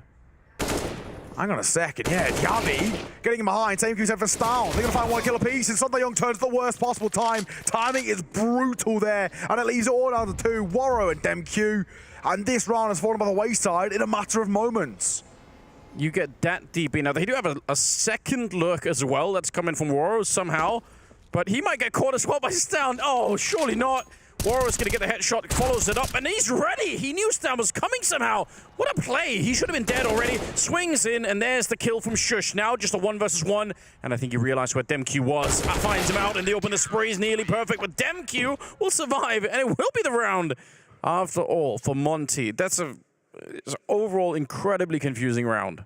By the skin of their teeth, Monte have won that round. That is ridiculous. But again, I think for Heroic, a little bit of a tilter to be losing that one. Everything started so well for them. Caught 3 players off guard early doors, and a 2 versus 4. You cannot allow Warrow to isolate fights like that.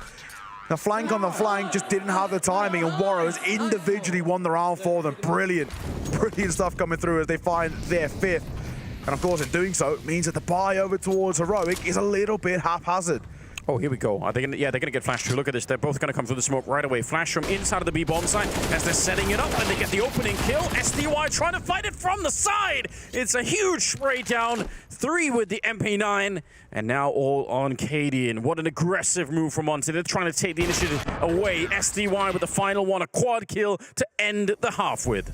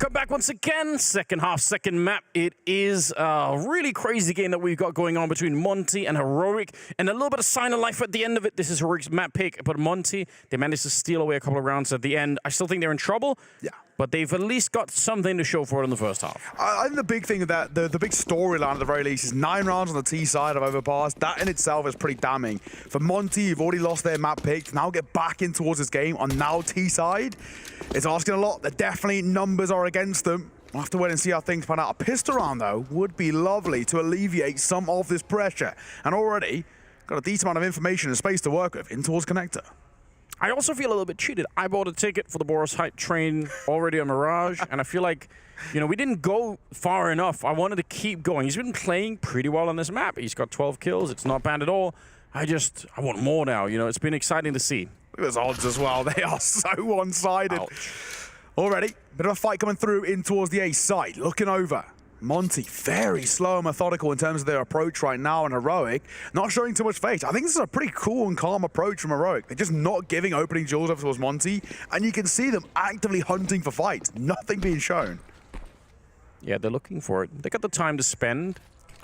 No kit at all on the Heroic side. So if the bomb does go down, it'll be a little bit interesting to see how this plays out. Oh, the smoke is up to try and buy something. Glock right on the other side, but instead they're going to fake it out.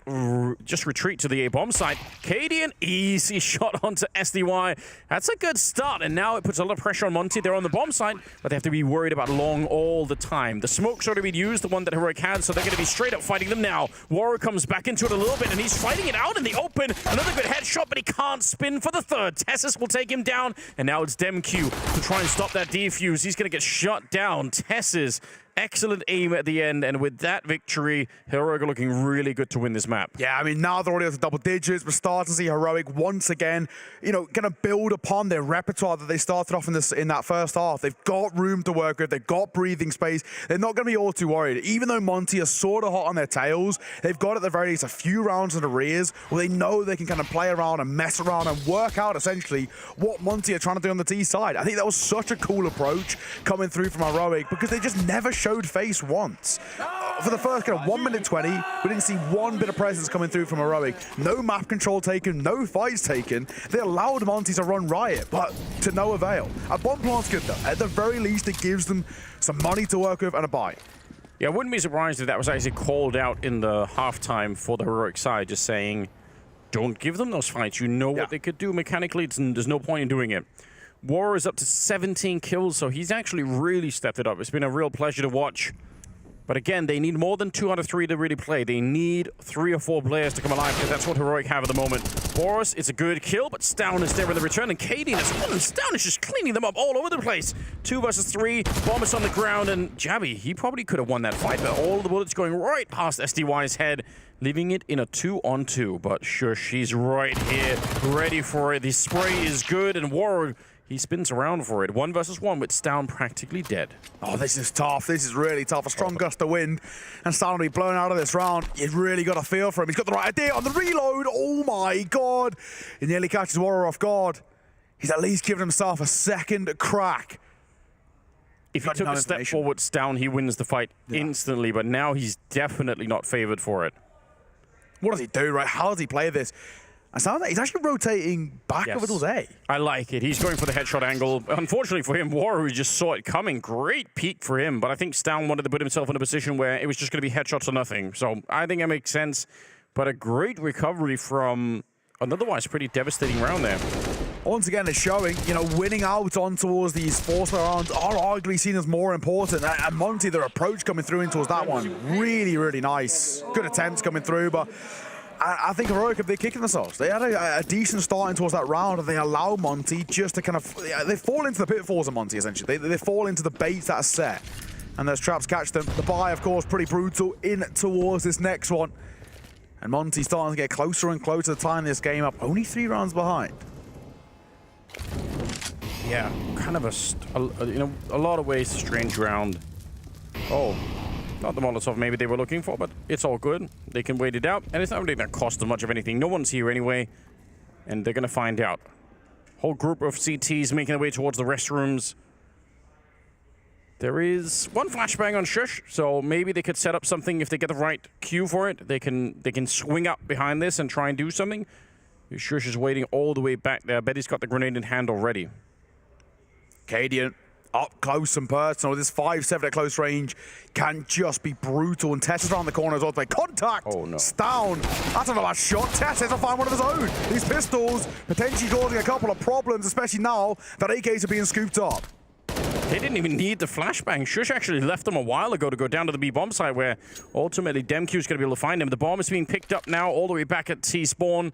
And Demq, oh, right place, right time to get that one.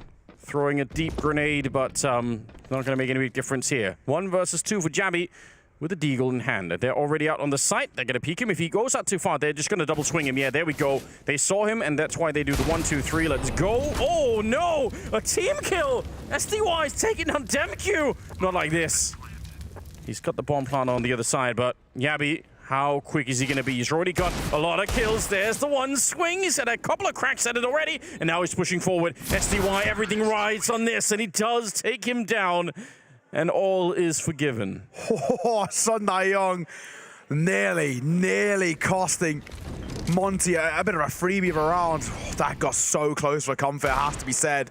But I'm like, a nice couple of shots coming through. And once again, we have to look at the buy for Heroic in that round and kind of what was the game plan, what they brought towards to the table. They didn't bring all that much in towards that round. So the fact that they're walking away with 4 out of 5 kills isn't all too bad. And of course, it does mean that they have nothing to work with towards round number 19. Only a P250 and 1 flashbang. So this should be an absolute throwaway round. Monte going to go to 9 rounds on the T side. This game could get a little bit dicey. 20 kills on Aurora right now. Very likely to be 10-9. Again, they have that 1 flashbang on Tess's, but I mean, the weaponry is even worse this time on the Heroic side. So presumably going to be quite hard to do anything. Yeah, it is. I mean, in terms of numbers, definitely getting closer. I still think Heroic CT side, when they pick up the rifles, should be fairly strong. But at least I have the advantage of allowing Boris to go look for the fights like he did on Mirage, right? Give him some freedom. I think Boros is one of those people that I think you shouldn't lock in towards the system. When he's given freedom, he can be such a menace. Speaking of, Boros was up for 2. That's what you need to see come into fruition. Boros with a double, but deleted by the P250 is down. It's only a consolation kill. And now already much better. This is where we're starting to see Monte come alive, start to find form. Consecutive rounds and put on the ball from them as well. Exactly where you want to be. That's 3 in a row coming through from Monte now as they're up to 9 and within reaching distance, just 1 away. If they're able to take this full buy away from Heroic, this game now, I mean, the script starts to get flipped. It definitely does. Very, very interesting. That would, I think, I mean, obviously be shocking in general if they made the comeback, but I think on this map especially, in the way that it's gone, nice shot from SDY is taking down Stown to begin with. They're going to try and double nade it. Timing is pretty good. Oh, Yabby just walked away. He was just jumping for it. They had the right idea. He's going to live another day out here on long. Cadian taking a bit of a fight. He's going to try and flash his way into it, but sticking around out here for a long time when they don't have restrooms control is super dangerous. Oh, Shush has been heard jumping as well. Boros dropping an 8. Nearly cost him his life. There's a lot of damage over towards Shush, though. And in doing so, he'll just fall away. Numbers favor Monte. They know they don't need to take any kind of bad fights here. They can essentially rely on the buddy system, play as a 2, and play for trades. And right now, that's kind of what they're doing. They're leaving the bomb isolated at Krasno, but the rest of the team playing this buddy system, they just play for trades. 4 versus 5 and a heavy gamble for Heroic, which is not uncommon for them. I would say more commonly, though, when they do this, they do tend to go a little bit aggressive, and they're sticking around on the B-bomb side. Cadian is 100% dead. So many people on long ready to catch him, and he was kind of forgetting about the fact that that could have happened, I guess. So it's going to be an instant save here for Heroic. There's no doubt about that. Question is, do they go hunting? I mean, they have a little bit of money left in the back pockets. They could actually make this even more of a damning round over towards Heroic. Send a few bodies out, searching and probing for information, for kills. And who knows, this could be a little bit problematic. You see, they're doing exactly that, sending people flying around. Demq seems like he'll be the first one to really test the waters. Who knows, SDY might come join him momentarily, and who we could see this one made pretty expensive on the way out. Heroic are expecting it, though. Yeah, they are set up, and they're very, very far back on the map. But I mean, it kind of makes sense, right? If you get some rifles away here, you do limit the potential for Heroic in the next round. All right, last couple of seconds, Waro gonna make a bit of a run for it. He's gonna be found, but it's okay. Not really the end of the world. Game is tied up 10-10. That's very surprising. I'm definitely a little bit curious about this. To me, this read like the kind of game that Heroic, they were gonna flip to the second half and wipe out Monte. That's what it felt like to me. Agreed. Hasn't really played out that way. Yeah, and while we do have a little bit of a pause as well, I can mention over on the other stream, right now, 9, they are 7-2 up against Vitality on their map pick of Vertigo. This team continue to impress. I don't think it's any surprise to see some of these names towards the top of the scoreboard. Kyle RK, Hades, all sitting around 8-7 kills apiece. Really good to see as well from them. Imagine the world, huh? Imagine a world in which 9 go 3-0. I mean, I've predicted it, but I gotta say, the opening 2 days, there was validation behind my choices. Hades, of course, an unbelievable player. And I think that G2 game, the only reason I was so confident 9 would do something was just because I know they've openly admitted they are huge G2 fanboys. They watch every game. They have kind of got them down to a microscopic level where I knew that they would be able to understand. Oh, you hate to see that. The knife on towards SDY. Well, it was, and then they knew them. They went towards the best of 3 against Vitality. That is hopium. I love that 9 side. They're playing some cracking Counter-Strike. Yeah. I think that, I mean, when we were watching them at Pro League, they quickly, I think, became sort of a fan favorite in that one. Just very enjoyable to watch. This is kind of cool. Okay, I like Boosting on over. No CT push on the other side, which is interesting. Normally that smoke gets thrown exactly when you want to do some sort of a double push out of the tunnels, so it'll slow down Monte a little bit, but not too much. Reclaiming some space here, Boros. Not what all too much. Re-smoke coming through from Heroic. That'll just lock out Monster control. Bomb is brought over towards the Monster position, but not committed just yet. There's still a possibility in kind of a classic Monty of doubling back and going to join forces over towards A. Right now, it's just playing it around the smokes. Still 50 seconds left here. Bomb outside of the B bomb site, so we can already tell a little bit of an attempt here to try and lure the defense on this side. If you can get a kill, if you can make them rotate another player in, that flashbang is really good. That should have been the kill. Gabby's lucky to be alive. They're wasting precious time. They got 2 people out on one. They can't really go and find Gabby. They're going to run out of time. 30 seconds now. The bomb is going to get picked up. This could be a really dicey game. Stown has another smoke, and don't know if he's in a position to throw it down, or they're going to come pushing through before that even happens. Boros trying to get the opening here, but Stown is just in the corner looking down, and he might have a one-way here. A little bit of a lineup. It's a team kill again, and it's a 3 versus 4. Seems to be a bit of a reoccurring theme over towards Monty. Team damage start the round on towards SDY, and a team kill from DemQ, but he's making it count. Double kill for him. Bomb goes down. Oh, with Yabi falling as well. This round's in jeopardy. Heroic might get to a point of saving. Trying to get back in towards this B side. The smoke's all over the site. It's going to be so difficult. There's just no information for them to work with.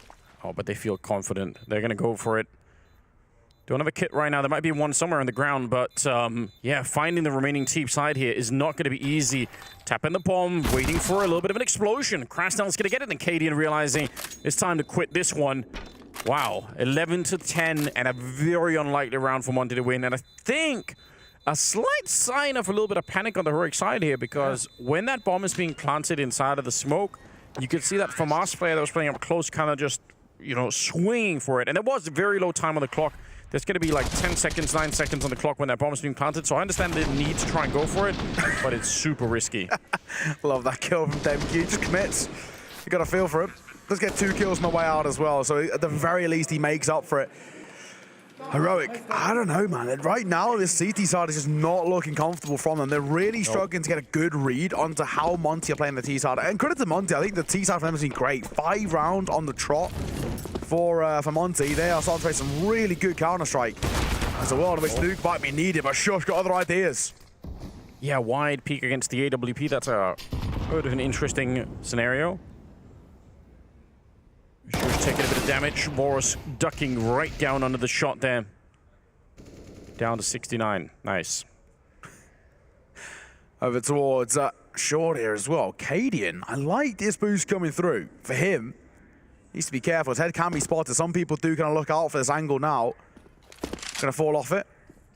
And the spam also could be problematic. If he spam through the wood, both of them could fall. This rifle for Cadian has to find some success. This round is still a possibility. It's just slightly improbable. Yeah, they don't have a lot.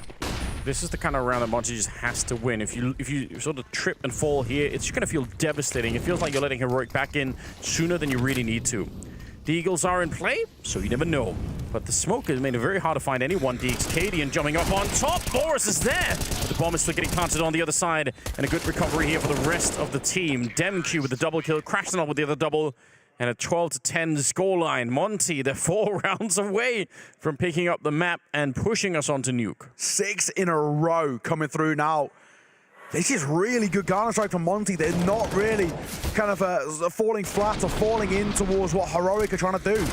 This has been exactly what Monte want to do. Control the game, control the tempo, force Heroic into these really awkward engagements and allow for their individuals to shine. And that's what we're seeing. Individuals stepping up. Waro continues to have a super impressive game. But now we're seeing Boris, who was uncharacteristically quiet in the first half, step up. DemQ as well, Sunday Young, both on 15, all having that impact.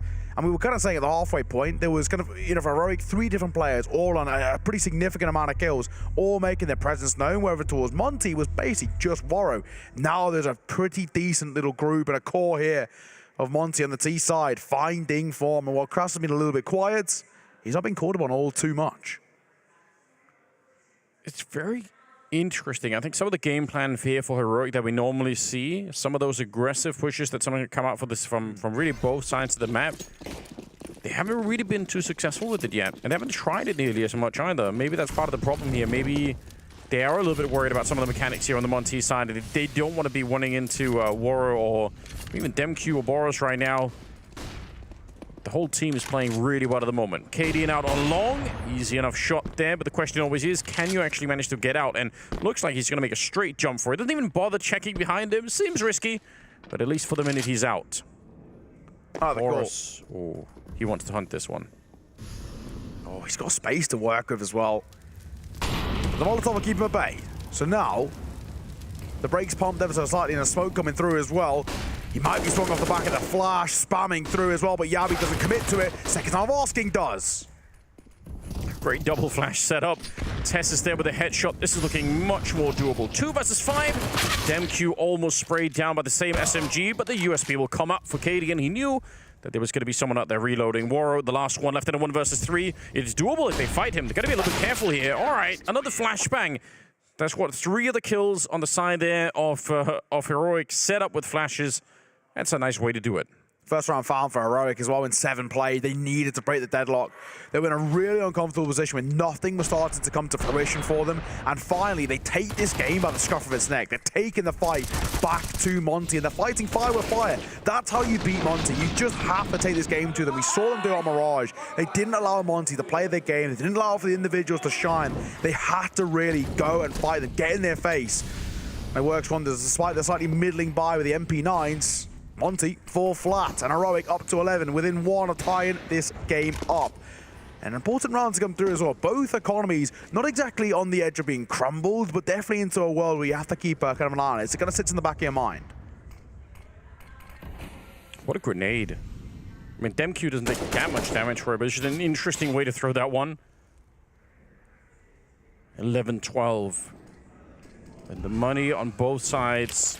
Maybe more so for Heroic, but either way, you've got to be so careful. If you let go of the economic advantage here on the Monte side, you start to save. I mean, Heroic also in terms of you haven't heard a lot of screaming, they haven't had a lot of reason to. True. But you know what's going to happen if they start to win rounds. Cadian is going to get this team fired right back up again. He's up to 20 kills, so he's really feeling it as well. You know that's going to happen. You know that's right around the corner, so you've got them a little bit shook right now, Heroic. You have to end this game before they recover their senses and get back into it. When you look across the board as well, Cadian, of course, playing very well as he shows it with that shot towards Boris, the same as for Stown, Yabi, and Shush. All are in that pack of finding frag. They'll come through, won't quite find the mark, but they're pouncing over towards A in 25 seconds to do so.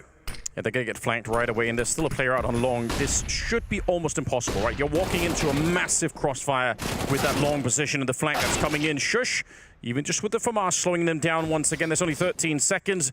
Yabi gets one. That's a flank before the bomb is even planted, and I think they realize now there should be no way out. 5 seconds, and there comes the sneak in from long. This is well played. Oh, he needs to die right now. He has to die. Oh, just, I think, barely died before the time ran out. That's horrifying. If they could have waited even a second more, he's not going to have the loss bonus. Oh, he gets very lucky as well. He had 1.4k, so he's very fortunate to fall before the clock runs out. And just like that, we're all tied square. Pause to be called. You're assuming by Monte as well, because you can understand they were in control 6 in a row. And Heroic, they've answered right back. Fortunately, Warrow did fall before the time ran out, of course, so he'll have 3.3k to work with. The buy's going to be a little bit janky over towards Monte. The only one with money, really, is Krasno and Demq. Demq has 6k, Krasno 4.5. The rest of the team sitting in and about the kind of 3.5 kind of K mark. But knowing this Monte side, Force buy is kind of, you know, what they like to do. It's kind of what their bread and butter, so to say. So wouldn't be surprised to see a nice full buy coming out, an open play potentially bought up by Demq and dropped over towards Warrow. Yeah, exactly that. Force buy to come through. It's a couple of gills to wield. Utility somewhat limited as well, so an important round. Very, very important too. Heroic find this, they can lock themselves into 13 and probably 14 as well. Yeah, but I really like this from Monte. This force buy, though, if it works, likewise, they can get to 14 themselves. Yeah. I think that's the calculation that they've done. There's not that much cash, a little bit on Cadian. Maybe he could drop a rifle over and they can kind of like keep it going, but it's not going to be very pretty at all. So this is an attempt to try and almost end the map. If you're Monte, you just want to get there. They fought really hard. This is impressive. We knew they were going to be good on Mirage. That's maybe not a big surprise. This map, a lot more questionable. If they can get to Nuke, we know they're going to be pretty good on Nuke as well. So there is still a hope and a dream out there for Monte. Nuke could be such a good deciding ground as well, I've got to say. We know Heroic play immaculate Counter-Strike on there, but it's just Monte 24 times the last 3 months. Reps alone, that's scary. Oh, look at this sneak up here from Boris. He is a nightmare to deal with. Mechanics are good. Spray, not quite accurate this time. Oh, and he doesn't check the corner. Tessus will take full advantage. Drop him immediately. 50 seconds on the clock. He swings in for it behind the flashbang, and it's another good couple of kills. Demq starting to get warmed up with the Galil, and they go straight for the bomb plant here. There is no flank coming. I mean, at least for now. Oh, he actually fakes it, and Jabi takes him down, and now there is a flank coming. It was going to be late, but I think Shush is going to be perfectly timed on this one. 1 versus 3 for SDY. Yeah, it's just so much to do with so little to work with. Cadian will see him off. Good round from him. 2 kills to his name. And Heroic claw back a lead in their favor. It's been a long time coming because we've been seeing this Heroic side find some form. And they struggled, but now the full buy is coming out. Now they're finding consistency. This is where things get all the more janky. The force buy was a good call. Unfortunately, doesn't quite pan out in the way they would hope. No, and the problem is, right, they did not even get the bomb plant. So true. They needed all the money they can get. Oh, this is starting to get frustrating. Yeah. Look at the money. Look at the buy. Over towards Monte. Lost bonus is built up so they can invest into some upgraded pistols. Bit of armor as well into Boris and Demq, but aside from that, this round is going to be so difficult to convert. Oh yeah, find the Deagle headshot. Anything at all to get back into this one. Gonna get a nade instead. And this is looking like a 14-12 type scoreline, and even after this round, their buy won't be that impressive. A bomb plant now would be huge for Monte. They need it. Quite unlikely to get it. Okay, nice. Okay, all right, it's not a bad shot from Demq. Mechanically, some of these guys as well as Monte are just so scary, but so is Cadian. Won't find one, Julie's whipped out, but Demq finds yet another, and then Orp scooped up as well. Oh, this is very interesting, and actually the rotation's quite far away from Heroic. I don't think they were really expecting for that to be as successful. And look at this forward position, holding the stairs, ready and waiting. They have a little bit of an idea. Grenade gets shown up. He gets a leg on one and starts to fall back around the corner. He misses it. It's another team kill. It's still a 2-1-2 in the corner. Warrior is ready and waiting. They take it out. Demq. Oh, this is going to have to be lightning fast, Warrior. He can't miss a single bullet, though. He's dead, and he misses all 3 of them in the corner. Shush will hunt him down, and of course he has the kit. It is so close. It's still a very successful round for Monte, but they could have almost won it. Considering what they brought in as well, that is actually pretty damn good. A few pistols to work with. They get a bomb plant and 4 out of 5 kills. Not bad at all. But unfortunately, the story at times over towards Monte in this map has been so close yet so far. And that's the unfortunate. They'll look back at some of these times they've been unable to close out rounds. I mean, Cadian alone closed out 2 rounds in that first half, and that could have massively swung the momentum, especially where we see ourselves right now at a 14-12 scoreline. Full buy out for Monte. And potentially the final full buy of this entire series, Anders. Yeah, but look at what they did. The fact that they got the bomb plant means they have a lot more money. They couldn't have bought a lot of these grenades here without it. And also, the money for Heroic is blown up. Monte can win this one and almost bounce up to tie up the game. Not quite. There's probably going to be some sort of force up for Heroic, but some of them are going to be really, really poor in this one. So they've built an opening by getting it down to that 1 versus 1 in the previous round, and that's huge. Let's just see. Down going to be just guessing through this one. And they're all grouped up. They want to hit the B-bomb side hard, and it looks like Heroic have read this very well. Smoke coming through. Pot flash as well. Boros pushing in front of it. It'll catch him. But the swing from Yabi, messy, and it will be punished. Same goes up for Shush, who only gets 1. Oh, but Cadian playing around the pillar. He's going to pick up that one. Whoa! Oh, he's lightning fast on the trigger. On top of the smoke, there's the 4th man that you're not expecting. You've done the math. You've counted. That was 3 people attacking you down in the monster tunnel. You don't think there's going to be a 4th one, but there is, and they're just not ready for it. Waro, he is almost dead. 1 health left. Demq, he's been playing lights out as well. 21 kills, and now they're going to try and see if they can maybe use this to their advantage. 2 versus 2. Waro is so fortunate to still be alive. And Demq will find the kill on towards Tess as both players are low. For Stown, it's a massive possibility. He's going to double back, in fact. 66 points of HP. And he's going to rotate over towards B. I don't know what the call is here for him. He's doubling back towards B. And the second the bomb goes down, which is going to be somewhat imminent. Yeah, how does he play it? Now? Probably can't get back into it.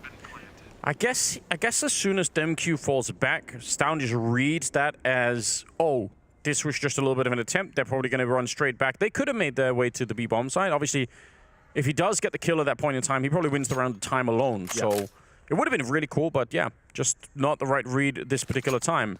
Curious, I really thought Demq was going to go down. I feel like there was enough time for the CT player there to win the battle. So a little bit unfortunate. That probably was a fight that was going to be favoring them. But now it's 14-13. They've got 1 AWP saved, which is super important, right? Because they're going to need to drop that over. Yeah, of course. And then Yabi, Cadian, and Shush can buy, and we'll see what happens. Yeah, Tessus might be down into just a pistol. It's going to be a little bit of an awkward one for him. I think all things considered, Monte, they survive a scare then. We see Waro 1 point of HP. Demq had something like 30, 36. It was not exactly the healthiest of 2 versus 1, but they make it work. Really well played, in fact. That kill towards Tessus more or less decides it. Stown doubling away at the worst possible time. And in doing so, Monte stay alive. They stay kicking 14-13 within 1. Yeah, look at the buy. Tessus is down to only just a deagle and half armor for him. Rifles on deck across the board. They need something special. You really don't want to stumble here. This is the moment in time where Monte could almost win the map. They're going to get dangerously close. A little bit of a grenade stack going on, but I think, yeah, Stown's on the other side of the wall, so he's going to be fine. He's listening in, saying, all right, I know what you're doing. Again, the 4-man stack down to the B-bomb side. It'd be heartbreaking if Monte stumble in this round, because they probably can't get up again.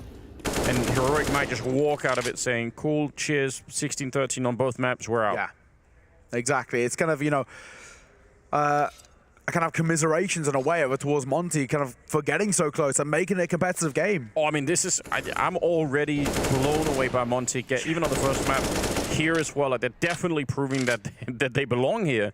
No question about that. It's just that right now, they're actually making a really strong case that not only do they belong, but they actually could take it to a 3rd map, which, I mean, it should be so much more impressive. So I'm super here for it, but the money is the real big issue. They need to keep this going. And if they won this one, though, they're actually in the lead. They're probably going to be at 15. So let's just see. A little bit of a flash. Shush wants to move forward. He's had a pretty good game himself. No one's catching Cadian yet, but Shush is a good candidate for it. Smoke up, Molotov's up, and Yabi through the smoke. He's going to get blown up. That's Not what anyone was expecting. DemQ down on the other side, and they're going to make the rotation call back. Cadian, he better be lights out on this one. He misses the first shot, and they're ready for it. Instant takedown. All of the pressure on, and they should save. No reason for Aurora to even get close to this bomb site. The full 30 might be needed, Anders. This game is looking like it might go down even past regulation right now. I think for Heroic, they're calling it. They just don't want anything to do with this. It's definitely the right call. There's no way they're getting back in towards our site, and credit to Monte. TSS on the way out. I'll make it a little bit more expensive. We'll find SDY. And DemQ going to follow the same suit, 6 feet under. So Heroic are making this expensive on the way out. Monte are trying to play aggro exits. It's not actually working well for them. It's going to come at quite the cost, where they see upgrades picked up. TSS, he only had a Deagle to work with. Now walks in towards the next one with an AK. That in itself is pretty monumental.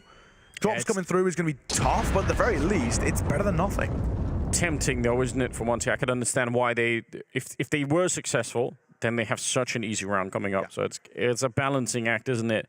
This time didn't really work out. 3 AKs and an M4 still in play. Oh, and DemQ, this is the start of it, isn't it? Very, very good stuff. He's been impressive. 2, 3 smart, måske smart. En taget ude foran B.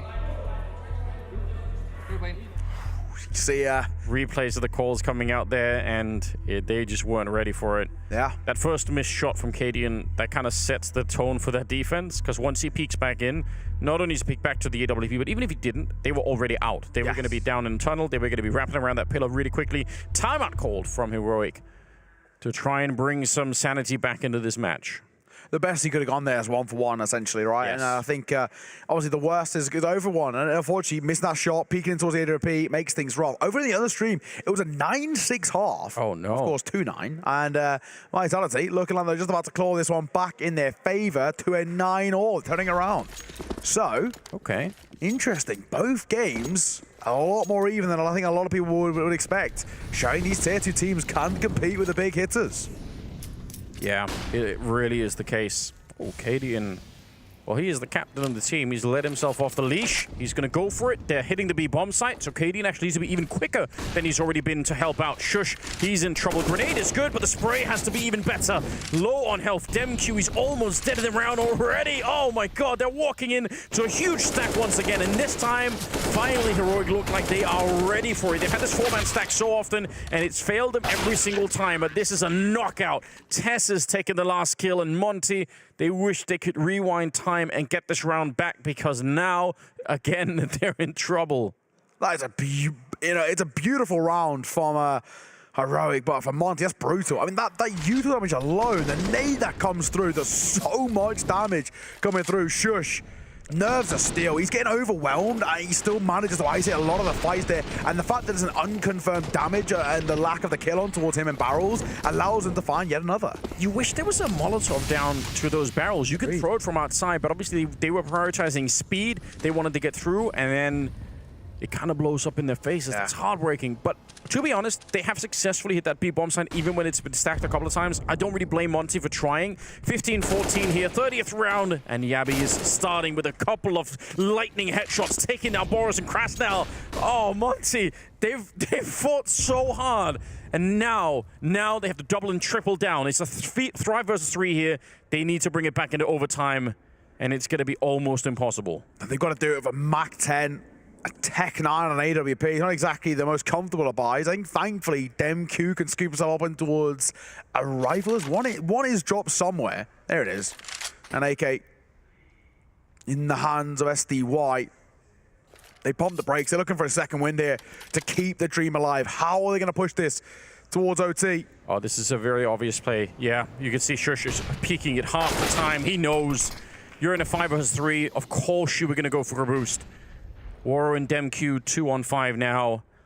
And the dreams and hopes of Monte here slowly fading away. My god, they've played an amazing game against one of the absolute most powerful teams in the world right now in Heroic, finishing second at the last major and almost being pushed on to a third map. And Monte could have won the first one as well. They're definitely an impressive team. But Heroic had that depth of experience. They've been here before, and they're looking to do it again. One more round here, and they get to be at the legend stage. DemQ, 1 versus 4. He's fighting at every angle, and there we go. 16-14. Heroic, once again, legends. As expected from this side, but my god, were they made to work for it. credit to Monte, but it's commiserations to Monte as they now drop into the 2-1 bracket. I'm hoping they don't have the same fate as the likes of FaZe and Veto, of course, were in the same position over in Group A. And of course, they find themselves in the LCQ, but Heroic, I mean, what a performance. I think especially when that game looked like it was starting to slip away from them, the pause that comes through, Cadian rallies the troops. He does a solid job of bringing that game back in their control. The crunch that came through from the B side, the stack that just denied Monte, that won it for them. I mean, to be honest, I bet right now obviously feels heartbreaking. You were so close on both maps. It could have gone the other way. There could have been a 2-0 for Monte, and in some sense of the, when the scoreline is that close. So you're probably going to feel a bit upset right now, but hopefully in the review, they come back to the hotel, they get a little bit of a break. They should realize this is still really impressive. This is still a very confidence-building kind of game. They pushed Heroic really hard on this one. Monte have just lost 2-0, and on paper, that itself might look pretty bad, but it's 16-13 and 16-14. I mean, that itself is absolutely incredible. And I think it's definitely safe to say they've earned the respect of these guys. And you've earned the respect of arguably right now the best team in the world. With G2 having a couple of shaky moments, losing to 9 in the RMR, I mean, Heroic arguably can be seen as the most secure team. I've got to say as well, it's a cool thing to see Boros play as well as he did, but it was really nice in this one to see Waro and DemQ step it up to follow, because I don't think you can play Tier 1 Counter-Strike right now and just have one AIM superstar that can just carry the whole load, especially a team against a team like Heroic. And luckily for them, they don't. They have other people there. So that's really encouraging. That, I think, makes me more hopeful, at least for the next couple of Monte games. Yeah, exactly. And this is one of those things. I think Monte are a side who have always been, at least in 2023, the gatekeepers of Tier 2. We know that these guys are the top of the top. They've won quite a few of those CCTs recently. They've been doing some decent work in terms of the upper echelon Tier 2. And it was, I think the big question was, are they onliners? Can they actually do it online? And now these guys are proving it, that they have this ability to step up and compete against some of the best online. I mean, it's really good to see, and it's actually really promising for Monte in their future. It really is. Now, I do think we have an interview ready, so not yet. We're almost ready for the interview. Getting close. But yeah, I mean, I think doing this on LAN is just it is an impressive feat. I'm really, really happy we get to catch this game because this is fun to watch.